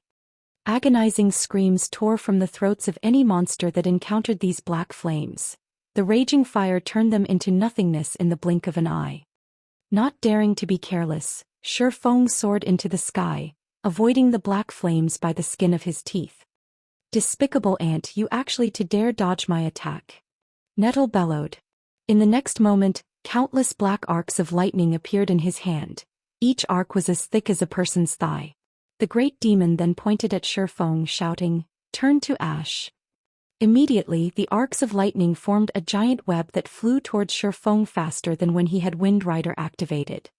This was the Tier 4 skill the great demon Nettle was most proficient with, Dark Vortex. Not even a Tier 4 NPC could dodge this skill. They could only attempt to block it. As for players, they would die instantly. Is there a need to be this serious? Shifeng was rendered speechless as he saw the black electric net that had already surrounded him.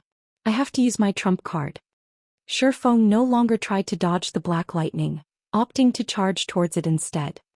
Trying to kill yourself now that you know escape is impossible? Nettle smiled with satisfaction as he watched Shifeng's suicidal action. Boom!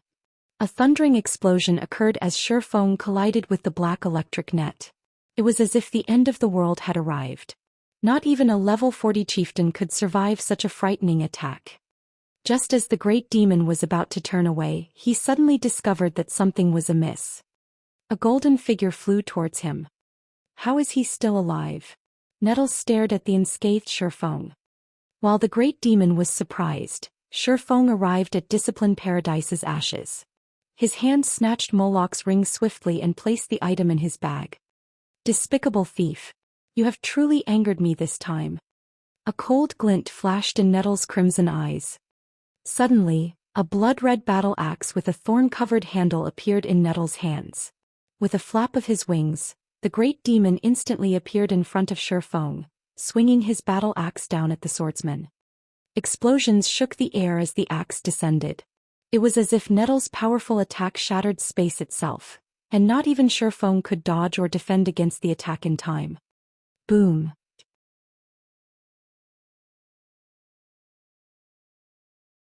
When the blood-red axe struck Shifeng's body, he suddenly felt disembodied. After a fraction of a pause, the attack sent him crashing into a 4-story building over 30 yards away. What strength and speed! Shifeng exclaimed as he climbed out of the rubble. The great demon Nettle's strength was definitely at upper rank Tier 4.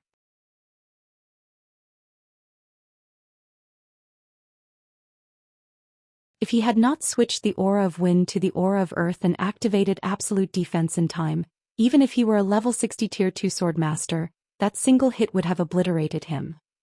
Currently, although Shifeng had not received any damage, his entire body was numb. Even moving was difficult for him. The strength of a Tier 4 Great Demon was simply too terrifying. Moreover, Nettle's strength wasn't just limited to his attributes. His techniques were similarly frightening. Nettle's simple swing had not contained any excess movements at all. The demon was operating at the same level as a top-tier expert.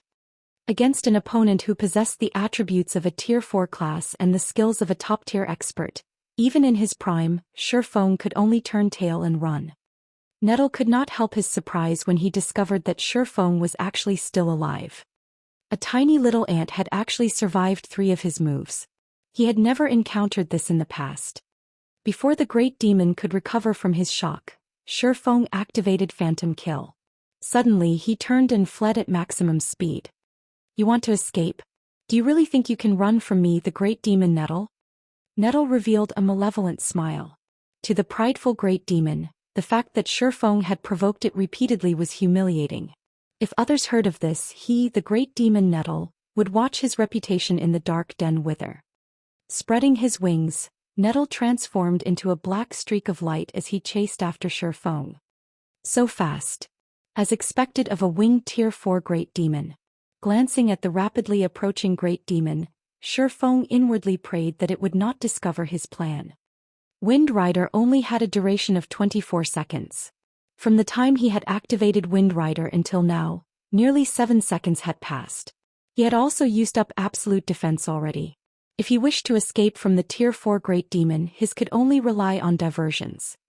At this moment, Feng's doppelganger hurriedly activated Blade Liberation and Windwalk. The doppelganger then dashed in the opposite direction of Feng. None of the surrounding level 40 chieftains could keep up with the doppelganger's speed. In just a short moment, the doppelganger had shaken off all its pursuers. Roughly 5 seconds later, Nettle also caught up with Feng. Despicable human, I admit that you are very skilled. A little Tier 1 swordsman like you has actually forced me, the Great Demon Nettle, to expend so much effort to deal with you. As a reward, I will grant you endless torture. You will become my puppet for the rest of eternity. Nettle shouted, a ferocious grin appearing on his face as he watched the currently motionless Feng. Oh really? You'll have to catch me first, Feng replied disdainfully. Catch you? The Great Demon Nettle's expression sank as he suddenly discovered that the Feng before him had changed. Although the Feng before him had become stronger, his eyes were that of a puppet's. There was not the slightest sign of anger within those eyes. Damn.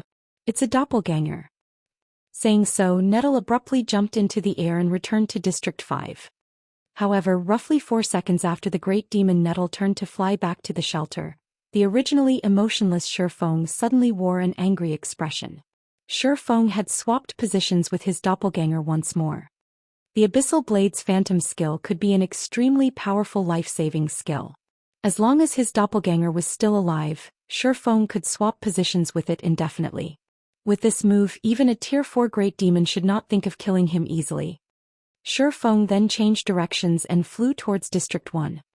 Even after Wind Rider's duration ended, the Great Demon could not find any trace of Feng. Finally safe. Feng, who currently hid in a forest, breathed a sigh of relief.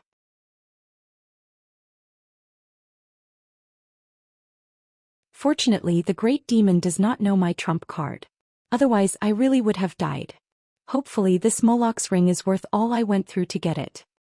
Feng carefully retrieved the pitch-black ring, which was engraved with innumerable inscriptions, from his bag. Omniscient eyes.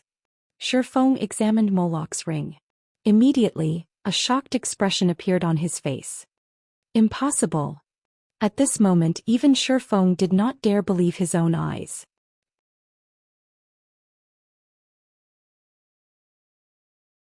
Moloch's ring was actually a legendary item.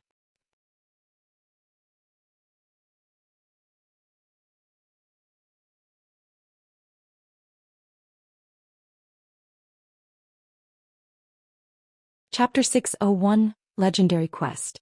Even after a long look, Feng still did not dare believe that what he was seeing was real.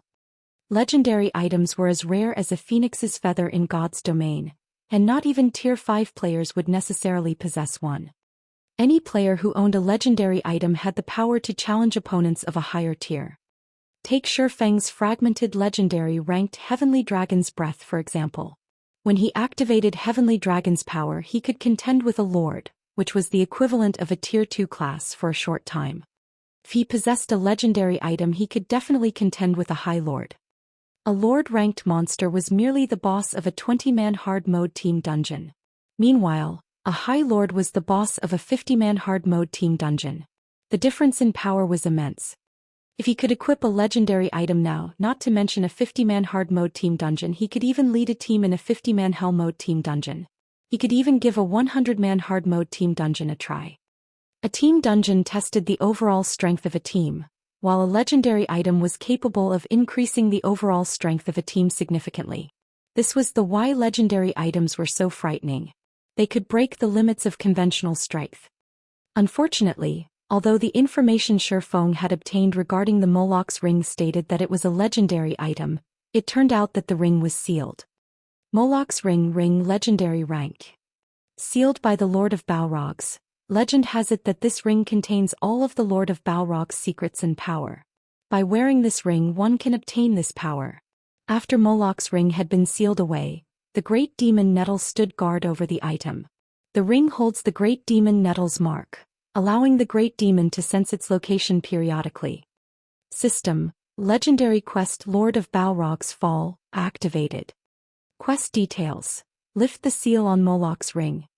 Quest rewards: unknown. A legendary quest.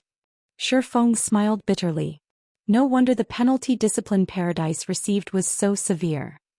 Just the penalty for failing an epic quest could half cripple a player's character, not to mention a legendary quest. However, I've never heard of this legendary quest before. The clues the quest provides are so limited too. It says that I need to lift the seal on the ring, but it doesn't tell me how to do that. The ring doesn't provide any clues either. It is no wonder Discipline Paradise failed the quest. Shifeng knew very well just how frightening a legendary quest was. A single epic quest had already given Shifeng such a huge headache, not to mention a legendary quest. However, God's domain was fair in all regards. If he could complete this legendary quest, the reward he could obtain would definitely be incredible. In God's domain, if a player wished to obtain a legendary item, they would have to do so by completing a legendary quest. However, a majority of the players that took this path normally ended up plunging themselves into a dark abyss. This was also why legendary items were so rare. If possible, Shifeng would rather not accept a legendary quest right now. After going through so much to get this ring in the end, it still doesn't help me get to the Dark Denver. Shifeng sighed. Currently, as long as he held on to this ring, a great demon would hunt him. Moreover, there was no definite time as to when the Great Demon Nettle would make his appearance again. This was far more dangerous than his epic quest, which provided a clear time limit. Shifeng stored Moloch's ring in his bag. Right now, completing the Darkness Descends quest was of the utmost priority. Just as Shifeng was about to leave his hiding spot, the sound of a system notification reached his ears. System: Moloch's ring has detected the presence of the power of darkness.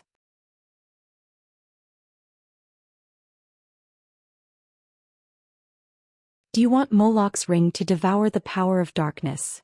Devour the power of darkness? Shifeng was stunned. Giving it some thought, he could not recall there being anything important in his bag. He then clicked agree. In the next moment, the dozen or so soul crystals inside his bag disappeared. Meanwhile, due to having devoured the soul crystals, the inscriptions on Moloch's ring glowed slightly. System: First seal on Moloch's ring lifted. It's lifted just like that.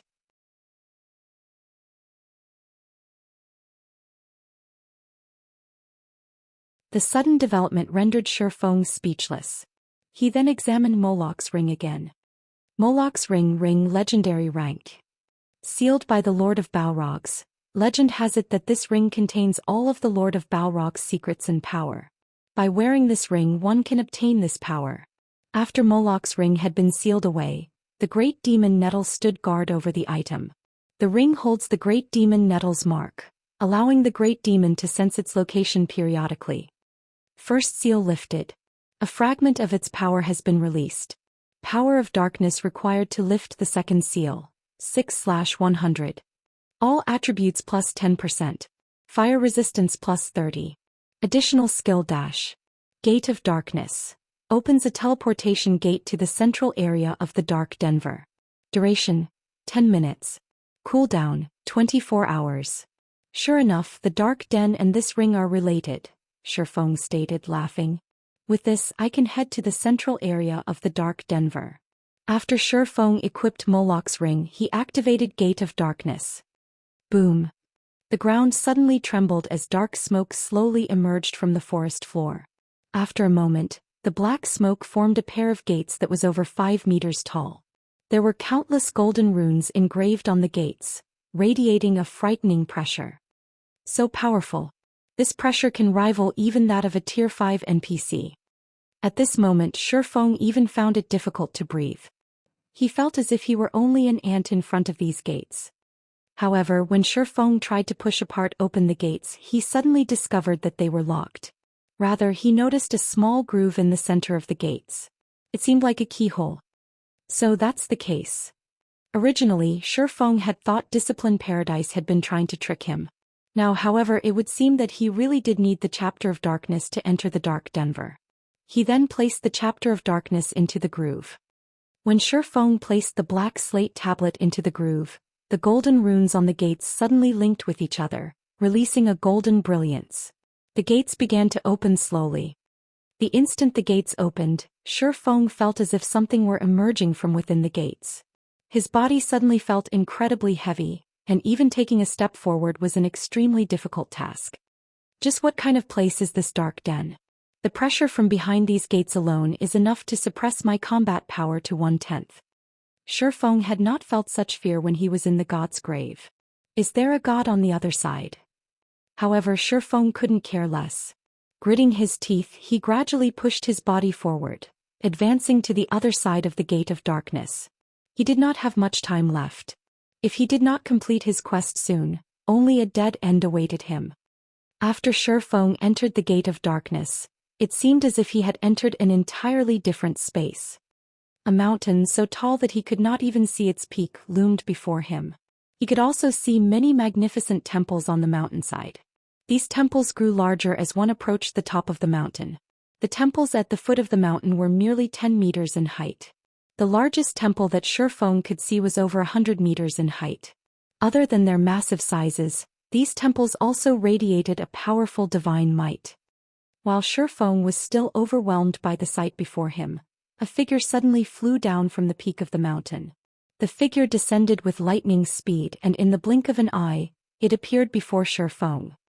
My luck can't be that rotten, right? It's actually a tier 5 fallen angel. Dread gripped Shifeng's heart as looked up at the enchanting woman, who had 3 pairs of pitch-black wings on her back, hovering above his head.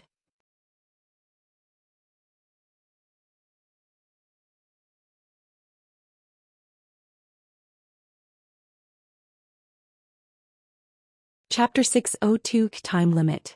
Fallen angels were considered higher beings in God's domain, and they were born far stronger than ordinary beings. They were also known to be invincible against ordinary beings of the same tier. Even a tier 5 expert with a tier 5 taboo skill could only run when facing a tier 5 fallen angel. I'm dead for sure this time. Shifeng could only reveal a bitter smile as he looked at the fallen angel hovering in the sky. He might have been able to escape a tier 4 great demon, but against a tier 5 fallen angel he had no hope of resistance. Within a domain established by a tier 5 being, even the 7 luminaries rings space movement would be useless, not to mention his other skills.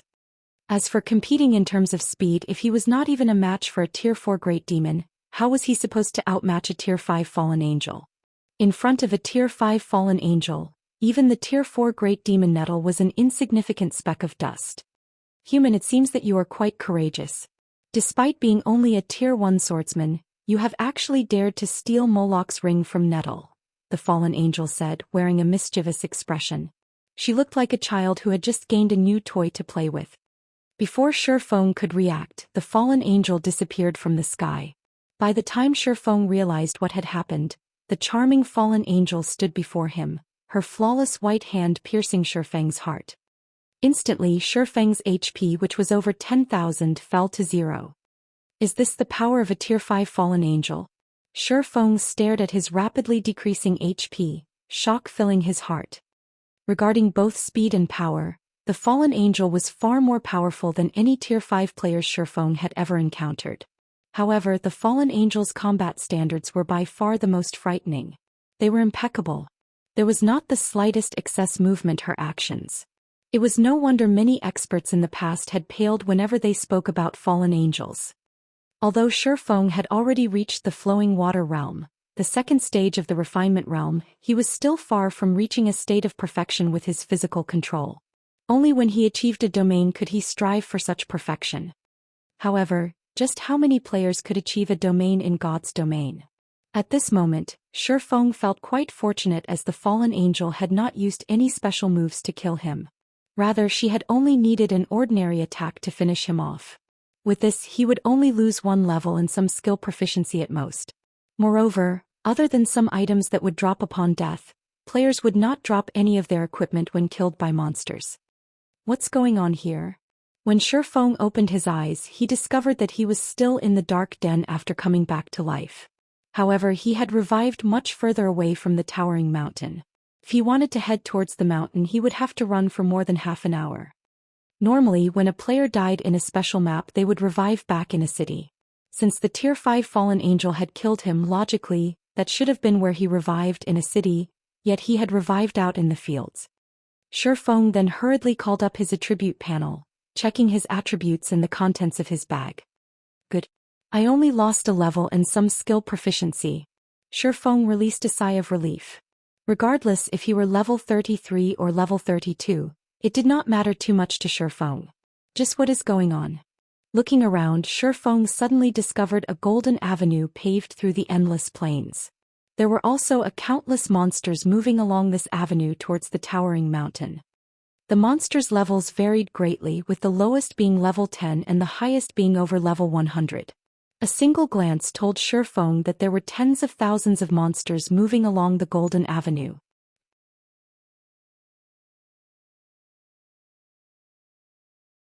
Moreover, these monsters consisted of a wide variety of races. The majority were not linked to the forces of darkness. Shi Feng even spotted human NPCs. These NPCs also did not belong to the dark forces, and they looked more like adventurers. Like the monsters, the NPCs' levels ranged from level 10 to over level 100. Why are there so many human NPCs here? Shi Feng was shocked. However, his shock did not stop him from quietly approaching the golden avenue.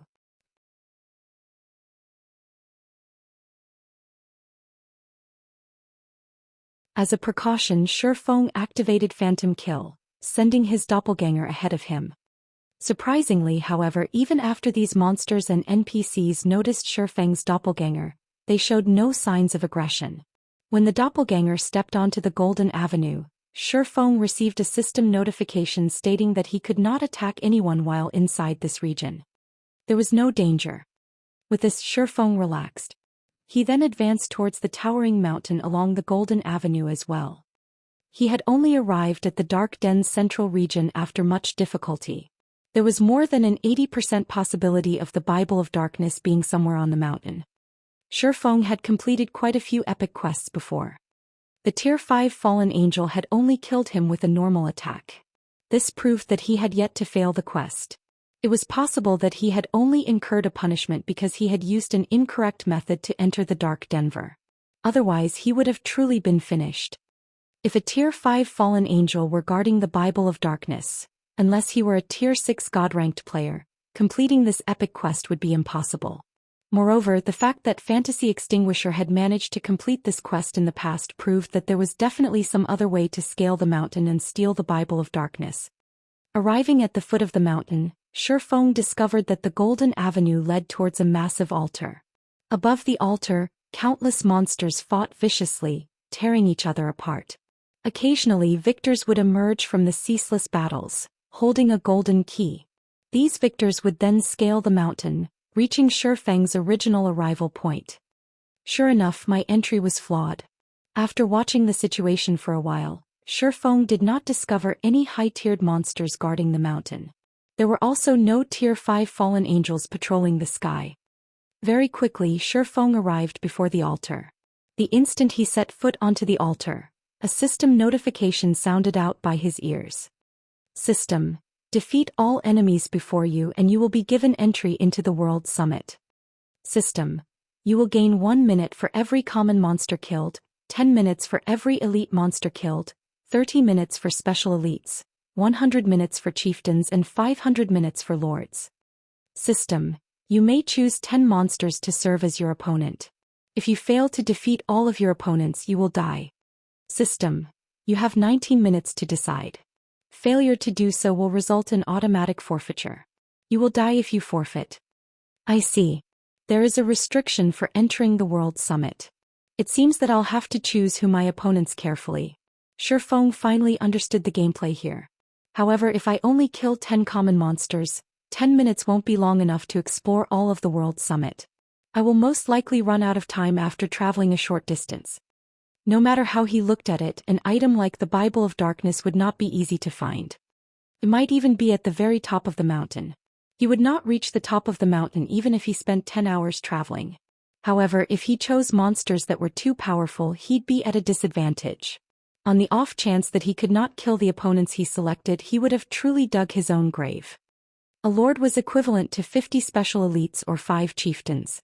However, although a lord provided the most time, it was also the most difficult monster to take down. Moreover, if he had to face more than one lord simultaneously, the difficulty of the challenge would increase manifold.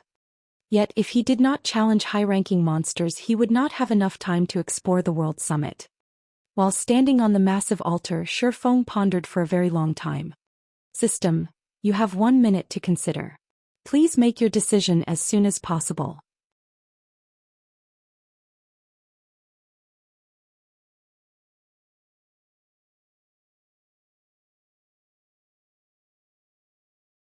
Chapter 603, S-Rank.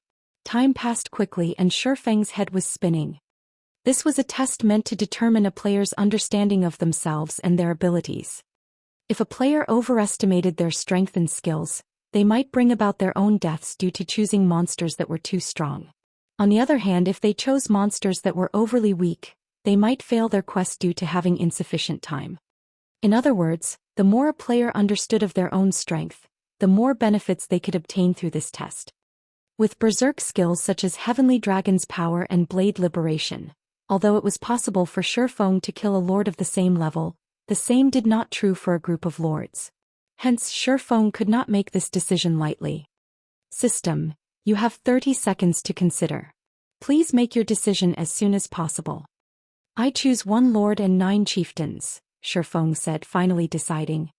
System, opponents confirmed. Based on the analysis of your combat power, this test's difficulty is A rank. Once victorious, you will obtain a key that can be used to open shrine gates that are dark gold rank or lower. Do you wish to confirm your choice? Dark gold rank? Shi Feng immediately felt that something was amiss. Hurriedly, he said, I wish to change my selection to 2 lords and 8 chieftains. His quest was epic rank. It was clear that he would not be able to obtain the Bible of Darkness if he could only visit dark gold shrines. He needed to be able to enter epic shrines. Otherwise, even if he won this battle, he would still fail his quest. System, opponents confirmed. Based on the analysis of your combat power, this test's difficulty is A rank. Once victorious, you will obtain a key that can be used to open shrine gates that are dark gold rank or lower. Do you wish to confirm your choice? Prep. Even with 2 lords, it still hasn't reached S rank? Shi Feng inwardly cursed. Change my selection to 3 lords and 7 chieftains. Shi Feng should be at his limit with 2 lords. There was only a 50% chance that he would emerge victorious from such a battle.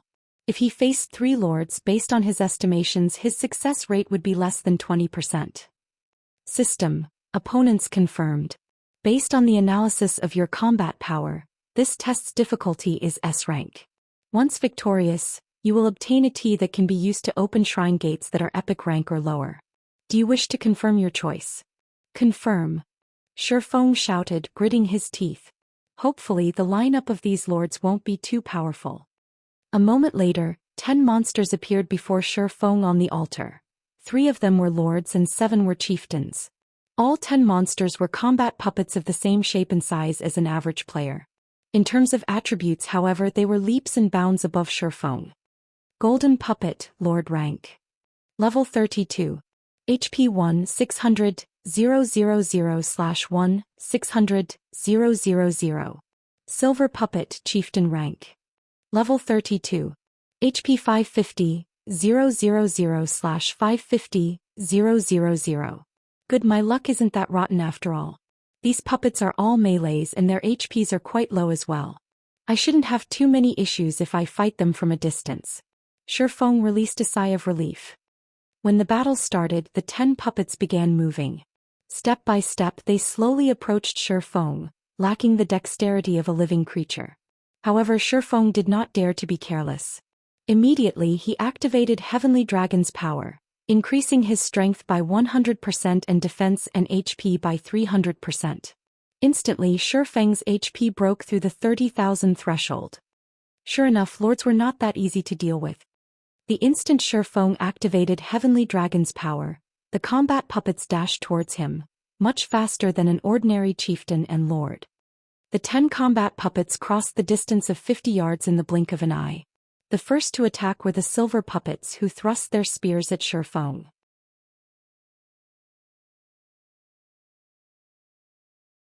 Following closely, the golden puppets unsheathed the twin swords slung over their backs. Without hesitation, Shi Feng activated the Ice Blue Devil Flame and Black Emperor, holding nothing back. Deep blue flames covered Shi Feng's entire body, raising his fire and ice damage by 40%. Shi Feng then used Skywheel Sword, sealing the movements of all 10 combat puppets within a fixed perimeter. He followed up with a firestorm.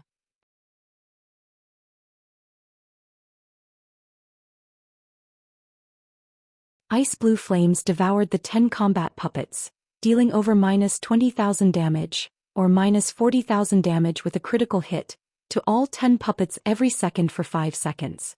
When the spell's duration ended, the 10 combat puppets had received over -100,000 damage each. Shi Feng fully displayed the devastating might of the large-scale destruction spell. Meanwhile, Shi Feng collected 30 stacks of death aura from this single attack. "I'll get rid of one of you first." Shi Feng then took out a bottle of 100-berry wine from his bag, drinking it. Instantly his compatibility rate with his sword soared.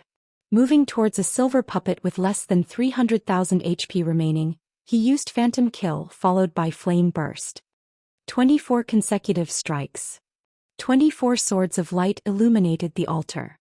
The silver puppet faded out of existence. Although Shi Feng killed one silver puppet, the remaining 6 silver puppets and 3 golden puppets caught him in a pincer attack. With his most powerful burst skill exhausted, Shi Feng used Thunder Flame Explosion to slow the remaining combat puppets, as well as deal over -10,000 damage to each. Due to his compatibility rate rising, he managed to achieve a 95% completion rate on Thunder Flame Explosion, reducing the movement speed of these combat puppets for over 10 seconds.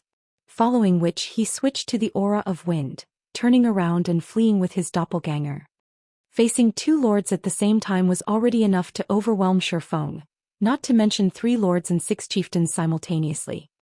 With the Aura of Wind's movement speed increase and Thunder Flame Explosion's movement speed reduction, the silver puppets were unable to catch up with Shi Feng. As for the golden puppets, although their speed allowed them to keep up with Shi Feng, their occasional attacks caused their speed to drop sharply as well. As a result, it became impossible for them to surround Shi Feng. Meanwhile, Shi Feng activated 9 Dragon's Slash, the 12 Abyssal Blade Phantoms constantly assaulting the distant silver puppets. From time to time, Shi Feng would also attack with the Blazing Meteor. Although damage from his ranged attacks caused was not as high as the Abyssal Blade, each attack still dealt around -2,000 to -3,000 damage. Occasionally, Shi Feng would also use Thundering Flash to inflict the damage amplification effect on the remaining 9 combat puppets.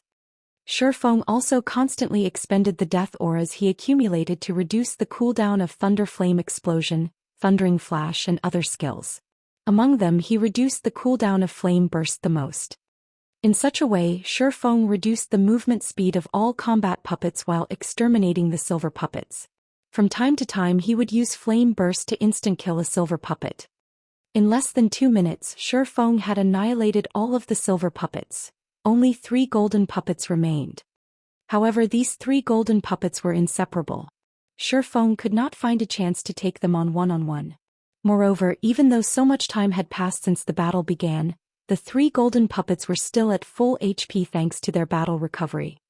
Even when Shi Feng activated Wind Rider and managed to single out one of the golden puppets with his overwhelming speed, the remaining 2 would quickly catch up. As a result, Shi Feng could only land a few hits before he was forced to retreat. This is troublesome. Although the golden puppets do not have any skills, the 3 of them are like a single entity, attacking and defending as one. Shi Feng, who hovered in the air, frowned at the 3 golden puppets. The golden puppets were too powerful when working together. Moreover, the heavenly dragon's power's duration would end soon.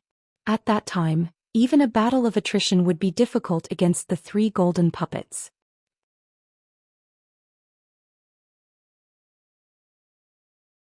Do I have no other choice? Shi Feng muttered as he reluctantly retrieved an aqua-blue magic scroll from his bag. This was his greatest trump card, one that he never thought of using. Watching the remaining seconds of the Heavenly Dragon's power's duration tick by, Shifeng had no choice but to unfurl the aqua-blue magic scroll.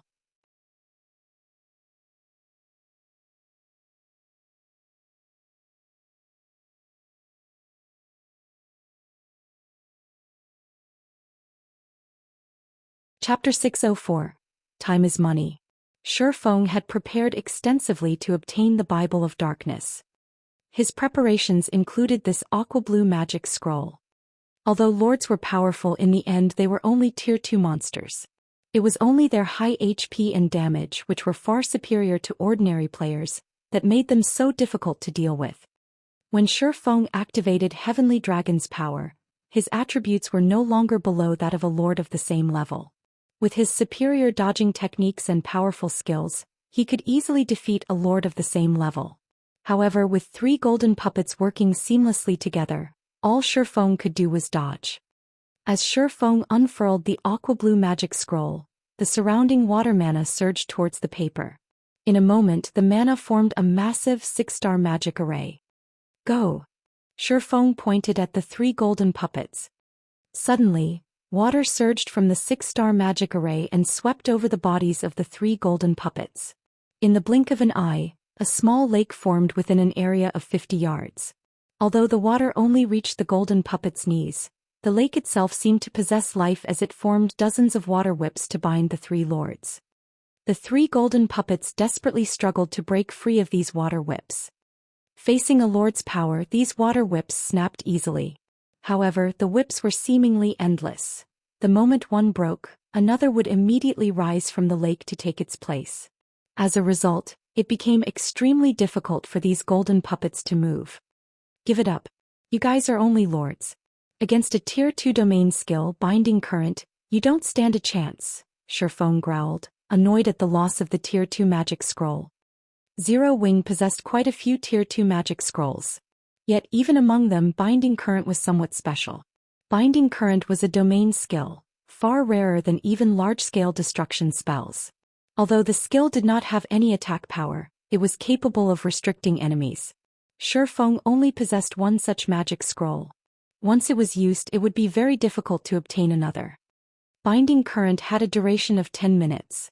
During these 10 minutes, all enemies within the domain would be bound by water currents, their movements greatly affected. Even Lord's strength would be significantly restricted while inside this domain. Die! Shifeng immediately struck a golden puppet. With the endless currents, the 3 golden puppets could no longer work in sync. This allowed Shifeng to focus his attacks on a single golden puppet safely. Chop! Thunder Flame Explosion. Thundering Flash. Shifeng used one skill after another on the golden puppet. Due to Black Emperor, Shifeng could decrease his skill's cooldowns significantly. Shifeng's chop was practically without a cooldown. In addition, Shifeng the bottle of 100 berry wine allowed his skill completion rates to remain above 95%. Every time Shifeng used chop, he obliterated nearly 30,000 HP from the golden puppet. As a result, the golden puppet's 1,600,000 HP decreased at a rate visible to the naked eye. When the golden puppet's HP fell to 30%, Shifeng suddenly sensed danger. Hurriedly, he retreated by several steps. Boom! After backing up, a powerful impact slammed into Shifeng, sending him flying over a dozen yards backward. Absolute domain. Shifeng was shocked. At this moment, a faint gray membrane surrounded the golden puppet with only 30% of its HP remaining. When the countless water whips collided with his gray membrane, they were immediately repelled, unable to enter the domain. Without the currents binding it, the golden puppet recovered its speed fully. In the blink of an eye, the golden puppet arrived before Shifeng and brandished its twin swords. The puppet's swords were like whips as they viciously assailed Shifeng. Just in time.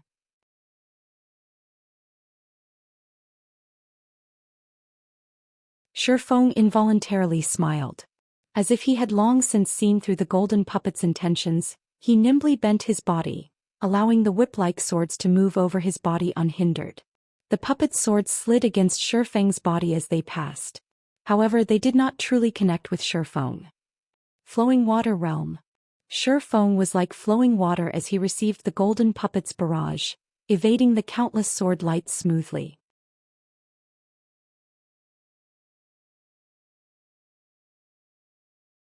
He would also occasionally strike back at the golden puppet, his attacks targeting the monster's joints. If the puppet were capable of using any other skills, Feng might really be in a predicament. However, since it could only use Absolute Domain, a skill that dispelled all control skills targeting its user, the golden puppet was no threat at all. In terms of power, he was not one bit inferior to a lord. As for speed, although he was slower than the golden puppet, he could make up for the gap with his dodging techniques. Moreover, even in the event that dodging was not possible, he could confront the puppet directly. He was not afraid of facing the lord in melee combat. After roughly a dozen seconds, Feng finally defeated one of the golden puppets. With the death of one golden puppet, Feng's concerns had gone out the window. His chances of victory instantly increased to more than 50%. He then proceeded to deal with the second golden puppet. When Heavenly Dragon's power's duration finally ended, Feng used the Tier 2 magic scroll, Scorching Saber, to finish off the second golden puppet. Feng glanced at Flame Burst's cooldown before shifting his gaze towards the final golden puppet. Smiling faintly, he muttered, "I can finally end this." After roughly 2 minutes of exhausting battle, Feng finally managed to wear down the golden puppet's HP to 1 million. Not wanting to waste any more time, Feng activated Blade Liberation, increasing both his strength and agility attributes by 90%. He then proceeded to torture the last golden puppet to death. Compared to when he had activated Heavenly Dragon's power, his attacks dealt slightly less damage. However, due to his increased attack speed, his total damage was higher than before. When the golden puppet was about to activate its absolute domain, Feng activated his ultimate skills, Flame Burst and Dragon Breath, killing the golden puppet, which only had 30% HP remaining, instantly. When the battle ended, the sound of a system notification rang out by Feng's ears. "System, you have completed the S-rank difficulty test. Rewarding Epic Shrine Key. You have received 2,200 minutes." After the test ended, Feng did not rush towards the mountain. Instead, he chose to rest for a moment. When Blade Liberation ended, he would enter a weakened state for 3 minutes. Moreover, he had no idea of what to expect on the mountain. Since he had already qualified to enter the World Summit and was not in a hurry, he could take the chance to recover his mental state. After all, high-intensity battles were very taxing on the mind. He could also take this opportunity to wait for the Heavenly Dragon's power's cooldown to end. This test alone has forced me to use so many of my hidden cards. Just what awaits me on the mountain? Feng could not help but shudder whenever he recalled the Tier 5 fallen angel that had appeared before him. 3 hours passed quickly.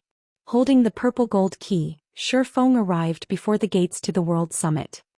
The moment Feng set foot on the World Summit, the time he had obtained through the test began to count down.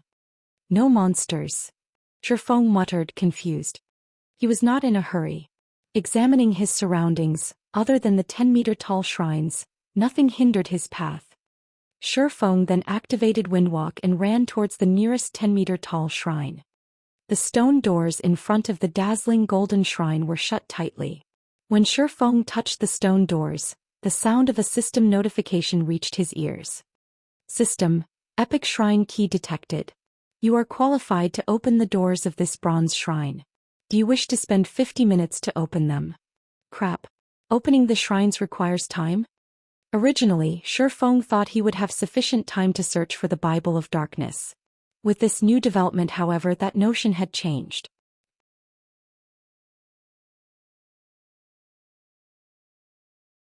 However, Feng had no idea as to what was inside these shrines. He needed a better understanding so that he could face any future developments. "Open the doors," Feng said, gritting his teeth.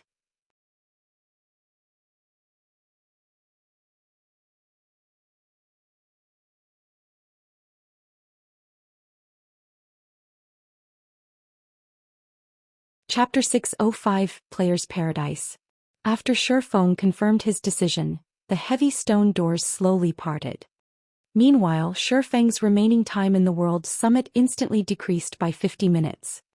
When he entered the shrine, he was greeted by a staircase that led to the top of the shrine. Engraved runes and pictures decorated the staircase's walls. Among them, there were even images of gods before the Great Destruction. Shi Feng ascended the shrine's staircase step by step. In the beginning, Shi Feng had not felt anything out of the ordinary. However, by the time he was halfway to the top, he felt something off. Why has the gravity here increased? Shi Feng's physical control was quite strong. As he took another step up, he felt the gravity increase by 10%. Although the gravity had only increased from 1 to 1G, this small change would affect his skill completion rates, resulting in a decrease in his combat power. However, since Shi Feng had already entered the shrine, he had no intentions of leaving.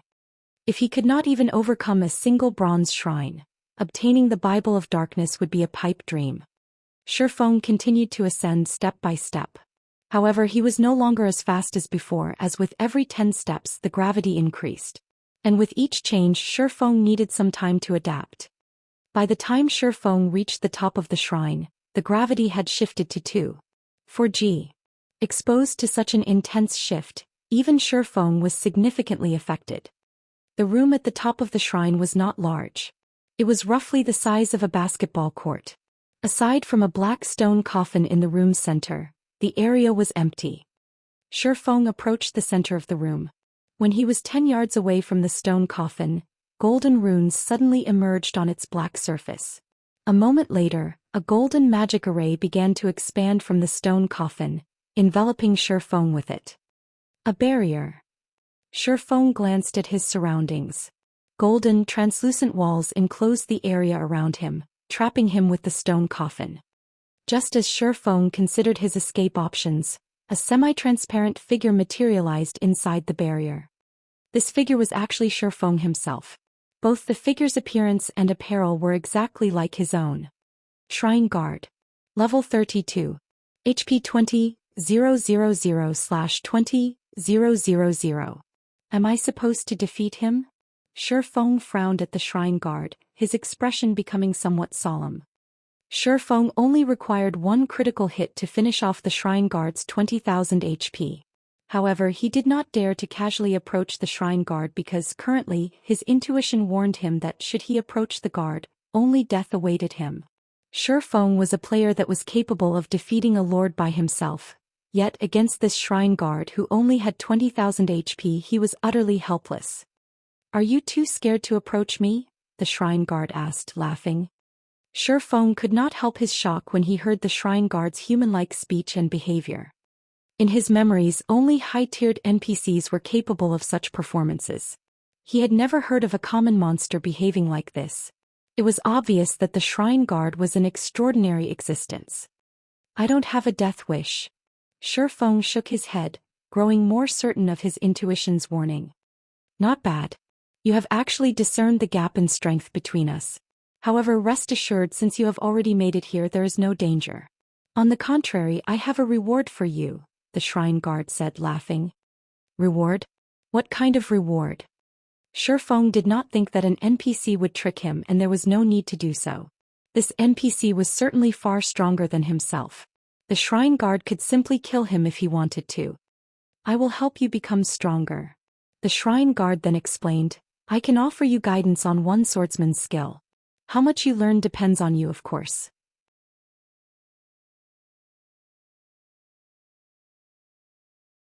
However, you don't have much time left. You only have 49 minutes remaining."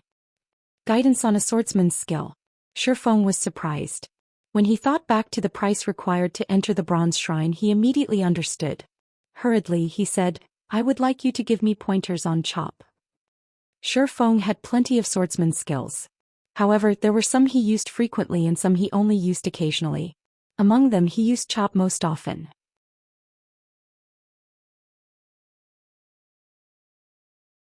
Although his magic weapon had allowed his skill completion rate to rise significantly, he was still far from achieving a 100% skill completion rate. "You've made a wise decision. Watch me carefully then." The Shrine Guard nodded. He then began to flow through the motions of chop. The Shrine Guard's body leaned forward and swung the Abyssal blade in his hand.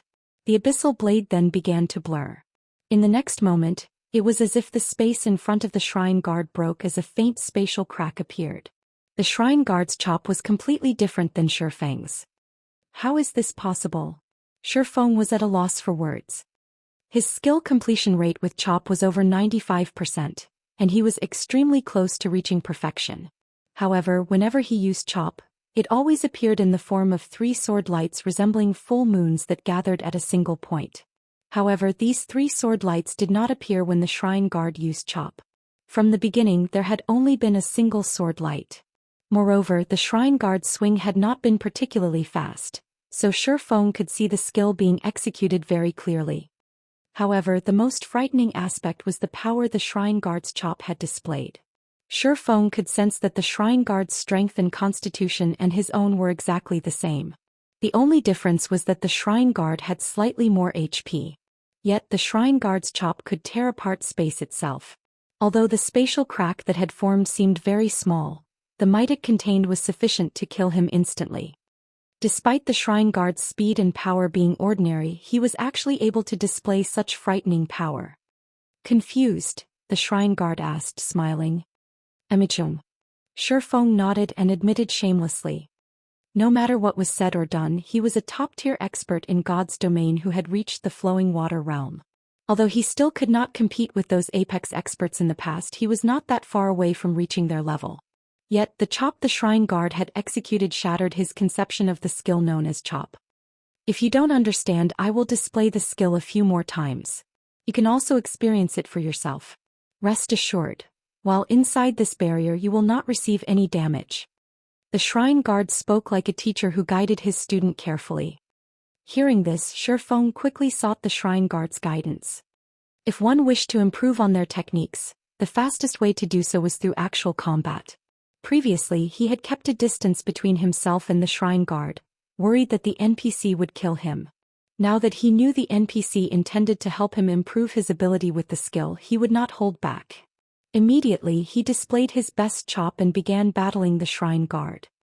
Since Shifeng attacked him, the shrine guard replied with a chop of his own. When the 2 swords collided, sparks flew into the air around them. Ping! In one moment, Shifeng sent a chop at the shrine guard, and in the next moment his body left an imprint on the barrier's wall. There was even a faint spatial crack lingering in Shifeng's original position. Is this a super perfect skill? Shifeng stared at the shrine guard with a stupefied expression. His mind replayed the shrine guard's sword swing. Regarding speed, Shifeng was definitely the victor. Moreover, he had prepared to dodge the NPC's attack beforehand. However, before he had any chance to dodge, the shrine guard's sword had collided with his own. He instantly felt a tremendous power flow into his hand. In the next moment he had been thrown backward. Shifeng was still badly shaken by the shrine guard's attack. Fortunately, this was only a lecture. Otherwise, the NPC's attack might have really killed him. He and the shrine guard were worlds apart from each other. Perfect, the shrine guard laughed.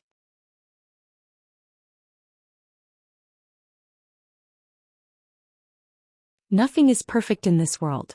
It is only because your vision is limited and you are confined to your own world. Nothing is perfect? Shifeng thought about the skill completion rate's limit of 100%. Yet the shrine guard had said that nothing was perfect. Could the skill completion rate possibly exceed 100%? The more Shifeng thought about it, the more he felt it was possible.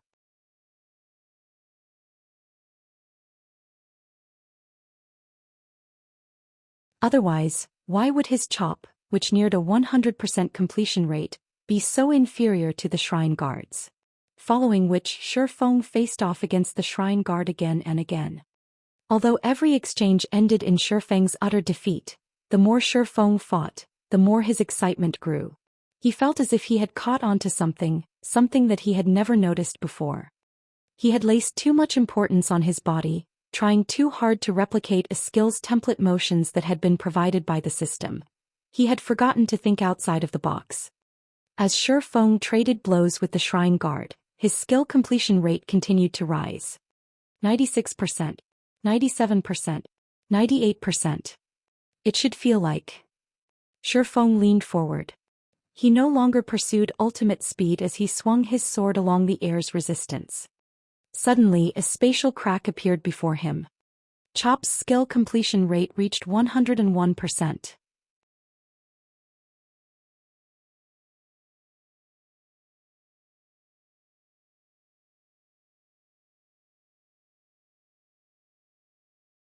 Chapter 606, Epic Shrine. This is a really wonderful feeling. When Shifeng looked at the black fissure before him, he could not help but recall the sensation he felt when he drew his sword before. Unfortunately, he had only achieved this super-perfect completion rate accidentally. Trying to grasp this feeling was akin to trying to catch a dream. Just as Shifeng was about to commence another bout with the shrine guard, the sound of a system notification suddenly entered his ears. System. Active duration of the shrine has ended. Player will be sent out of the shrine in 3 seconds. Time's up already? Shifeng could not help his surprise. He felt as if he had fought against the shrine guard for only a short while. He still had many questions he wished to gain answers to. Yet before he realized it, 50 minutes had already elapsed. By the time Shifeng snapped out of his daze, he was already back outside the gates of the bronze shrine. Shifeng still wanted to enter the shrine again.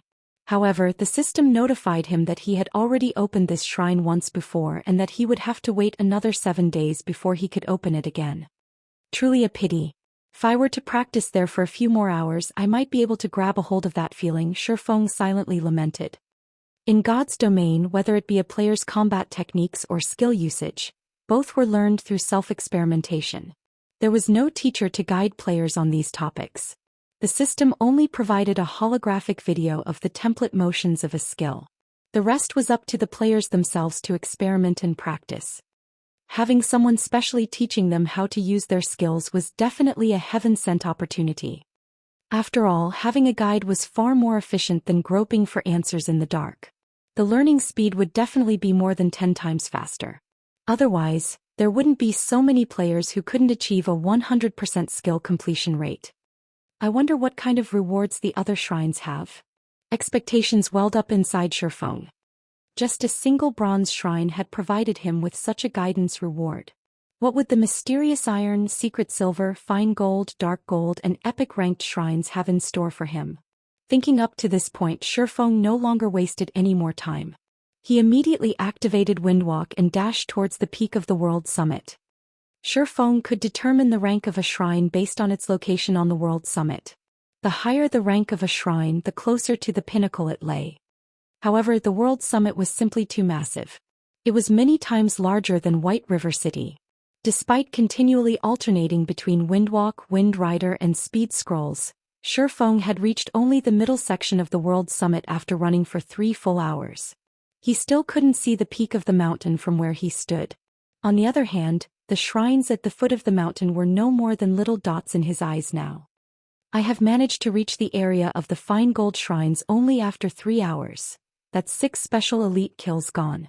Even if an expert player were to come here, they would not be able to obtain the reward of the fine gold shrines. Shifeng had tried checking one of the fine gold shrines earlier, and it required him to spend 200 minutes just to open it. It should be known that the current elite players of God's domain were only capable of contending against an elite monster of the same level, while ordinary experts were capable of opposing up to a special elite of the same level. Only first-rate experts could fight a chieftain of the same level. As for top-tier experts, they were capable of contending against a lord of the same level.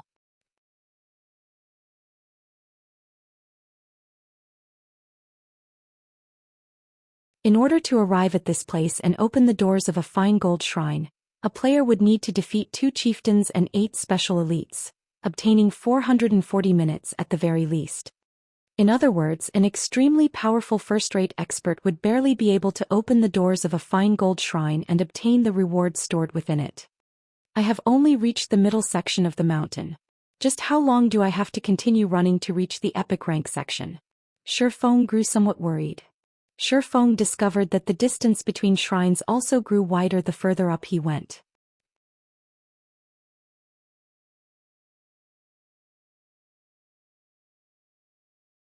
He had only reached the edge of the fine gold shrine area right now. He still had to traverse the dark gold area to arrive at the epic area.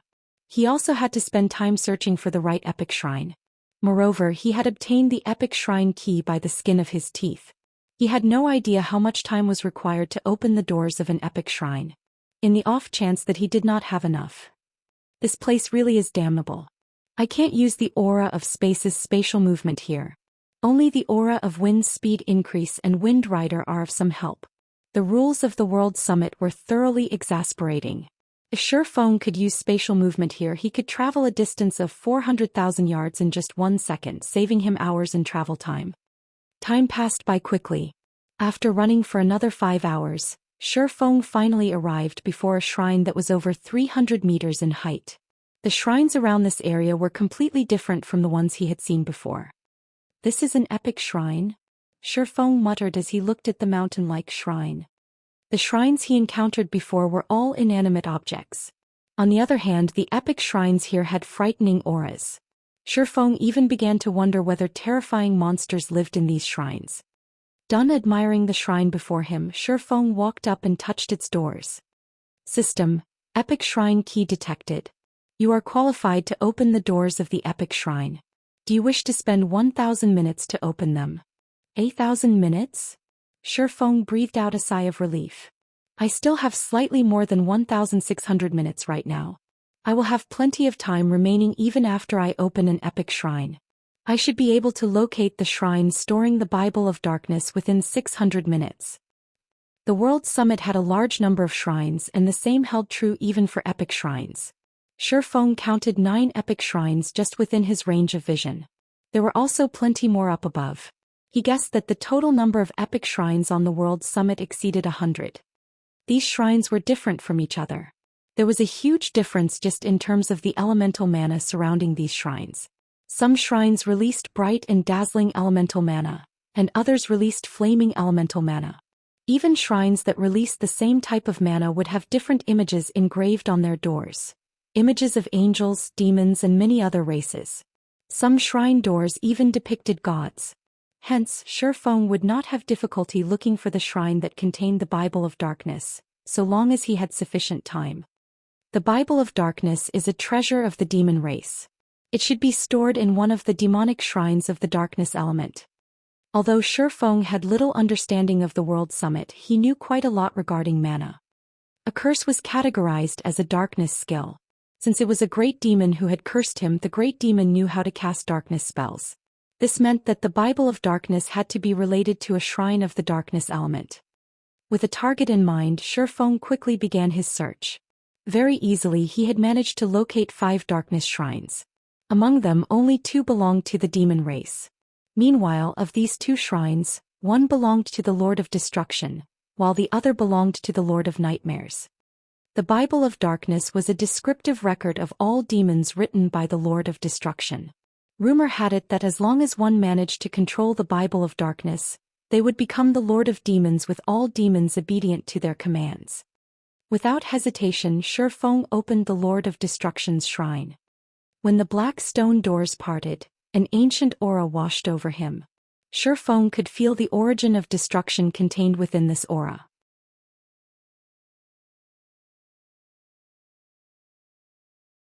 The pressure he felt coming from within the shrine was far more powerful than what he had felt from the Tier 5 fallen angel he encountered before. Amazing. It is only a shrine. There is clearly no living being inside, yet it gives off such an overwhelming pressure. As expected of the Lord of Destruction's shrine, Shi Feng exclaimed. Heavenly Dragon's power, activate.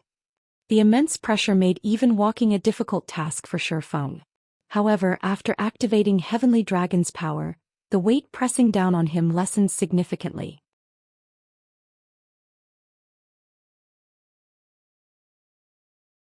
He was then able to enter the shrine with relative ease.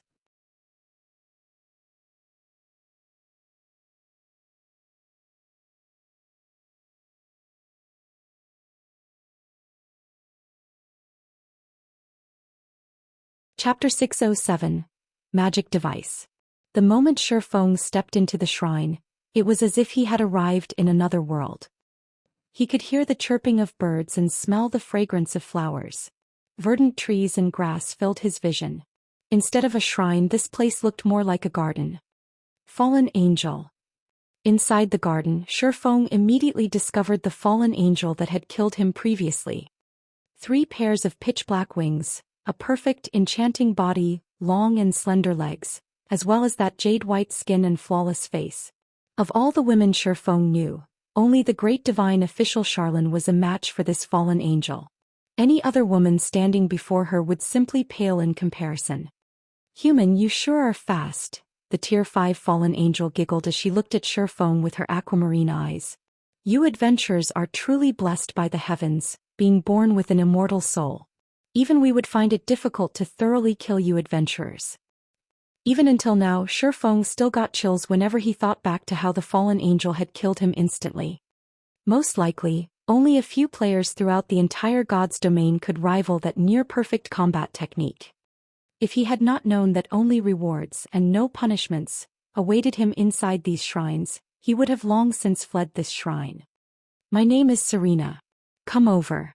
You entered the World Summit normally this time, so I won't kill you," Serena laughed as she beckoned Shifeng with her hand. "Since you've managed to make it to this place, it shows that you indeed possess some ability. I can give you 2 options." "2 options?" Shifeng asked curiously.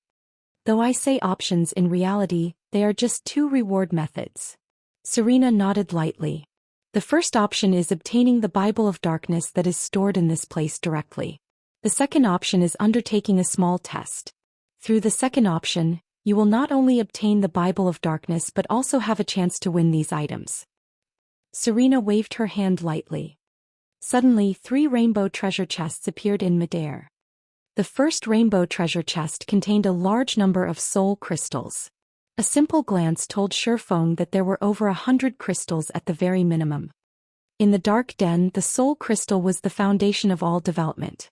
A sudden infusion of more than 100 soul crystals would definitely increase a shelter's strength significantly. The second rainbow treasure chest contained a black stone tablet that looked similar to the Chapter of Darkness. However, the name displayed was Chapter of Shelter. It could be used to immediately promote a shelter by a single rank, up to a maximum of large shelter. There's such a good item available as well? Sure enough, the rewards of an epic shrine are astonishing. Shifeng grew very excited when he saw these 2 rewards. Promoting the shelters found inside the dark den was extremely difficult. Besides the astronomical number of soul crystals required, players also needed to complete a series of quests in order to promote a shelter. The manpower and resources necessary to do so were extremely daunting. Even the shelter at District 1 had yet to be promoted to a large shelter until now. One could just imagine how difficult a feat it was.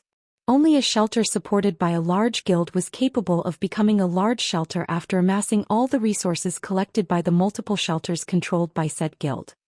Once he obtained the Chapter of Shelter, he could immediately upgrade a medium shelter to a large shelter. This would be of immense help for District 1's shelter, which was under Zero Wing's control. However, when Serena opened the 3rd rainbow treasure chest, Shifeng was thoroughly stupefied. Magic device forging design. Shifeng's eyes turned bloodshot as he looked at the dilapidated design inside the treasure chest.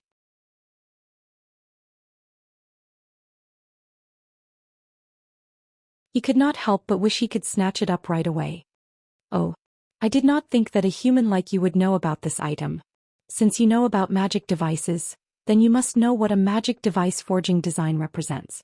Its value is only slightly lower than the Bible of Darknesses. You humans, however, would probably appraise the design more highly." The fallen angel Serena smiled in satisfaction upon seeing Shifeng's reaction. "Say it then. Which reward do you choose?"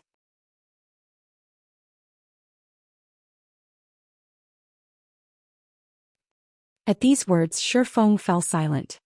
A product of God's domain's magical civilization when it was at its peak, the magic device represented the pinnacle of alchemy, forging, and engineering combined, as well as the end of the era of the gods. Even the lowest-ranked bronze magic device boosted a player's strength to a whole new level, not to mention a magic device forging design. Even the lowest-ranked bronze magic device forging design could provoke a war between guilds. In the past, when a mysterious iron magic device forging design had appeared, Over a dozen countries and more than 100 guilds had fought over it. Multiple super guilds had also participated. The death toll for that war was innumerable. A rough estimation had pegged it at 5 million. In the end, a super guild had emerged victorious. As for Shadow, which had been a second-rate guild back then, it had not dared to even participate in the war. Could only stand on the sidelines and watch. Now that a magic device forging design appeared right in front of him, how could Shifeng not grow excited? Magic devices were similar to the mana armor kits. In the magic device's case, however, it did not increase any basic attributes. Instead, it was mounted on a weapon to increase the weapon's strength. Every weapon could only mount one magic device. After God's Domain underwent its third evolution, whether it was a battle against players or against monsters, an injury would reduce a player's combat power. And while players could rely on heals to recover from their injuries, the deterioration of their weapons was inevitable. It was especially true when players fought against high-ranking monsters. Unless one's weapon was of high quality, players would have great difficulty injuring a lord and reducing its combat power, since lords had skin that was as hard as steel. Meanwhile, a magic device could be used to strengthen a weapon. Not only could it make a weapon sharper, but it could also bestow special effects such as reduced weight, increased weight hardness, mirage paralysis, and other effects that could improve a player's combat power significantly. Most importantly, magic devices were not consumable items. Like inlaid gemstones, they could be taken off the weapons they were mounted on. Whether it was a level 1 common weapon or a level 200 epic weapon, players could freely transfer their magic devices between them. This was the reason why players were so attracted to magic devices. However, magic devices were extremely difficult to produce. Hence, production volumes were very low. Even after reaching level 100, most players still did not have their own magic devices. In the past, as the guild leader of a second-rate guild, Shifeng owned only a mysterious iron magic device, even after he was over level 100. As for other independent experts, they possessed only bronze magic devices. If he could obtain a magic device forging design right now, it would definitely become one of Zero Wing's trump cards. "Have you come to a decision?" Serena asked, smiling as she flourished the magic device forging design in her hand. "Time waits for no one. You only have 3 minutes to decide. If you do not give me an answer, I will take it as you picking the first option, and you may leave once you obtain the Bible of Darkness." "To hell with it." Shifeng looked at the fallen angel, a passionate flame burning in his heart. "I choose the second option." Both the chapter of shelter and the magic device forging design were items that were not easily acquired. The difficulty of obtaining the magic device forging design was even above that for an epic item. Otherwise, magic devices wouldn't have been so rare in the past. "Good. I knew you were a smart man. Let's begin then." Serena smiled in satisfaction. She then waved her hand. The entire garden promptly vanished, and replacing it was a volcanic hell.